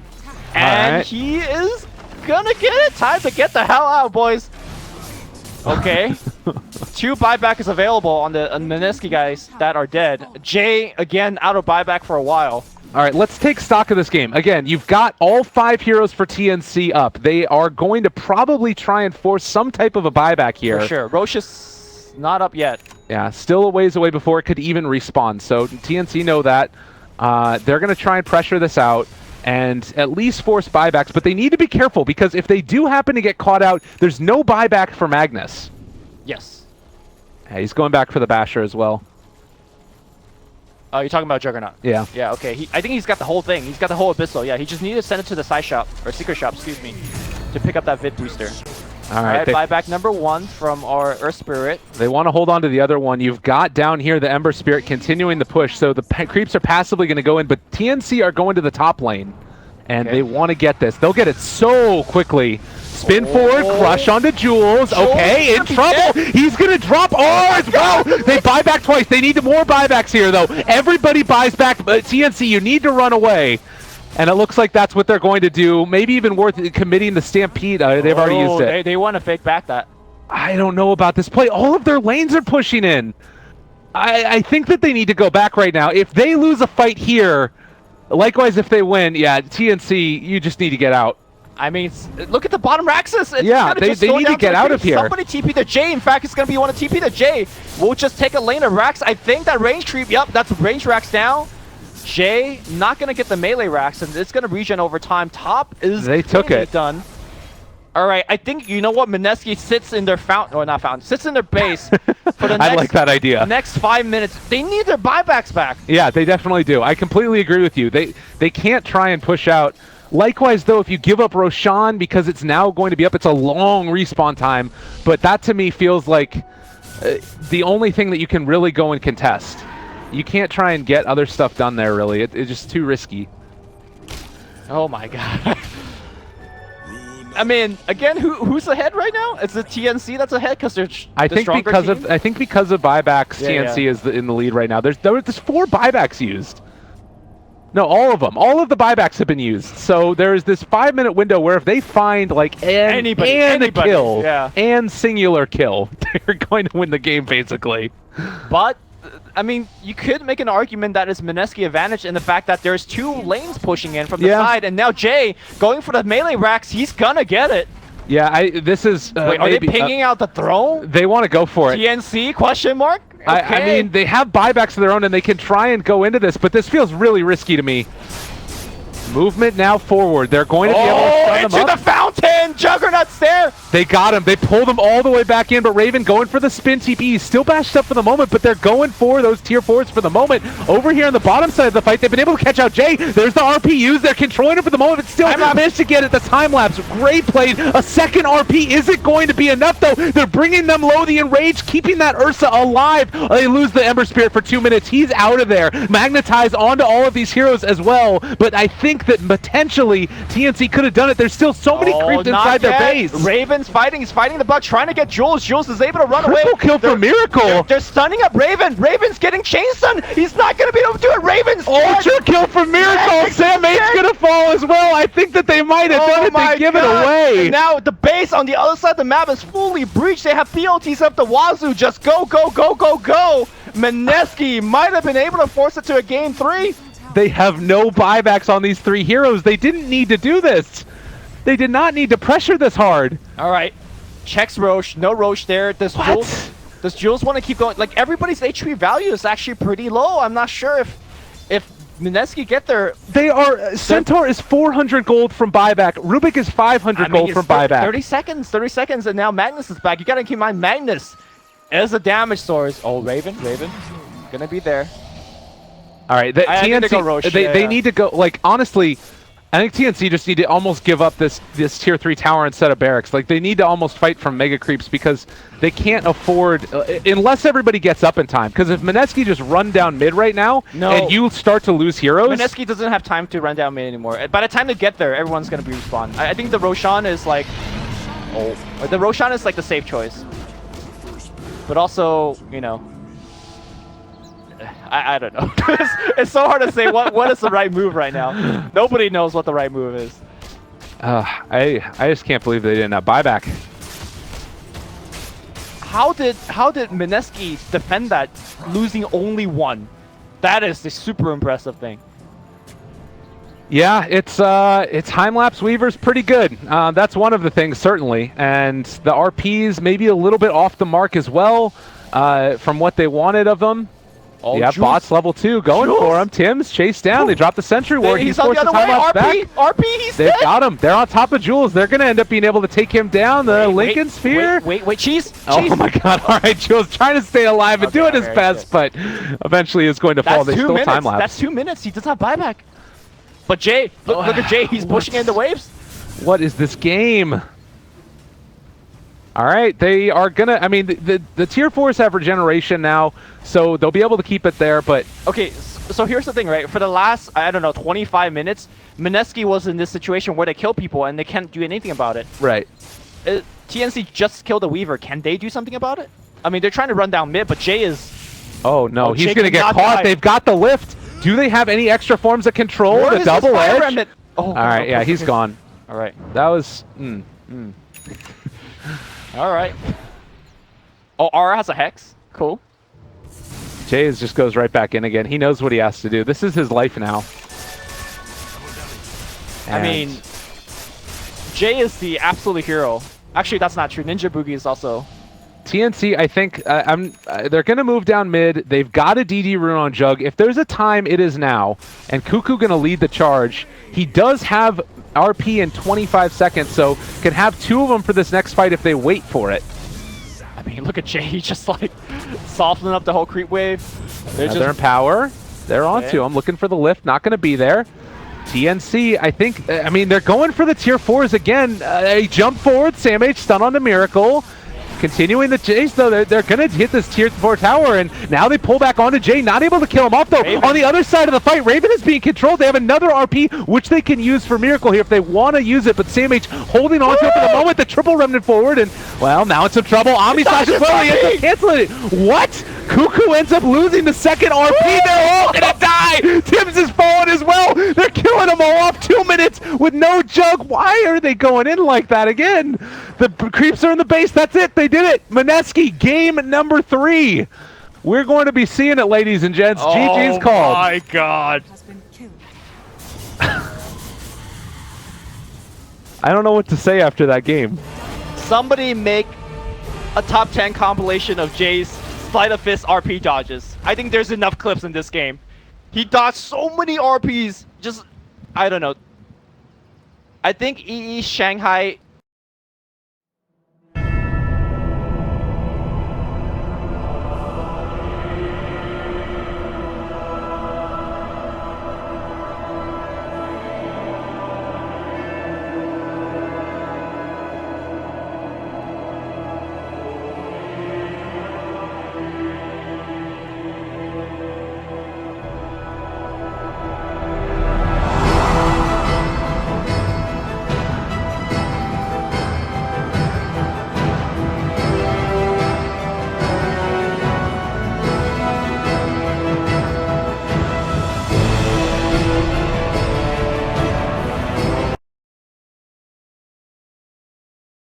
Dire team ban.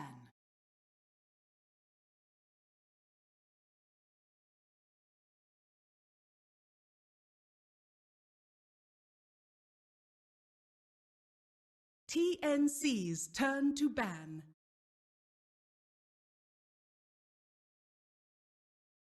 Dire team pick.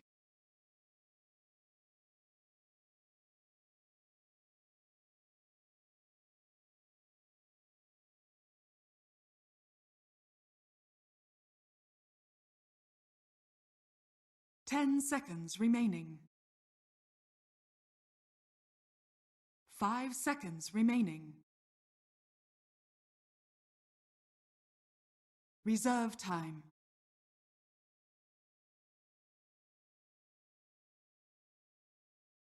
Earth Spirit. TNC's turn. Weaver. Dire team pick.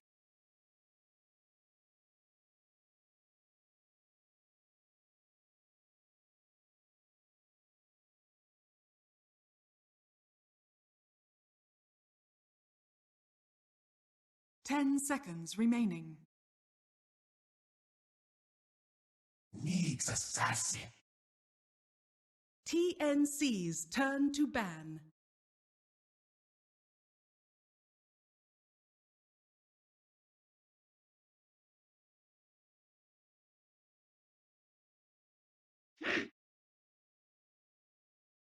Dire team ban.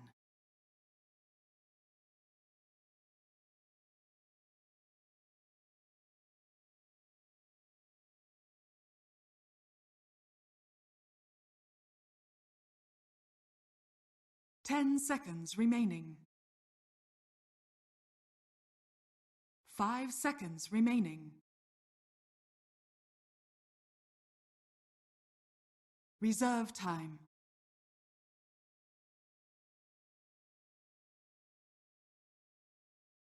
TNC's turn to ban.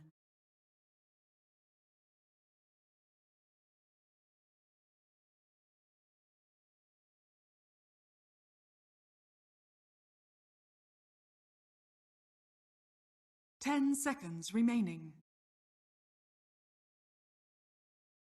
5 seconds remaining.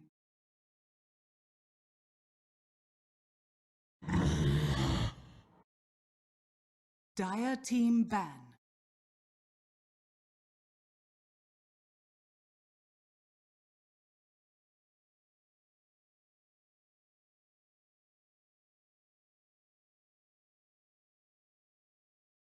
Ten seconds remaining. 5 seconds remaining. Reserve time.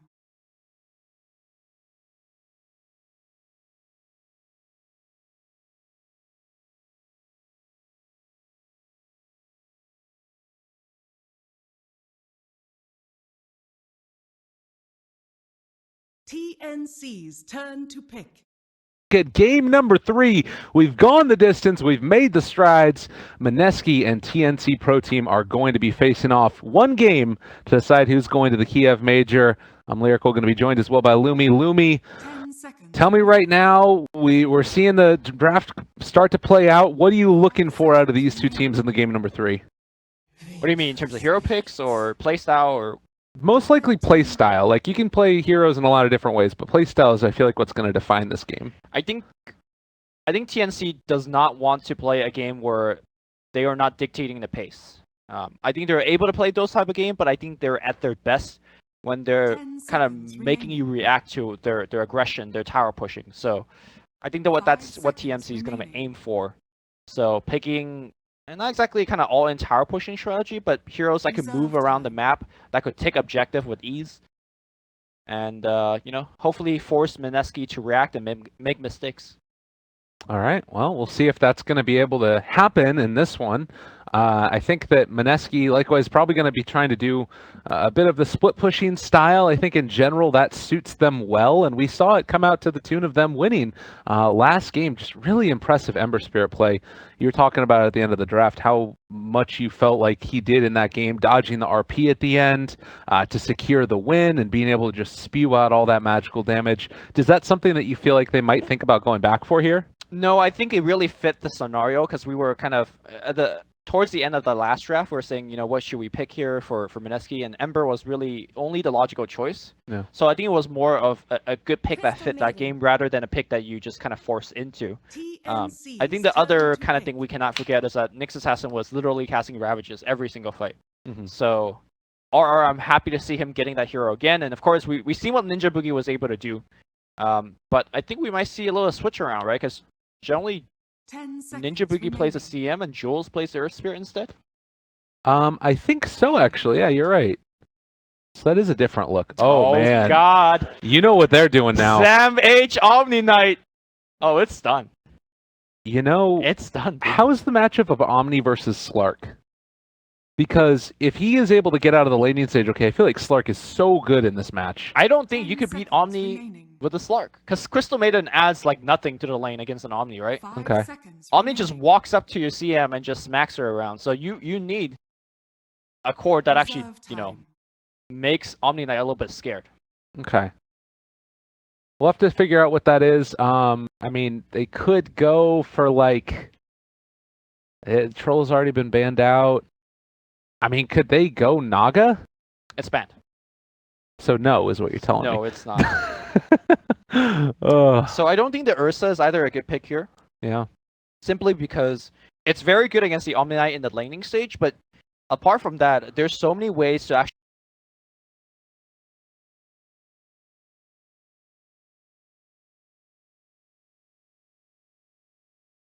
10 seconds remaining.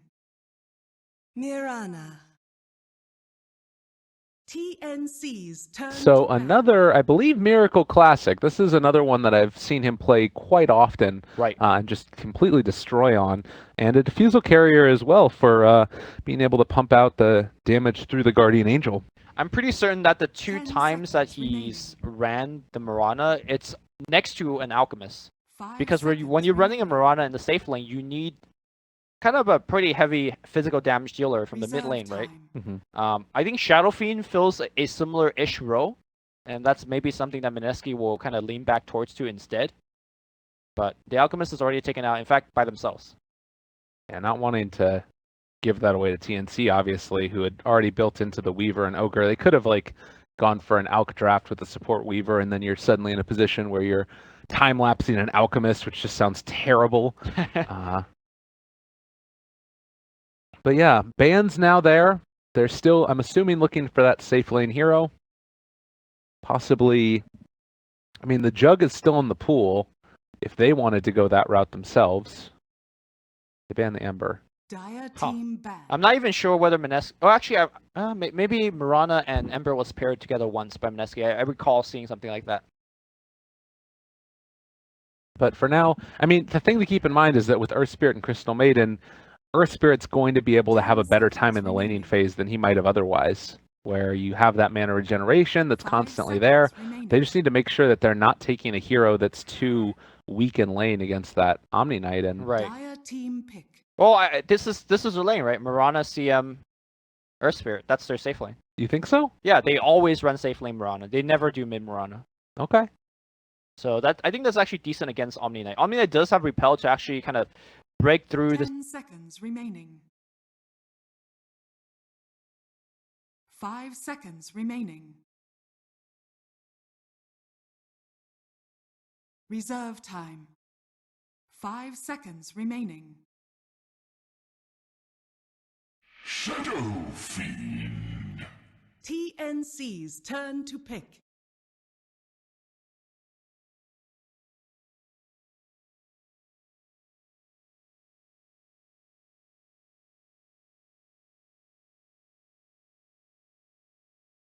Ten seconds remaining. 5 seconds remaining.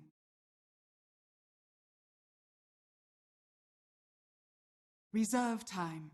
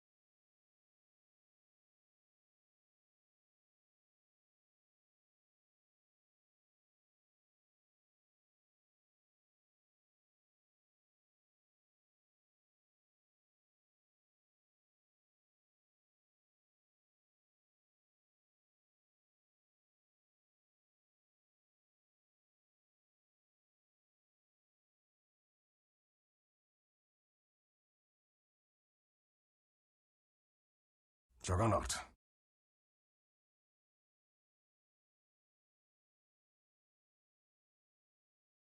Into game number 3. Mineski facing off against TNC Pro Team. And, I mean, it's very clear what each side is trying to do. Pressure early on TNC, hold out the game for Mineski, defend high ground. They've still got great team fight, though, for Mineski as well. They could kind of get some stuff done early as well. You know, to kind of not exactly dumb it down, but to like, yeah, I guess dumb it down is the right word for it. I feel like both of these lineups are really doing very similar things. They both have similar timings in terms of where they're strong and where they're kind of weak. Their lanes are all kind of decent. Their team fights, it's not like, you know, one team has Ravage, Black Hole, RP, and the other team doesn't. It's fairly close on all metrics. So really, this is a very appropriate last game between the two teams. Who's going to play better? I think that's going to really decide. I don't think any side has a really stronger draft. All right, well, we're hopping into it now, and no pause this time. Everybody just wants to get in here and play some good old Dota. Ninja Boogie is going to place down a ward in kind of an interesting spot. I do like that one, unlikely to be dewarded. Also, the Ogre is going to be able to move and spot out any rotations that come. We'll see if any of these get taken down early, as it does look like Raven has spotted Ninja Boogie. Might expect that this is getting dewarded over here. That's actually a really cool play. So they're going to maybe even be able to bait out a sentry. Yes and no, simply for the fact that, okay, just, you know, you're right. Yeah, nicely done. I was going to say, like, yes, the smoke was broken here, but then it was so late. If you expected him to TP immediately, which most players do, 30 he's already seconds to walked go. around the map a bunch. Yeah. But, I mean, smoke broke here, so you kind of logically check there. But anyways. So 1 sentry used with the Weaver in the game as well. It's always going to be a bit of a scare. Raven is playing that one. Did they not see that ward? I'm sure they're leaving it for the Shadow Fiends. Okay. Easy souls. Yeah. Yeah. Yeah, it makes the most sense to give it to him too. They might even give him another Tango at some point, so that way he can just get it quickly. But we will have to see what way they decide to take this. Juggernaut on Cuckoo. We've talked about the potential for him to play it. He has been running on every other hero throughout this whole course of the game, but taking the Weaver for Raven, it means, you know, Juggernaut is now going to need to be played by Cuckoo. Yep. Now, I don't think Jay should ever die in this lane unless he's making a misplay. It also comes down to whether Cuckoo goes for boots first as his major item being ferried out or bottle. Most likely going to see some boots. Jay already under an immense amount of pressure. Yeah. Tim's coming in with that ignite. God, and honestly, like the Quelling Blade and the Poor Man's Shield here on Cuckoo to start this game, this is really looking rough for Shadow Fiend. He definitely needed that ward for any little bit of extra CSing that he can do. I mean, apart from that ward, he's got no other CS to boost his soul, so. God, and they have a spin available too if they wanted to try and pressure. They've got this lane. They're pushing it under tower to the best of their abilities. Which is not bad here. Shadow Fiend's going to have a tough time getting the last hit. Ninja Boogie's going to help it out. And that's a big wave. Yeah, Shadow this Fiend's got is- to be very careful. This is a lot of pressure. Everybody just run mid, apparently. And if they wanted, they could just spin down this wave, too. It looks like they're going to just go for the regular old denies. But fighting underneath the tier 1 tower, Cuckoo is out of his mind.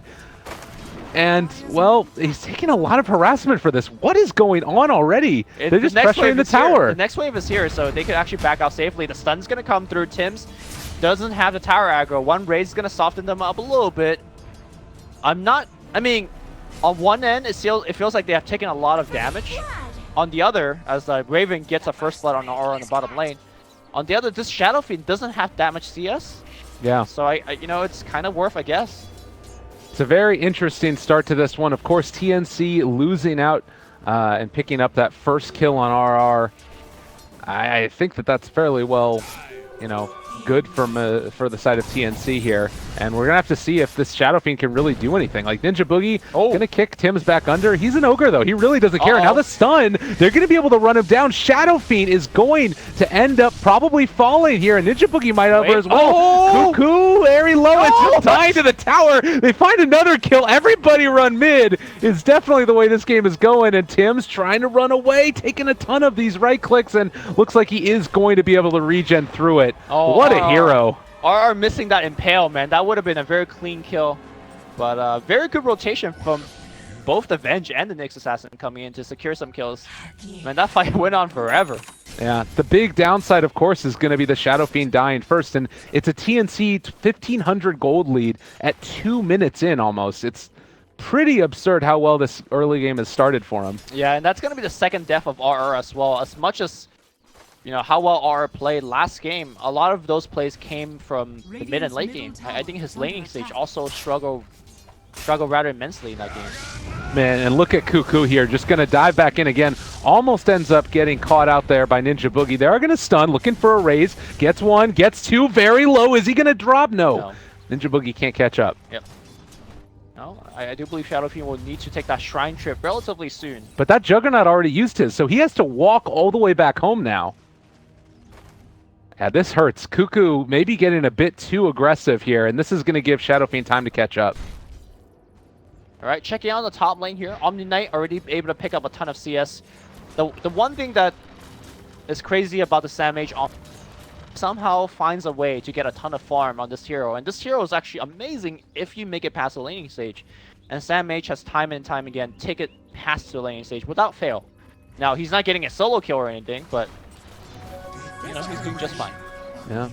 A regen rune picked up there as well for the Earth Spirit. Looks like they want to make a rotation and try and find something in the mid lane. They're going to spot out Ninja Boogie. Smoke breaks on Rior, and so, yeah, this is not going to amount to much. Ninja Boogie should just be able to get out of here, What a boulder kick. smash, and run away. Yep.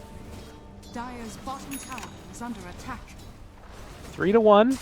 The other big winner in this laning stage is Raven. I feel like he has just been the best carry that we've seen out of the C region, basically. And, 30 last hits, 14 denies. He's having a great game already on this Weaver. I think Black would have something to say about Maybe. that in terms of Yeah. consistency. Okay. But yeah, I agree. Raven's definitely up there as well. I've just seen him, we don't need to get into comparing the two. But yeah, Raven, quite good. Already off to a hot start here, level 5. It does also look like RR has been able to get a good amount for himself. Level 4, but Omni Knight, a little bit the better of it. He might even end up heading into the jungle with that Iron Talon already in hand.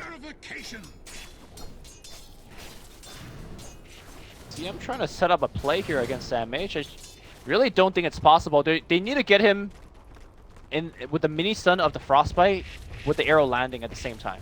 Right. That kind of timing window is a bit too difficult.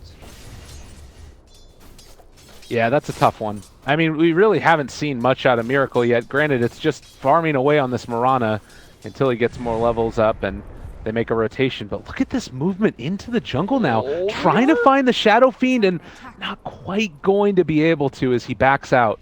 That would have been a huge kill. Yep. I like the fact that TNC has also swapped up the warding. Hold that thought. RR is going to get gone on here. Terror giving a little bit of movement speed, but he's actually trapped, I think, inside. That is a Ravage, and now against Miracle on the back line. Raven is going to get off the time lapse. Shadowfiend coming in. He's going to let those razes fly. I think he's missing those razes because of the tree lines. Leor's out. TP's out because of the missed raise. Tim's on the run. The kick is going to follow through. And despite all of the cores coming in, all they get is just one kill. On the Ogre after losing the Nyx Assassin, yeah.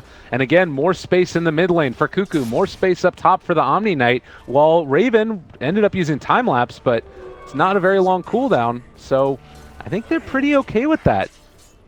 Yep. Before that engagement happened, I was going to just point out that TNC switching up their warding spot in a long series. Normally it's there. In fact, I do believe Nyx Assassin is pinging to check there. Right. And, I mean, Don't they get would to have been do it. right in game 2. Not right here, because the adjustment has been made. Yeah, good decision. You have 3 heroes now up in the top lane, the dual supports as well as Omni, and it looks like they're going to go hunting again, trying to see if they can find themselves a nice little Crystal Maiden. And actually might be able to do just that. Well, the ward is going to see Sam H roaming by, and that might tip CM off that she should not be here. They might have actually spotted them moving into the jungle as well. That's just right on the outside edge of it. So they're playing it safe for now, but this is where the look is for a kill. Ooh. Range creeps will push them away. And in fact, Reor TP's under the vision of the range creep as well, so they definitely know that something is going on somewhere else. Right. And bottom is where the pressure might next be applied. RR. Up front and center, and this is the problem with the draft kind of right now for TNC, is that they don't really have that great cache, but they will be able to pressure this out. You got the maxed out wave of terror right now that we're going for the Venge, so Roche could be in their sights as well. RR definitely looking to deny. On the right side though, Ninja Boogie's going to get caught. The silence is going to come through. He's looking for the rollway. Nice stun, a secondary stun, but looks like Ninja Boogie's row got blocked off. Ninja Boogie's going to go down. Tower got taken down, I believe, by the siege unit, so a pick and a tower. That's all you could ask for rotations like these. Great start, and again, we were sitting at about this 1,000 gold lead. It's going to shoot up a little bit further, and so far TNC have been able to make a good go of this. Mineski need to do something to try and stem the pressure that's being applied, and this Vendetta movement might just be it. Cuckoo. Impale out of Invis, but I don't think Jay was ready. The 2 raises will be enough though. Clean kill. Yeah, it did look a little bit sketchy there for a second, but they made it work. Yep. That's what's important. And it is very important for Shadowfiend to have at least a decent-ish start in the early game. Yes, he's a hero that could catch up, but you really want to move into the mid-game with that, Dragonlance / Shadowblade available to you, so you could be the threat on the map. Make sure that TNC is grouping up instead of farming in jungle or farming everywhere. And I just don't think Jay has had that kind of start this game. You can see right here as well, Miracle is maybe going to be the one that has to carry the load off of Jay not having the best start of it, but he is building towards that Aghanim Scepter.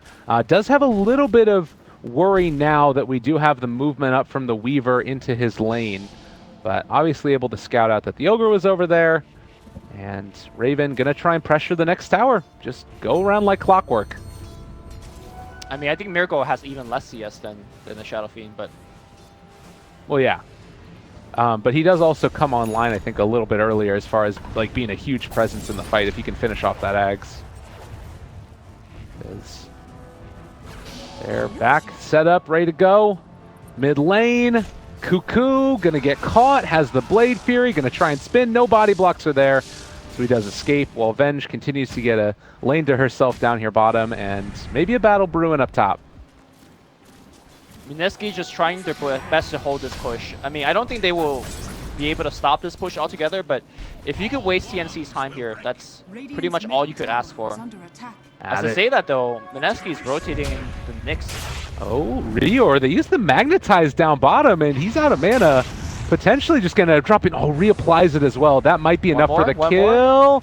Ah, looks like he's dead nonetheless. They find that kill, and it doesn't look like they're gonna be able to punish Ninja Boogie here either. He has used all his rocks, kick him away, and yeah, rolls away. Nice play. And that also means because they brought the Earth Spirit down, they can't do anything in the top lane. Last couple minutes looking a little bit better for Mineski here. Yep. How do you think that TNC want to play this out now? Like, do they need to wait for a level up and swap before they can really make moves happen? It feels like none of their heroes are really great to start the initiation. They need to wait for Omni Knight to either finish this mech or whatever his first major item is, because I feel like, you know, Weaver as a hero takes a while to get online. Omni Knight, or not Omni Knight, sorry, Juggernaut at the moment is just an Omni Slash. So they need a hero that could actually help them sustain a long team fight. And Omni Knight's mech, I imagine, is probably the item if he is indeed going for that item.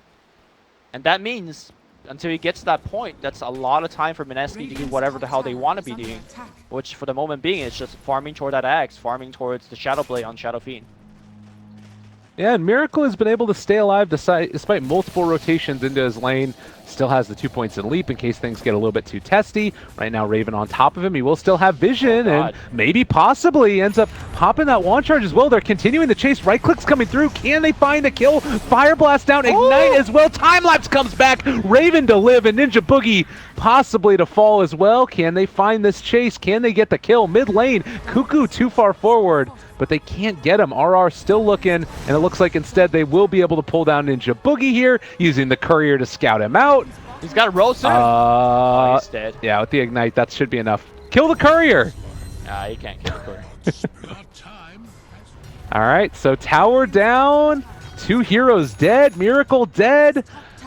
Mineski need an answer. What's the play for them here? Well, Jay has bought enough time, or his teammates have bought him enough time, so he has picked up the Shadow Blade. So now suddenly Shadow Fiend goes from a nuker into a person that could walk around to start assassinating people. And with that, I think TNC is going to have to play rather defensive. If they're making these tier 1 power pushes, they better be coming prepared with sentries. Back in the midnight, RR again. Looks like this time he is going to be protected by the Sentry Ward instead. Oh, a lot of pings. Shadow They realize that he's over here. Are they going to be able to find it? It would be huge. Oh, might realize that he's in the area, setting up for the Requiem Raven. They end up popping it, but it's not enough damage. Time lapse back, and that is the reveal that they needed so badly to go well. Now repel onto Sam H. He's fine for the moment. They pop the dust as well, so they've got eyes on all of these heroes. They're on top of him, and, well, maybe going to be able to find some more. They get the Guardian Angel out, stunned to turn. Tim's in trouble, is going to end up running down here, but it looks like they might be able to find something else off the back of it. Oh, Shadow Fiend coming in on the right side. He is going to get the one right click off, going to get the kill. That Healing Ward to do so much work throughout this fight. It is a chaotic fight. I think a lot of spells has been missed. Mineski will back off. I think they were looking to get way more out of that engagement, and unfortunately, Jay had to blow that Requiem at the start of the fight. There's no oomph. There's no, like, get in there, get the initiation. Like, even that Requiem, I mean, it was a little bit off the mark, first and foremost, but it's a tough one. Raven's going in. Oh, they're going to fight again, and this time Mineski did just use the Shrine, so they're pretty fresh. Raven, not going to get stunned up here. Nice juke away. Yeah, they have vision on him. All of this vision working into the favor of Mineski right now. They're throwing an arrow. Yeah, good spin away. Recognition that could have gone bad. Yeah. And Earth Spirit's out of rock, so there's really no point to fight anymore. I mean, in that fight, TNC also had vision up on the high ground here with this ward, but it's not really amounting to much. So another movement up towards top. Do we see? I mean, look, they see this whole thing going. So going to be a quick 2 D wards there. Oh, I think they're looking for a swamp play. Yo, they got him. Stun. He's under He's underneath the sentry ward, but won't Walk quite away from the catch. sentry. Yeah, he just walks it off. Sentry. No more detection from TNC. Okay, 5 to 8, and Cuckoo during this whole time has just been farming away, but they're gonna roll in silence, onto him. Kick, everything's good. The healing ward's down though, and now the rotation is coming in from the TNC. Dusts are popping left and right. Ninja Boogie in a good spot. Nice spikes here coming out from. Oh, nice magic missile as well. And He should die. Yeah. That's gonna be another tower. All right. Tier 1 gonna go down. TNC just moving from lane to lane to lane, and it doesn't really feel like Mineski have an answer here. Like, you're still a ways away from that Aghanim Scepter on Miracle. He's split pushing. You know, That's the problem. Like, he actually isn't a hero right now. Just a big range creep. And that's a concern. TNC is riding this momentum. 5-manning super hard. well, Roche gonna go down now. And the style of play that TNC is shown to be quite potent with is working again here in game number 3. Ooh. And Miracle almost goes down to the Omni Slash. Cuckoo. Impale, arrow to This set is what things they up. need. This is so huge. All right, Aegis down. He's got spin. He's fine. Now trying to set up the Requiem. All right. I mean, that was a 0% play, but okay. It's a pretty long cooldown to use like that. It's unfortunate.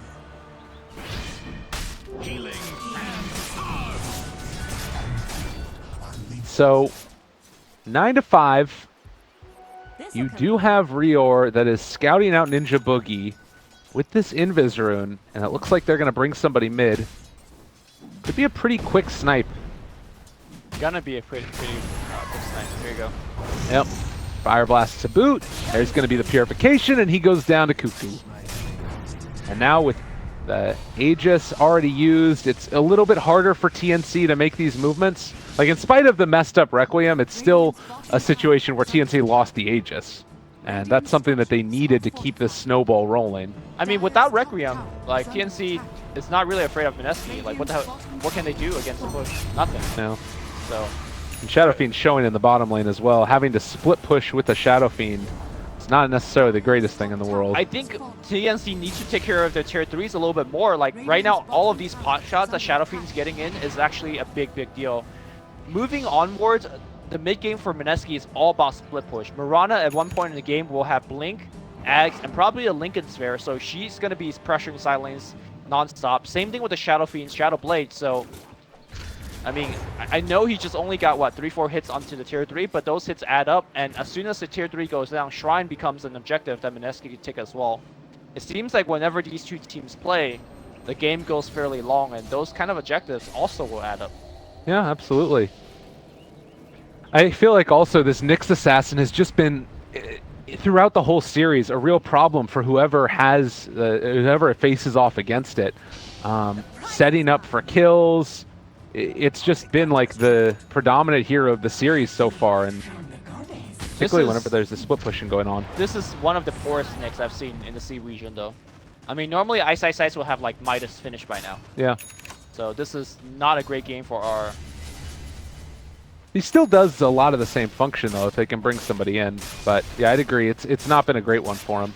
I mean, yes, he can still do the whole nuking thing, the scouting thing that Nyx can do, but in terms of moving forward, you know, you want a Blink, you want an Axe. I mean, by comparison, if you look at the net worth differential, he's a good 2,000 net worth behind the Omni Knight. The Omni Knight has a full mech on him. Yeah. And a gem. Smoke not going to be scouted. They're going to go for a wraparound here onto the mid lane, or possibly just running right at it, while top lane is being pressured by Mineski. They want to take this fight, and they want to take it right now with the mechanism done. Helm of the Dominator done on the Vengeful Spirit that was coming out of the support position. RR is going to break the smoke right here. Oh, they do. They are actually a little bit in the advantage as far as the vision is concerned. Cuckoo goes forward, finds RR. He's going to die, so they get at least that kill, but everybody else gets out. They had a gem, so there was really no way that RR was going to be able to run away. tanked one for the team. That was a 5-man smoke gang, so not the worst, but it is pretty bad considering the fact that RR probably is the one that needs the most item right now for the team. Well, they're going to go mid. You do have the Aghanim Scepter now done on Miracle. It's still going to be a very low HP hero relative to the amount of damage that can be dealt by TNC, so you got to be careful about jumping into the midst of all of these heroes. There's no Blink Dagger for the quick escape, and I'm kind of wondering if even right now the Mineski team needs to sort of sacrifice this first Tier 2 tower. I think so. I think they're going to use this tower as a buffer zone, essentially, and allow Miracle to draw out the game. Mineski is not looking to win within the next 5 to 10 minutes. They're looking to win in the long haul. And split push is the name of the game right now for the next 15. All right, Tier 2 tower going down. We'll see how TNC respond to this. They know that bottom lane is going to be pushed in by Miracle, and it looks like they're going to think about testing high ground here. It's only a level 1 swap, but Cuckoo up on the high ground. He's level 14. He's got Manta style as well. There's no amp damage this time around to try and stop him from going in, and can dodge away from the stun. Tier 3 tower getting ready to fall. It's 20 minutes in, and they're pushing the Tier 3s. Okay, Impale's gonna miss as well. Cuckoo's gonna spin away. And I think they're happy with the damage that they were able to do. And more importantly, that push also forced the Mirana to come back. So, getting rid of the pressure on the Tier 3. And speaking of the Tier 3, like, compared to the Tier 3s on the map, that was a good siege for what, good 30 seconds? They brought it to half HP. But through split pushing along, the bottom Tier 3 for the Radiant is also at half HP. All of those split push adds up, and I think TNC is being somewhat careless. Oh, they're pinging out. Is that...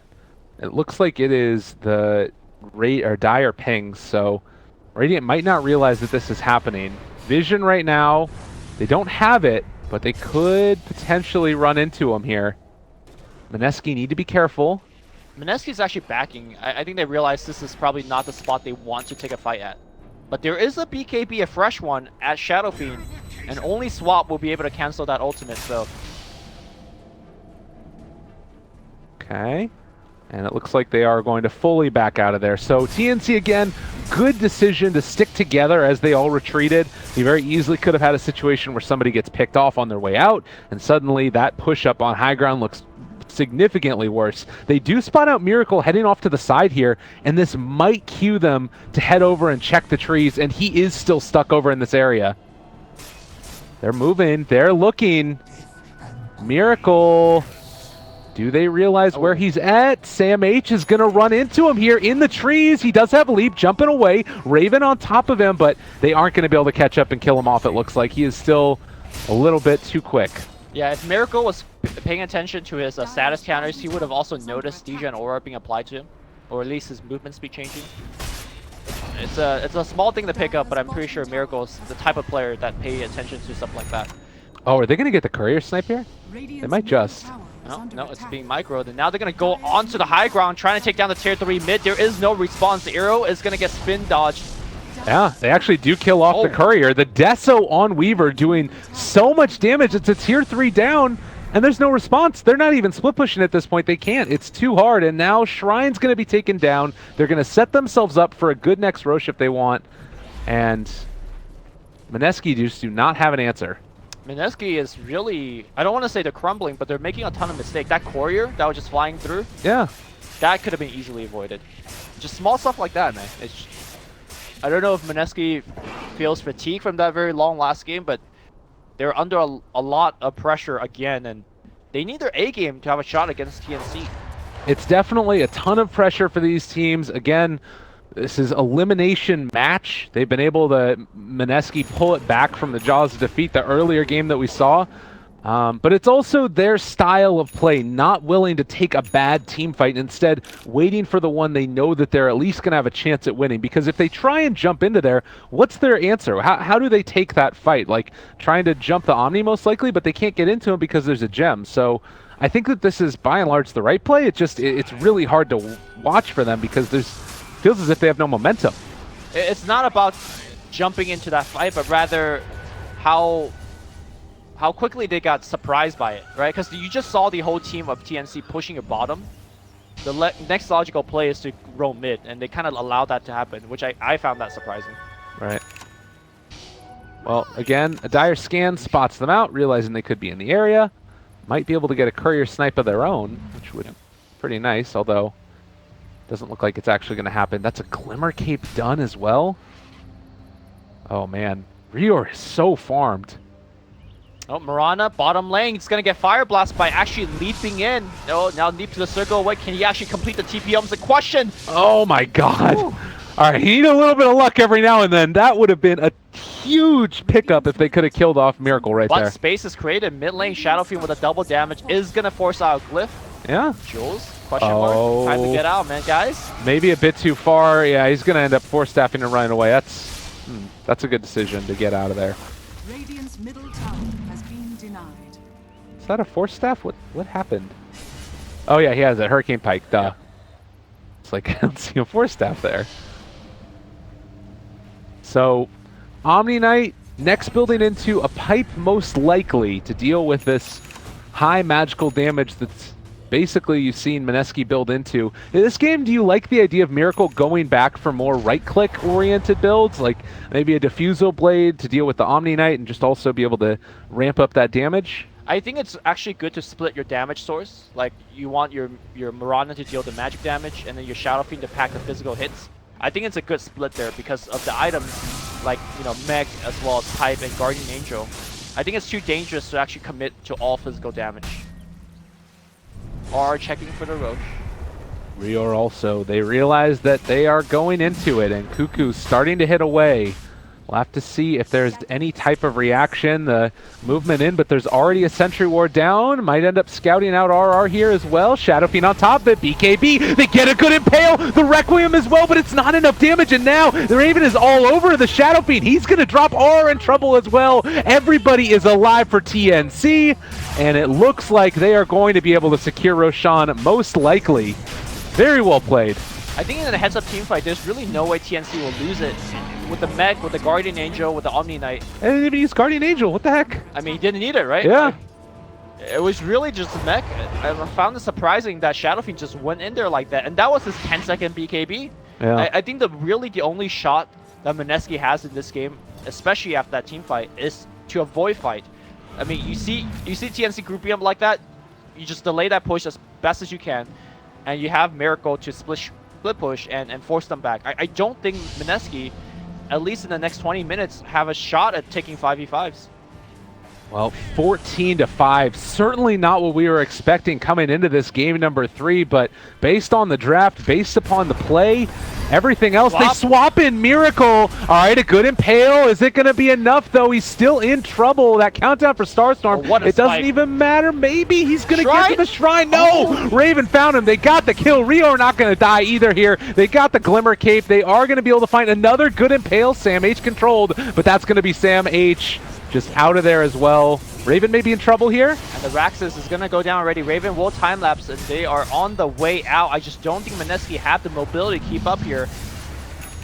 And I'm not sure what that leap was from Mirana. Did he leap in or blink in? Either way, that was a one-way trip, man. Well, it was also the swap, too. That was the other big thing. Like, Venge played that quite well. Yep. So... And Miracle's doing the right thing. He needs that Linken's, but... You know, 2-3 deaths is really slowing it down. This Omni pick just feels so good to me. You've got all of these defensive abilities, so much magical damage out from Mineski, and now you've got the pipe done too. So I'm struggling to see what it is that you're going to have to deal with all of this, either damage mitigation or heals. You don't fight. That's the answer. Exactly, but when they're knocking on your front door, what you gonna do? I mean, Miracle needs to be at their front door as well. I mean, they can't trade buildings or anything, but you disincentivize them from pushing. Well, there's the pressure up on the high ground. They can pipe in a bit if they want, or they can just hit the tower, drop in down so low, and Miracle is up here making it happen as well. Okay, blinking Pale. Oh, Hurricane Pike keeps them back. Jules stunned. And it does look like they're going to be able to pull him back in. That's a Shadow Fiend dead. Ninja Boogie going to get ran down here. Jules in trouble as well, but well, eyes on the prize. Another melee barracks to fall. They got the CM ulti, but is it going to be nearly enough? No is the answer. And now RR also forced to run away. They can throw out these Suns all they want. And Miracle doing his best down the bottom. He does get a lane of melees. Yeah, he needs to come back right now because his team's crumbling. That's a dieback from the Shadow Fiend. Miracle leaps in and gets out, but I mean, the Ghost Scepter just barely saving the Rampage there for Raven. TNC is gonna get Mega. TNC, they're all over it. They're gonna take down the tier 4s. And I think this might just be it. I think that TNC is going to be joining Faceless and Kiev unless something magical happens here at the end. They're buying back, but the Ancient is falling. They don't have an answer. Stun, Raven, possibly. Cuckoo as well. The Mjolnir procs, they're all going. But Shadow Fiend dead, CM dead. Everybody's dead, and Good Game's going to get called. TNC to another major LAN. And unfortunately, Mineski going to be denied again. Congratulations to TNC. I think it's really hard to argue against them. They are looking so strong. They won so many best of 3.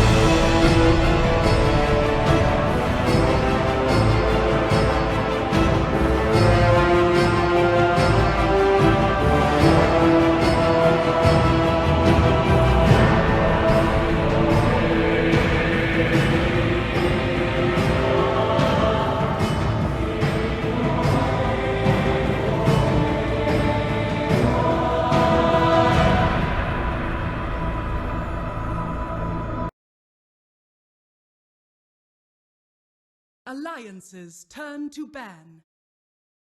Team secrets turn to ban.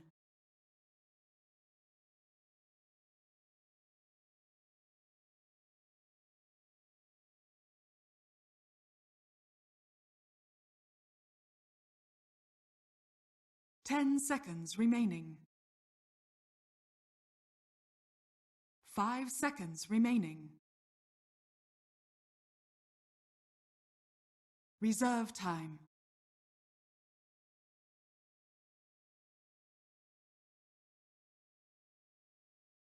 Alliances turn to pick.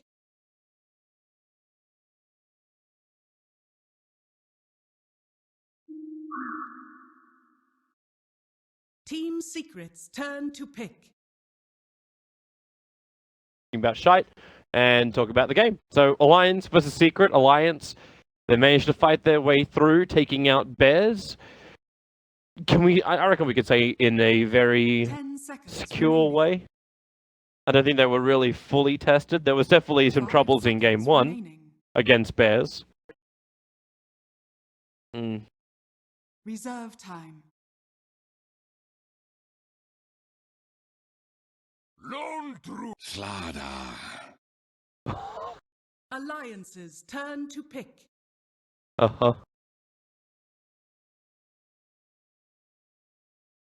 Yeah. Yeah, Alliance very willing to take that IO. We've seen Pylai die just abusing it with the Iron Talon in the jungle non-stop.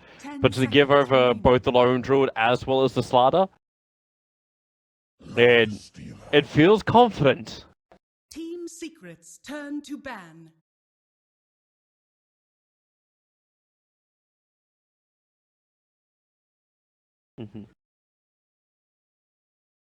But at the same time, Alliance, like, they have been known to run the IO Tiny before, which they can duel up in mid, leave Lifestealer up on top. They have the other thing which I know they've done in the past, which is that Lunar offlane. We haven't seen it coupled with the IO before in this qualifier, but they did. Yeah, they have Luna for Alliance. For this game with the IO dual offlane, it's happened before, and then when the Lifestealers to 3 wouldn't work. That'd be too much. I am sometimes. It's hard to deny. I'm just thinking like how Alliance get the best out of all their lanes. In case Dazzle Alliances slot. turn to Yeah, that. Team secrets turn to ban. Hmm.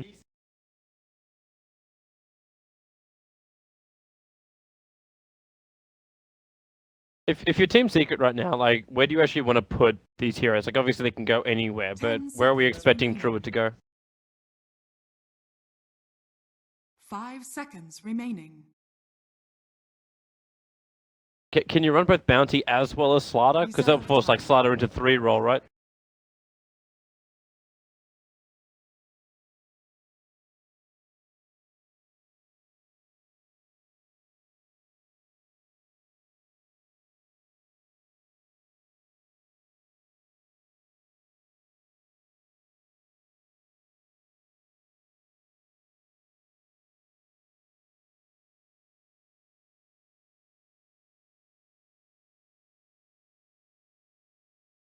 Hmm.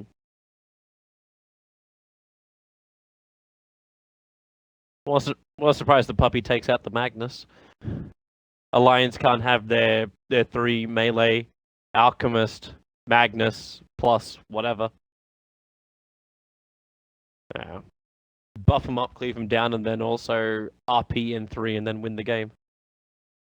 That game actually looked like Bears could have potentially taken it until that hit. That was... Alliances Yeah. turn to ban. Both Dazzle as Team well as Secrets Witch turn Doctor to are going to be pick. banned out. Alliance ran Io and Witch Doctor together, I think, during the group stage game. I can't remember who they were up against, but I remember the heal combo was basically what they were looking at. A lot of sustain. 10 seconds Flesh it out, remaining. Secret. Flesh it out. Give us more. Alliances Okay. turn to pick. Obviously, a good support blocks Alliance from taking it, but this kind of pushes Slaughter into that 3-roll now. You'd... What, an Ogre goes 5? Don't you feel that kind of 10 takes up this, seconds like, remaining. 2 melee supports taking up a very similar role that's been happening? 5 The seconds roaming remaining. strength. Reserve time. Well, so you'd be more happy to just leave the lone druid down there, let Ogre help out the mid, and Slaughter go dual lane top or something? Okay.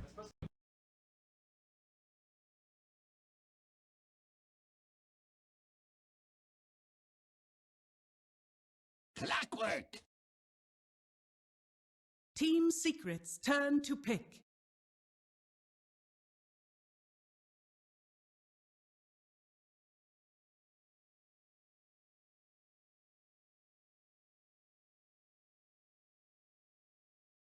Yeah, how many 10 actually don't have a lone seconds druid? remaining. Or win against a lone druid and force rotations down there, because that's something else they have to deal with. An Omni Knight pickup from Team Alliances Secret. turn to pick. And that will probably be our duel off, our Omni Knight and Slaughter together.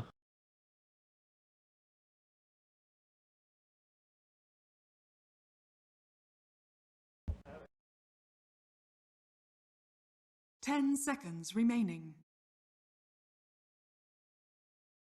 5 seconds remaining. Reserve time.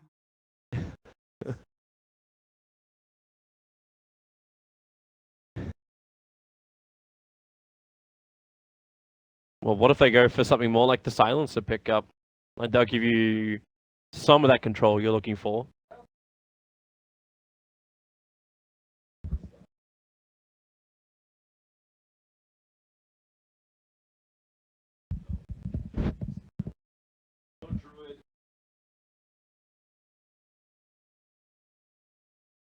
Yeah.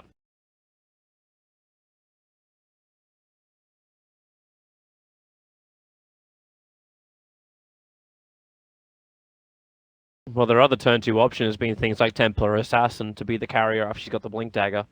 Works with the Life Stealer.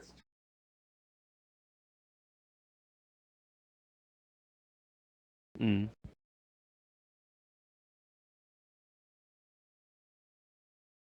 Vengeful spirits. Team secrets turn to ban. Oh.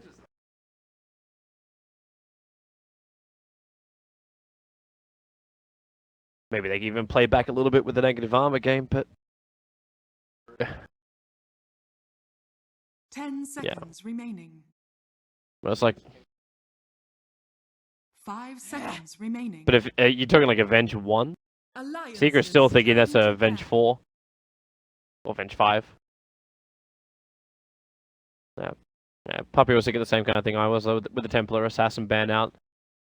And I think it's probably more respect than anything else to Limp. Like, he's had some 10 seconds terrific, like, remaining. momentum-based games on that Templar Assassin. And no one's been able to stop him. Remaining.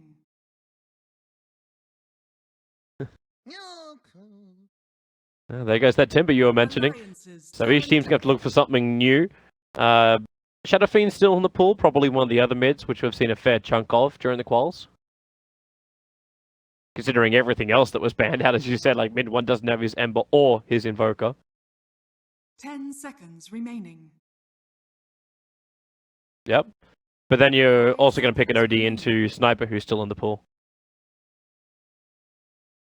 Oh, you're talking like Team Secret? Reserve Okay. time. Never run out of mana. Alchemist. Ah! Team Secrets. I was wondering if we'd actually get through a game without the Alchemist, and the answer is no.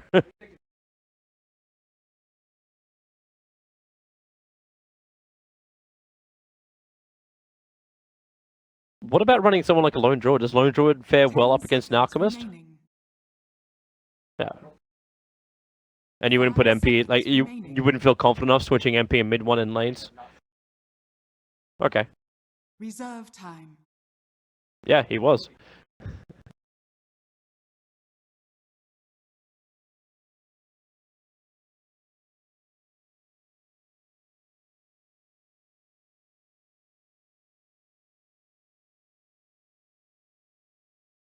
Terror Blade.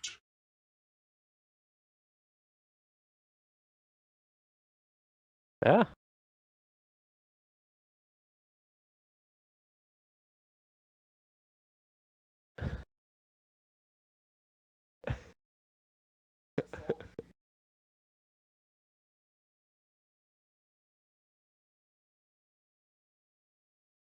Mass amounts of push which Alliance don't have D push against. No way to get rid of it. Your acid spray up, and that's probably the greatest thing you've got.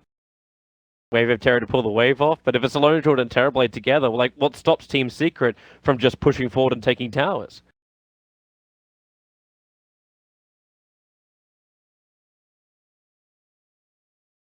Ten seconds remaining. Hmm? 5 seconds remaining.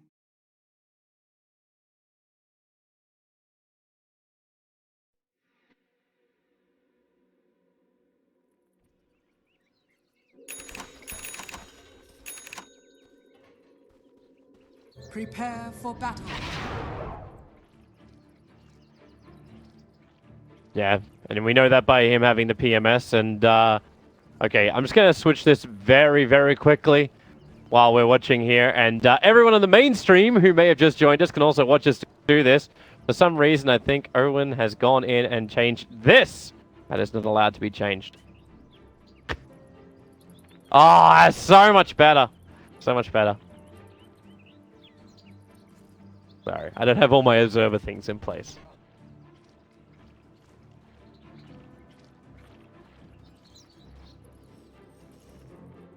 Well, they're probably going to give the earlier one to EGM, right? Up on top, so we can get the bottle. 30 seconds to battle. Should know, too, the fact that EGM, like... Because I was wondering if you're trying to attempt to do, like, what we've seen from Pile Die, this early Iron Talon, and then just stack and flash farm. Obviously, they have an Alchemist on their team, so he's probably going to be looking for that as well. But it's just this burst levels the Aya's been able to take out the jungle.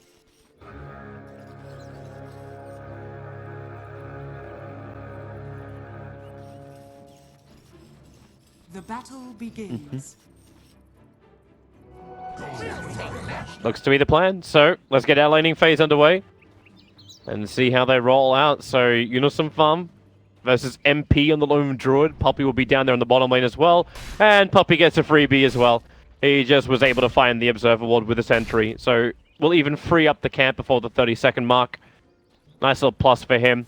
So Paladai and mid one together up against Limp in the mid. He's got a little bit of help from EGM, but EGM's primary job is still going to have to be to, one, babysit at the very, very start, but two, move back and continue the stacks. Then up towards the top lane, it is Keizu on the off lane as the Omni Knight up against Loda's Lifestealer, and with boots and sprint, he'll do a pretty damn good job for it.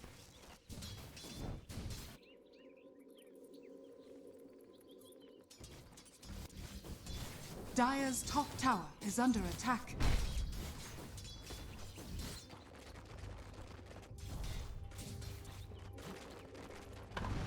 He gets both. Absolutely perfect. It's alright, relax. We have Rob running around making sure we sound perfect.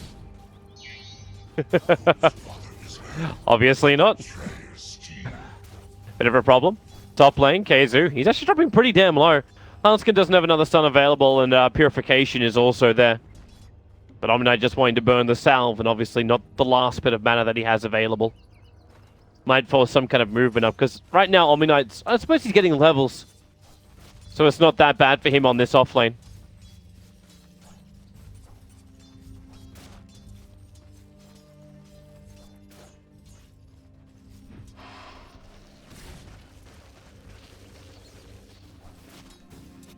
Yep. Yeah, so everyone right now just trying to scramble for whatever they can find in the lanes. Any kind of farm. Pylai dive being a pain in the butt to Limp once again, but EGM is here. And while EGM is here with bottle charges, this is more burning of harassment than anything else. And in fact, battling through the acid spray is not working out that great for Team Secret. Pylai cops a hell of a lot of damage.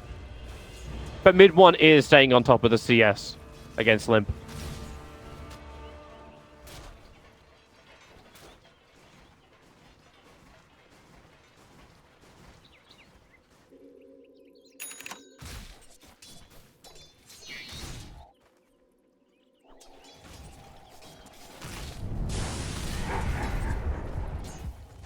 Yeah, right now it's like he just doesn't want to leave the lane for the moment.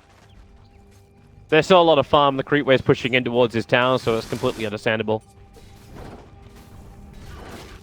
Maybe when you're older.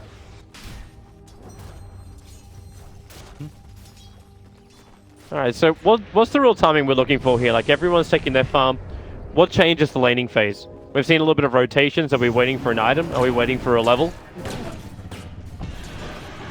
Good money. But he may lose his life for it, however.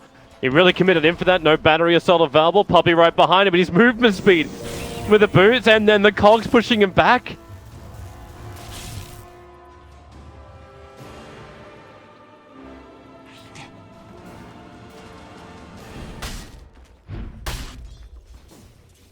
Dire's top tower is under attack.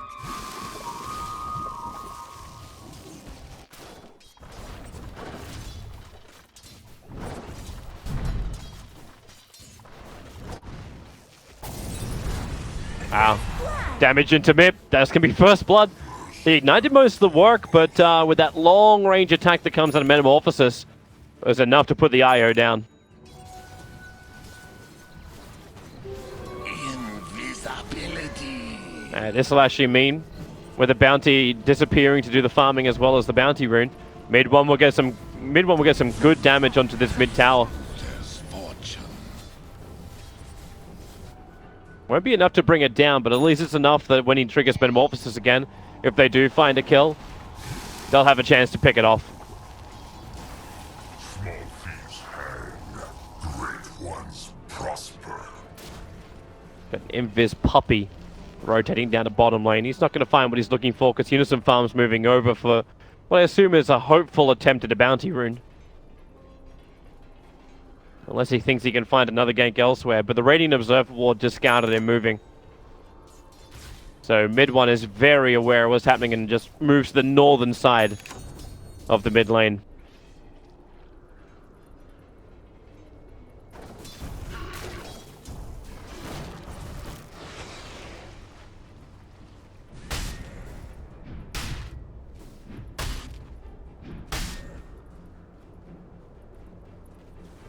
Keizu's had a really good time up on this top lane. He's got the same net worth as a Clockwork, who was able to kill off a bear. But it's also the amount of experience. Like you're saying neck and neck with him up against what is a 1-on-2 lane.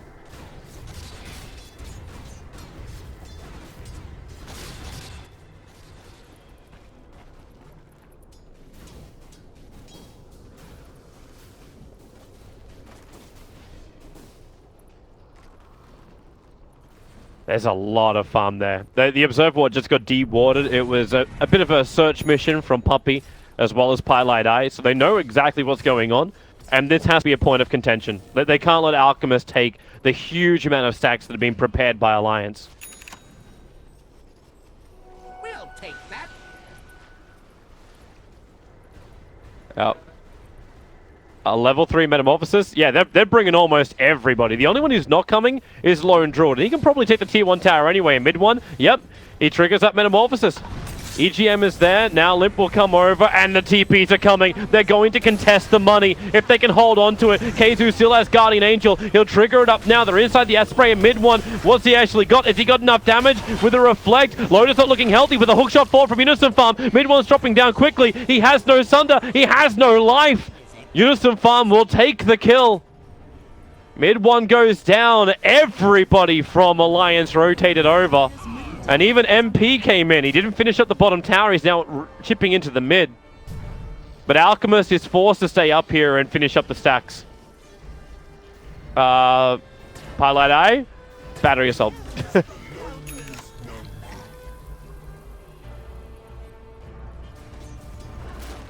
Did it actually get scouted? Like, didn't he throw it down underneath them?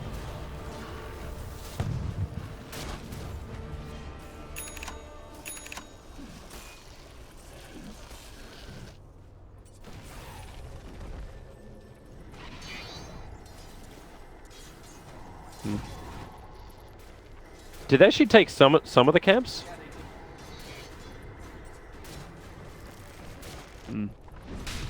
Well, Puppey's taking the space now on bottom lane after Lone Druid rotated towards the mid. And that's that chip damage we're talking about. Bringing the tower down low, but not within deny range. Akazu's able to hold the mid lane, and they push mid 1 to the top. So it's another 43 seconds before he's got the Metamorphosis back up again. So that's a long time before he can add pressure. Puppey, a lot of pressure on him, gets locked inside the cogs, and that's one very dead Slaughter. Already with Sprint on, so he's going to take that bonus damage.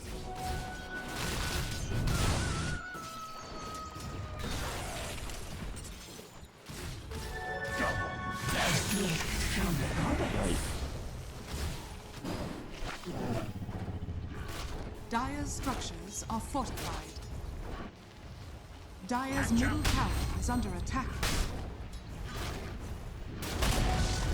Dire's middle tower has fallen. Yep. And notice where they're moving. They're moving north. I'm wondering if this is also, like, once they try and take out that top tower, they're able to... It should be fine. Savage Roar. Great ability. Balanced. But by taking out this, they're going to start controlling Alliance's jungle. And in return, Alchemist's farm area. And they're not mucking around. Dire's structures are fortified. Dire's top tower is under attack. Dire's top Can they push hard enough for the tier 2? I don't know if they can take it. Radiant's middle tower is under attack. With Bloodlust, they might be able to just have enough damage to take it. They're rotating down, and already you can see mid 1 TPing out, headed towards the mid where there's farm.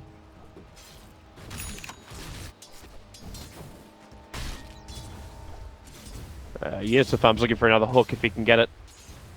Right now, Puppey just wants his level 6. He wants to bring amplification to the fight. If he can get the farm for his Blink Dagger as well, then that's obviously going to be great. But this will come as Team Secret group up next Metamorphosis and force down another tower.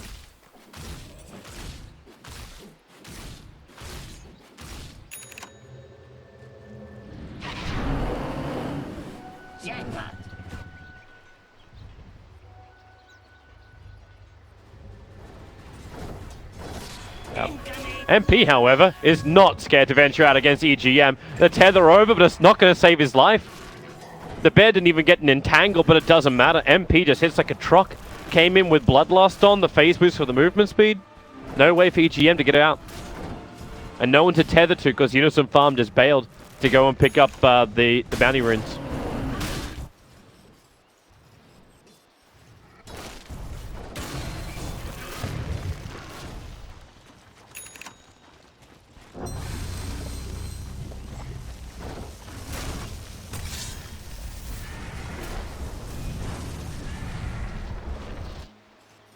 Are they really ready to fight, though? Like, I'm looking up towards Loda. He's building into his armlet now, but he went for this first item, Hand of Midas. I know it's the Loda special, but does this not delay you a little bit too much?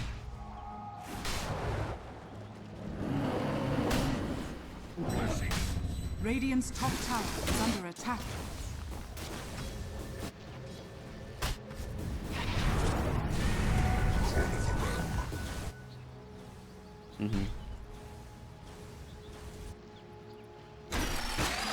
Hook shot, perfect, right on the money. Hits Keizu, he'll repel up, he's still got Purification available as well. Has to cut his way through the cogs first, and then Savage Roar will create just a little bit of space.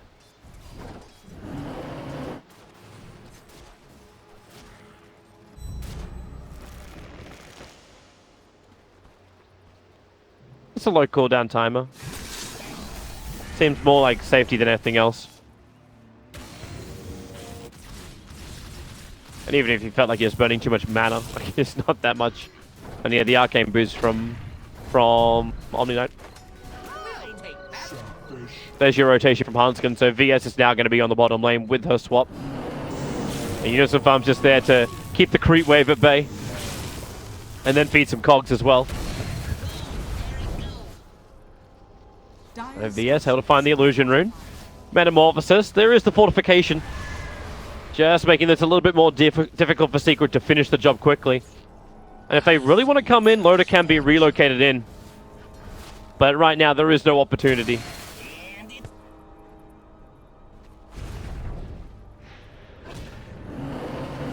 Dire's bottom tower is under attack. And there it goes.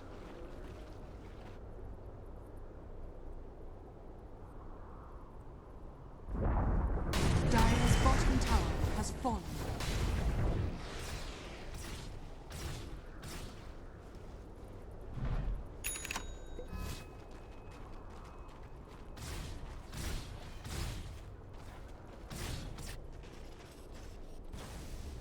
And Loda's going to beat into the top tower. Remember, no blight stones, so no negative armor for the tower.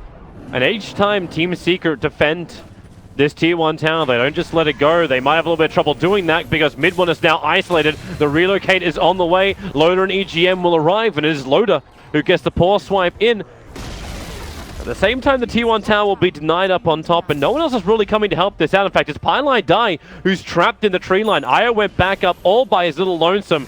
And Pylai Dai will have to die for no real cause on the bottom lane.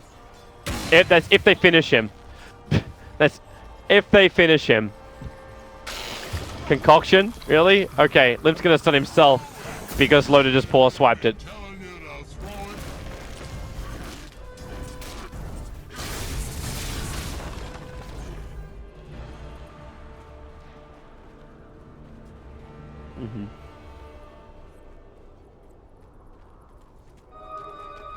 Radiant structures are fortified. Dire's top tower is under attack.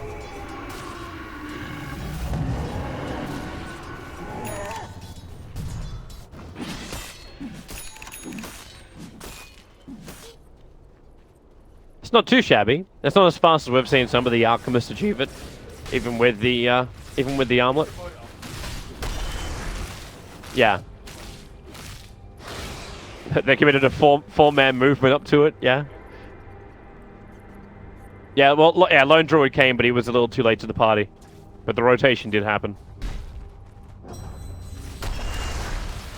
But with that, does that still spell advantage in the fights? Now you get the Blink Dagger over on Puppey, so you get the aggression that comes out from him. Mid 1 is rapidly approaching his Manta style. Dire's middle tower is under attack.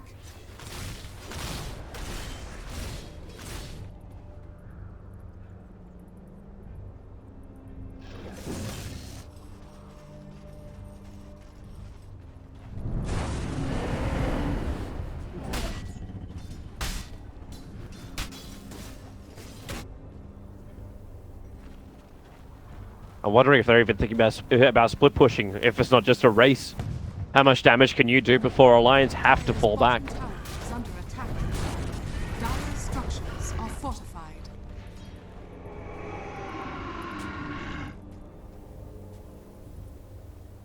Dire's bottom tower is under attack. So where's the vision? Like, it's just, okay, no wrap around on the shrine, but I don't see anybody coming in from the tier 3s. Do you bail out now? The top tier 2 tower was hardly touched, so if they want to move, they can either be straight towards the mid where the tier 2 tower, because no one's stopping this movement from Team Secret yet.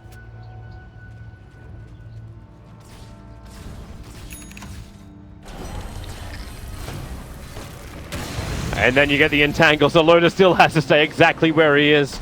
And there's your relocate for the double crush from Puppey. Amplification on the IO. EGM is dropping quickly, but he's got the distance away, blocked out by the cogs, but Limp was locked down, unwillingly standing there. You got an extra entangle, actually hits on EGM, so he'll tick out when he relocates away to safety, at least what he thought was safety. And then mid one doing the job onto Hanskin in the mid lane.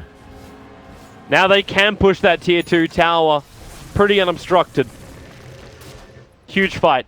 And in fact, they're not even going for the tier 2 tower in mid. They're knocking on Roshan.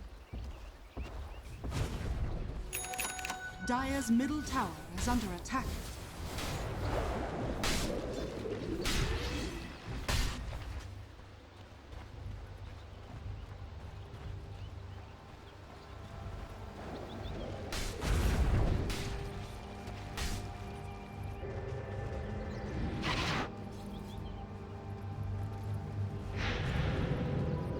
Well, when he's a metamorphosis? I would assume Dark Spirit.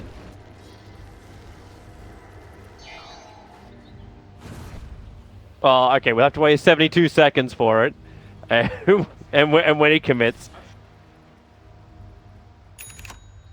He'll do it like Goku, man. He's taking his internal energy. That's why it takes so long to build up the eternal energy. He's sucking it from the world of Dota. Mid one's in trouble, locked inside the cogs, and with a relocate in, okay. They really wanted that kill. And they got it.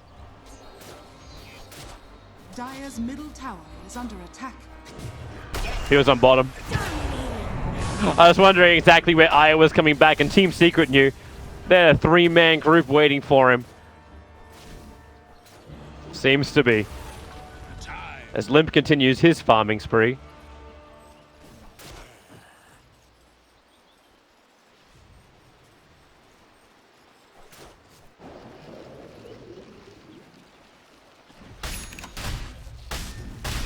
Purified.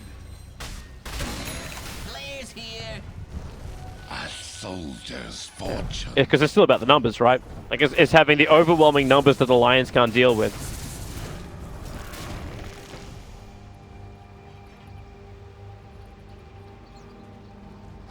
Mm-hmm. Yeah.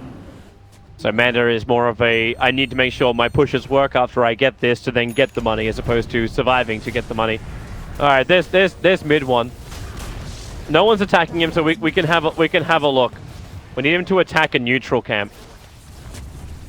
Oh, I'm fairly certain it comes from his arms. Okay, now we just smoked up, and the illusions aren't. Oh, come on, mid one.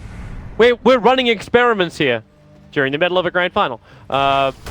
Good opening. Puppey, Blink, Crush. They infested in quickly, so at least he dodged the extra one. But Unison Farm, hook over. This doesn't work. Yeah, it doesn't work. I got this, bro. There you go. So what is it? It comes from his paw. Yeah, he's throwing energy sprites. Oh yeah, open wounds. Bear doesn't survive long up against that.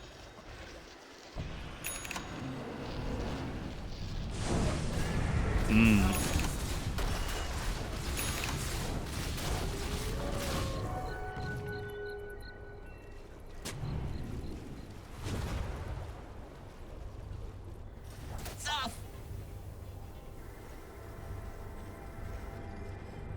Yeah, they're focusing more on the buildings now. Take out the tier 2 tower. It may also just be safer, right? Like, you take out the towers, you then establish vision around the Alliance base. So you know when they're going to come out, so you can back out from Roshan if you want to. Alliance actually burned a smoke, and they're walking into the pit. They realize no one's here, and they're going to attempt it themselves. But the ping, it came so quickly.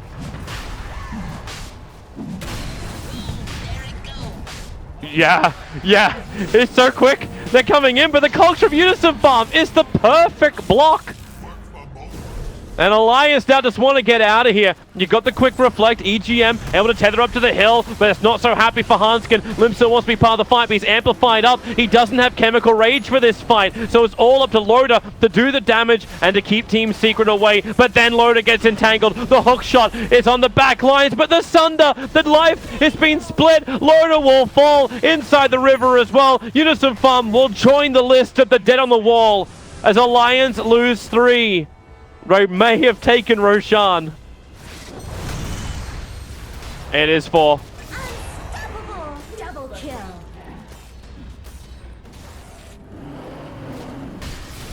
Do they have to force buybacks now? Because they're going to lose tier 3 tower mid. Yeah, Metamorphosis is now up. Chemical Rage is not available. It's wearing out now, and he didn't have it during the entire engagement either. So Acid Spray is slowing the push. They lose the bear for the second time. But MP is still strong. He's now got a fresh bear up and running. They trigger off the shrine, so Limp has a little bit more life to survive. The concoction flies forward. It's going to hit onto MP. Hanskin not really in range for the swap just yet. And Limp, who does he really want? He has the Aegis Immortal. MP, he can't die now. He only just summoned up the fresh bear and gets caught out by Unison Farm, who TP'd out to the shrine. An unstoppable streak has been ended by... Wait, was that... Yeah, ended by Unison Farm. It was his. So Unison Farm gets a crap ton of money for his 4-star. And Alliance will counter push down the mid. Radiant's middle tower has fallen.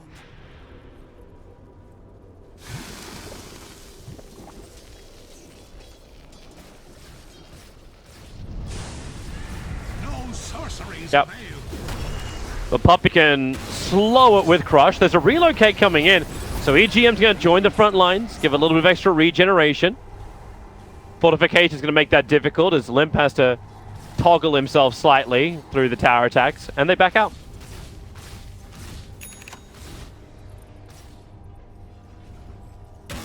Coming in.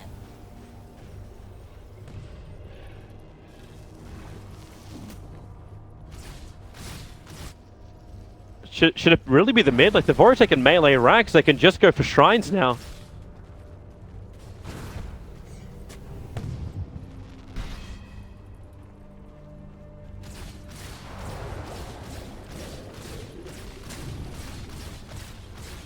Yeah, yeah. Just look at it. Now they'll do it. It just makes sense. Like they tried to fall out before after they took the objective. Like, they still got the objective they wanted. The issue is the fact like they could have someone TP in behind them, and if the next port of call is they're going to be the top lane, they won't care about the bottom shrine. It's just this one shrine to allow Alliance to potentially flank them quickly. Radiant's bottom tower is under attack. The tier 1 tower will help him there. In fact, it's going to get him there. He now has the money, can buy the full Manta. The courier's already on the way. It looks like also Loda, he's got the Javelin over on the courier, so he's tossing up. How much surplus has he got? Okay, only barely enough, but it's not enough to buy the Basher.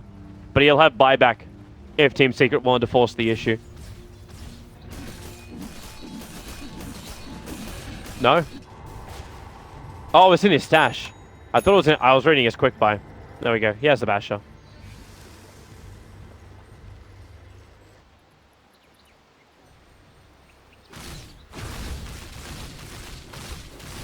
Mm-hmm.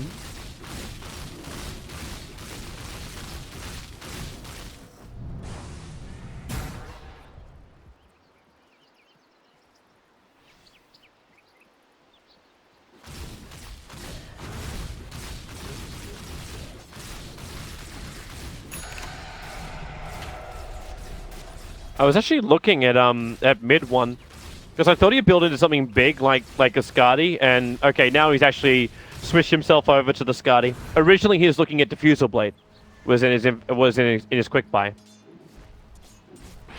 But his money is rising so quickly that it seems to be easy enough just to go in for the full Skadi.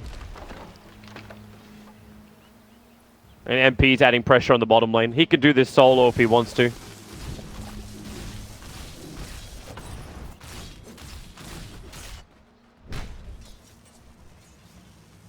Yeah, and with Unison Farm. Yeah, it's the lifestealer. The issue is he needs vision. This is the vision he's currently got, so the rocket flies out, but doesn't see Pilot Eye and sees Keizu way too late. Jackpot.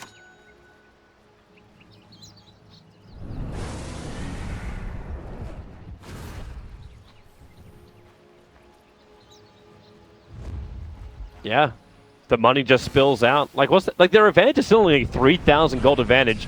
Obviously, a large amount of that money for Alliance is sitting inside the Alchemist, as he's at 19,000 net worth. Team Secret, Blink, Crush Ball, they found the Vengeful Spirit, and they've killed the Vengeful Spirit. Loader also burnt his his Rage, and the player, no, it's down too far. They have to call it back up into a fighting position. As long as it stops taking damage. Yeah, he'll come back out. So there's both supports down. Unison Farm? He's trying to stay close enough for the tether. Not possible.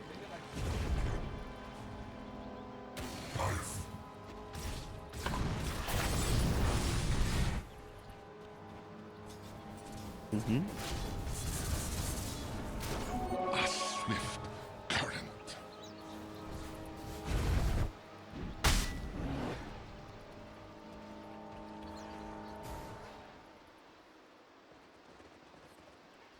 Yeah.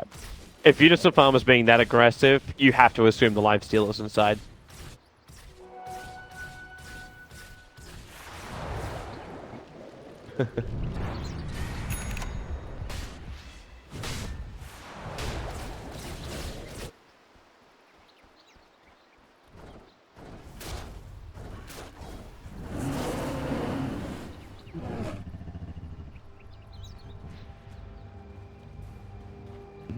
They're going to be a lot more confident going into the next fight too. Like mid one with a full Skadi up and the double Hurricane Pikes.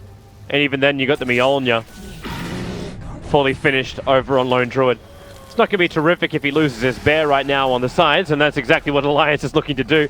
3 paw swipes, and actually they give the last little hit into Limp. So extra cash for him, and looking to get very close towards that Octarine on the Alchemist. Yep.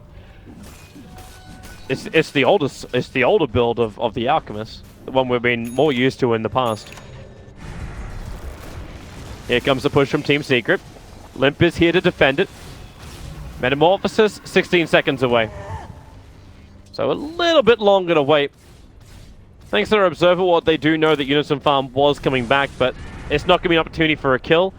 Poppy's looking forward. He'll find Loader, but no one else is close enough to him. But now they have it. The Observer Ward, it pays dividends. Unison Farm came back over again, and that's a huge one. 46 seconds without the clockwork. A window has been opened.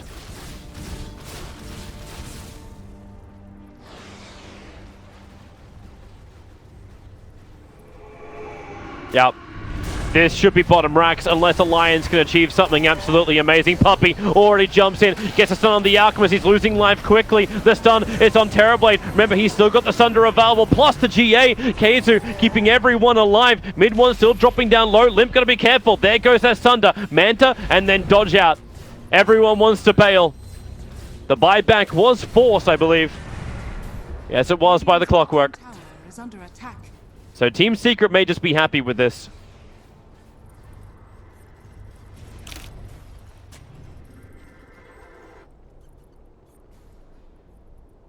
You still got a minute waiting. That's a little too long for him. But at least it actually gives time for Alliance to clean up the mid lane before then looking over to Roshan. And the Observer Ward vision isn't actually perfect for Team Secret to have the fight around Roshan. It's a little bit too far to the north.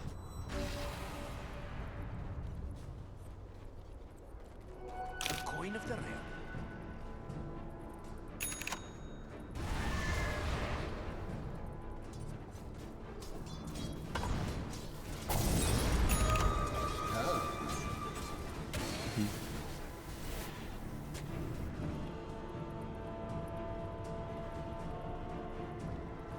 That Octarina's done. No buyback though. Okay, if he can find some time to farm, but right now he's not really finding a lot to farm.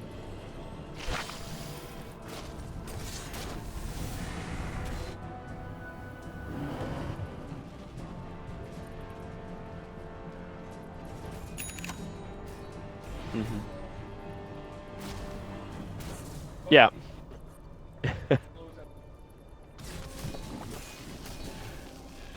Well, the big man is up, but Limp just TP'd back to base, so they got a 24-second window before Limp can return, and even then he needs a creep wave in close, and that window is way, way too big. That's a very dead Roshan. They do so much damage.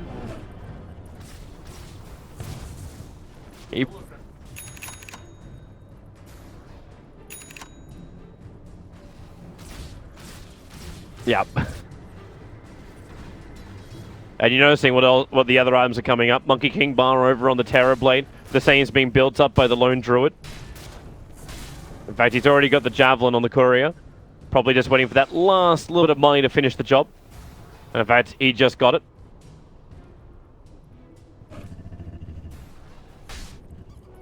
Coin of the realm.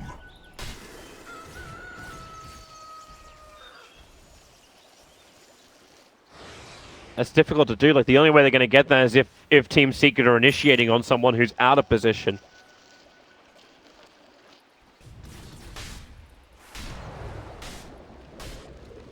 Oh boy, the perfect 32-minute rune for Team Secret. A nice double damage, and they're already pinging it out for MP. Unless they want to give it to Terrorblade. MP looks like he's hitting harder than anyone else right now. Double damage.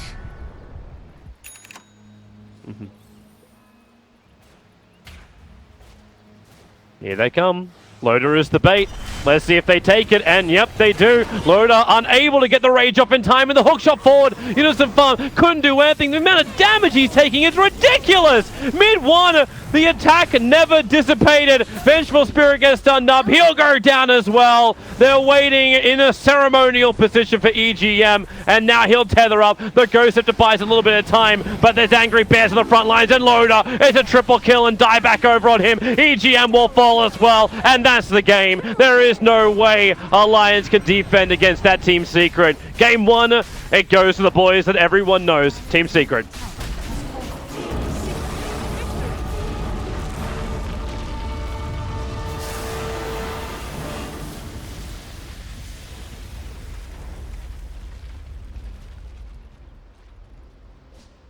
Yeah.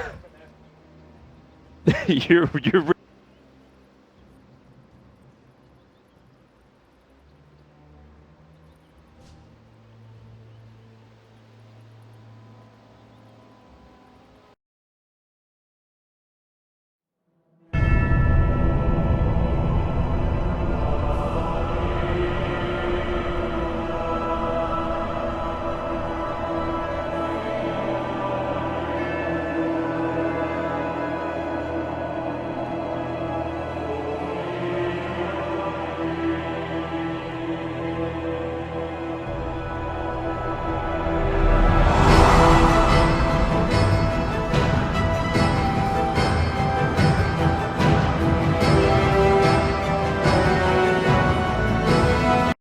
I don't think there's another caster like you. Maybe Cinderin. Poor Cinderin. My two favorite co-casters. Maybe he's coming back. 10 I don't actually know. seconds We can all remaining. hope. If he ever retires, which he 5 won't. seconds remaining. He won't. You know he won't. It's really hard to retire from Dota. How did you manage to do it? I had to pay Alliance's bills, turn to ban. and Well, there was no money back There was when no you were money playing back, Dota. Now there is money, and Veggies won the qualifier. You could have we been forfeited, dude. You could have been You won the qualifier and then forfeited. Dude, one of the funniest things was Cap tweeted out that some guy had messaged him. He's like, "You guys had an offensive GG, but you forgot to cancel it. What the hell?" It was so funny, actually. I was cracking up laughing. I was like, that was the guy was completely serious too, but It was. Oh, he may have only been watching through Dota TV, Yeah. and he would have no idea what you guys actually planned. That was one of the better moments that I had. Yeah, but man, seriously, professional player coming back soon. Maybe You TI good? qualifiers. Join Team Freedom. How are they doing, by the way? Actually, do I want it spoiled? I do not know. But luckily, if you want to go check it out, Beyond the Summit 4, I believe, is running the North American stream at the moment. Of course, you can tune into this one right on Beyond the Summit 2. We're so smooth at plugging. Or the main stream. Hey, I know how to do it, bro. Years of experience of smooth transitions. Would I describe you as smooth in the top 10 adjectives for Toby? My transitions are smooth. That is true. They're only ever made awkward by my co-caster who can't keep up. Am I making it awkward? I just let you do your thing, dude. No, I was actually waiting for you to make it awkward before, so you say smooth transition, and then it'll be a really awkward thing. No, it was quite smooth. Yeah, you had my back. I'm not used to that. Stop giving me support. I'm not allowed to have. I have these a things. lot of trouble giving compliments, actually. I was like, oh wow, that was really nice, and people were like, oh, that was rude. I was like, what? It's like sarcasm, Yeah. right? But you can't get the tone right. I was like, no, I thought that was genuinely pretty nice. They're like, oh, it didn't sound like it. I don't know. You have that tone of like you can be rather condescending I know. with your tone, Oh, even definitely. though it's not meaning to be. It can be very But what if condescending. what if it's a compliment? It's still hard because most people can never handle compliments very well. Oh. Some people can, but normally they're egotistical pricks. I don't handle You're compliments very pessimistic. well, but I'm very egotistical. As long as you realize it. I accept my faults. Okay, so let's look at the draft. What faults do we find? Let's see. Secret, they definitely aren't going to change the bans up because they won. True. Don't Their bans have been really good though. Like the way they manhandled everyone through the playoffs has been, I think, actually through their drafting. Mhm. NIP was made quick work of with the Lone Druid ban. And Alliance, they know better. Yes, Secret can play Lone Druid. You best ban it out, as has every single other team in the playoffs. Actually, I think they did ban it yesterday. Yeah, they did. Yeah, They did. They learned. Lone Druid very rarely got through. But maybe they just thought they could handle it this time around. Or it was the gamble, right? Like they took the IO and gave up the Lone Druid. Io didn't do anything. If anything, he you really take did. Lone Druid, but Yeah, we mentioned that at the end of the last game. It's like, so what was EGM synergizing with again? Or he was it- supposed to stack for the Alchemist. He was supposed to buff up his network. Yeah, but that happened once. He was supposed to keep stacking all game, but the game got really hectic because Secret had a game plan. They're really good at invading the jungle. I think that is one of Team Secret's biggest strengths. Yeah. Did that sound condescending? No, not at all. Okay, see? That was perfect, man. You're looking good. You're sounding great. The thing is, if it's like out of the blue, and if it's not, if Yeah. I don't transition it, But then you it's- do have that thing of like, you just don't talk for a while, and then you'd be like, you're really good.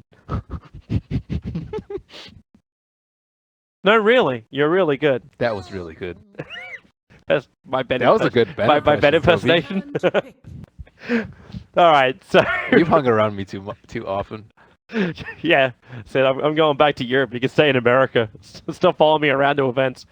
All right, so Team Secret, no Enigma, no Omni Knight, and Oh. we get a Skywrath Mage. Alliance did great things against a Timbersaw, actually, with this guy in combination with the Centaur. But both of those heroes have been banned. What? Secret That's a- ABBA? Is this a 1 or a 3? Almost certainly a 3. I think it's just replacing the Omni Knight because Omni and Enigma got banned out. The thing is, the Secret, they also can play Tide. I don't really think you can ban out Kezu, although you can try. But Secret were very fast with their response. ABBA is very difficult for Skywrath to deal with. It's really hard to harass him. It's really hard to you can't kill him with Mystic Flare because his ult will always trigger. Yeah. And if you don't go on him, he just shields off the Ancient Seal. So it's not worthy matchup for him. However, the Skywrath is pretty good at roaming. If they do want to mess with the IO, as Pylai has been jungling on the Dire side But with Iron Talon. But for can many, they many stop him? days. Can they actually stop him with what they've got? Because you're running an ET and Skywrath. Skywrath is really good at level 1 roam. He's very fast and he does a ton of damage at level 1. He's kind of ideal, I would say, for that sort of scenario. Maybe Bounty So then Hunter we look to better. Team Secret to play more of a buffer role or someone who's more active in the mid. Or they just have really strong lanes so that Skywrath's forced to help the lanes out. That's another option. Abba is a menace. Well, because how are you meant to run the bottom lane if Skywrath Mage isn't always there? Like, it has to You can turn have to ET to ETs. roam, Yeah, You right? can have ET zone, but that means you also need the Ember Spirit to have a good matchup in mid. So, like, Alliance are starting to have slight lane issues, I would say. Okay. Faceless Void, Skywrath, old school. Is this 3, then Faceless Void? I would assume Loda. Unless you run a, like, Ember mid, Faceless safe lane then, right? Okay. Yeah, I think Ember mid, Faceless safe lane. They do have the IO to relocate out, and the Abba, who is really good against Chronosphere. Yeah, and like then, like what, you look to the Faceless Void to do enough damage during the middle of his Chronosphere? Most of the Faceless Voids I've been watching take too long to build up that damage output. Oh, he's not the damage. ET and Skywrath are. That's it. Yo, that's old school combo. Remember Faceless Elder Titan being first picked every single game? Yeah. It's still decently strong, not as strong, but it's still pretty strong. It seems harder to synergize against what Secret have. It's also hard because everyone's. Oh, Oh, man, really? that's dirty. Really? Okay. Oh man. Welcome to the party, Team Secret. The Baden Husker IO. They can destroy this Faceless Void in lane if they wanted to. IO Huskar versus Faceless Void. Like You have to Skywalk put is you have to nothing. put him third, right? Or is this if Husker's in the safe lane? He's gonna crush whatever matchup he's up against. I assume the Husker will go with the IO to the mid. Or Husker will be solo mid and Iron Talon Pylai Die will be level 4, level 5, and then join the Husker. I wonder if they consider throwing ET as the position 3 and Faceless Void as the position 1 so they can draft AA.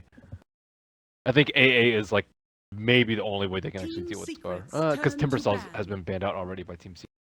Anyways, MP Secret still out. Alliance fearful of the Terrorblade, although I don't think Terrorblade would have done very well here. Elder Titan does very well versus Skywrath does very They well. banned Okay, it they fifth. banned out the AA. Okay. so no rotating lanes and then Legion Commander. So more sustain across the board. You've got individual lockdown as well. What is good against good old Huskar? I don't remember all the Huskar counters because I haven't seen that hero in a very long time. His talents are lackluster, actually. I did play him a couple of times. And 5 seconds it was remaining. never a wow. Worst versus Chaos Knight, PL, and Reserve AA. time. Could they fit any of those in their lineup? CK perhaps? CK is actually pretty good here. Legion Commander, overwhelming odds as damage versus illusions, extra damage, 10 but not that seconds much. remaining. And it is a Loda hero, but Faceless Void position 3. I think you might have to do something like that. Okay. Luna is tough. There is no save for the Luna. There's no SD, there's no Dazzle, there's no Omni Knight. The only save is the Stomp. That is And a Chrono, potentially. I wouldn't even consider it Stomp a save. Well, you It's can't way you too can't slow. heal through it. What's he gonna do? Hold on to Fairy Fire and hope that's gonna be enough to regenerate through 8 burning spears? Sure. Yeah, I'm not sure either. You said the Team Secret has been on top of the draft Yeah. for most of this qualifier. And in the last game that they have to win. Now, if they win this, they go to Kiev. And right now, their draft looks very much set to take them to Kiev. Alliance will need 10 seconds some magical thing to happen. And I assume it's going to be with them being aggressive. They can dodge the lanes. Yeah, so run the Luna top with the Faceless Void bottom, and where that? Am I even in the map? Oh, I'm on a mountain. Thanks! I love this. Yep, it's a game. So where do they want the Luna to go? The Luna needs to have a really good game. Look at that swagger step! Look at that!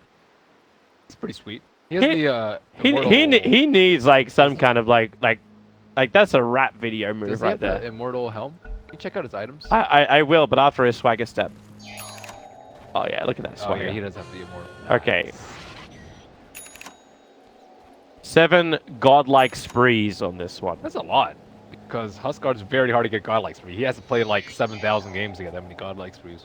Actually, no. Everything else is pretty uncommon though. Huskard was popular at one point. I don't remember whether or not it was when Oh, the let immortal me was check out. out the IO set. Oh, wait. Why is his name that? That is not the hero that won the Arcana, Toby. Hang on. Why is that name not the official name?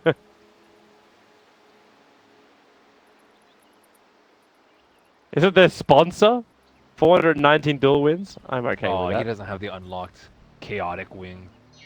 Sad. I don't have them unlocked. I don't know how to get them. I don't Now have that the them. event's over. I have a wonderful one, but it's called it's time to do. That's mine. What's that? Yu-Gi-Oh. Oh, I'm not a Yu-Gi-Oh boy.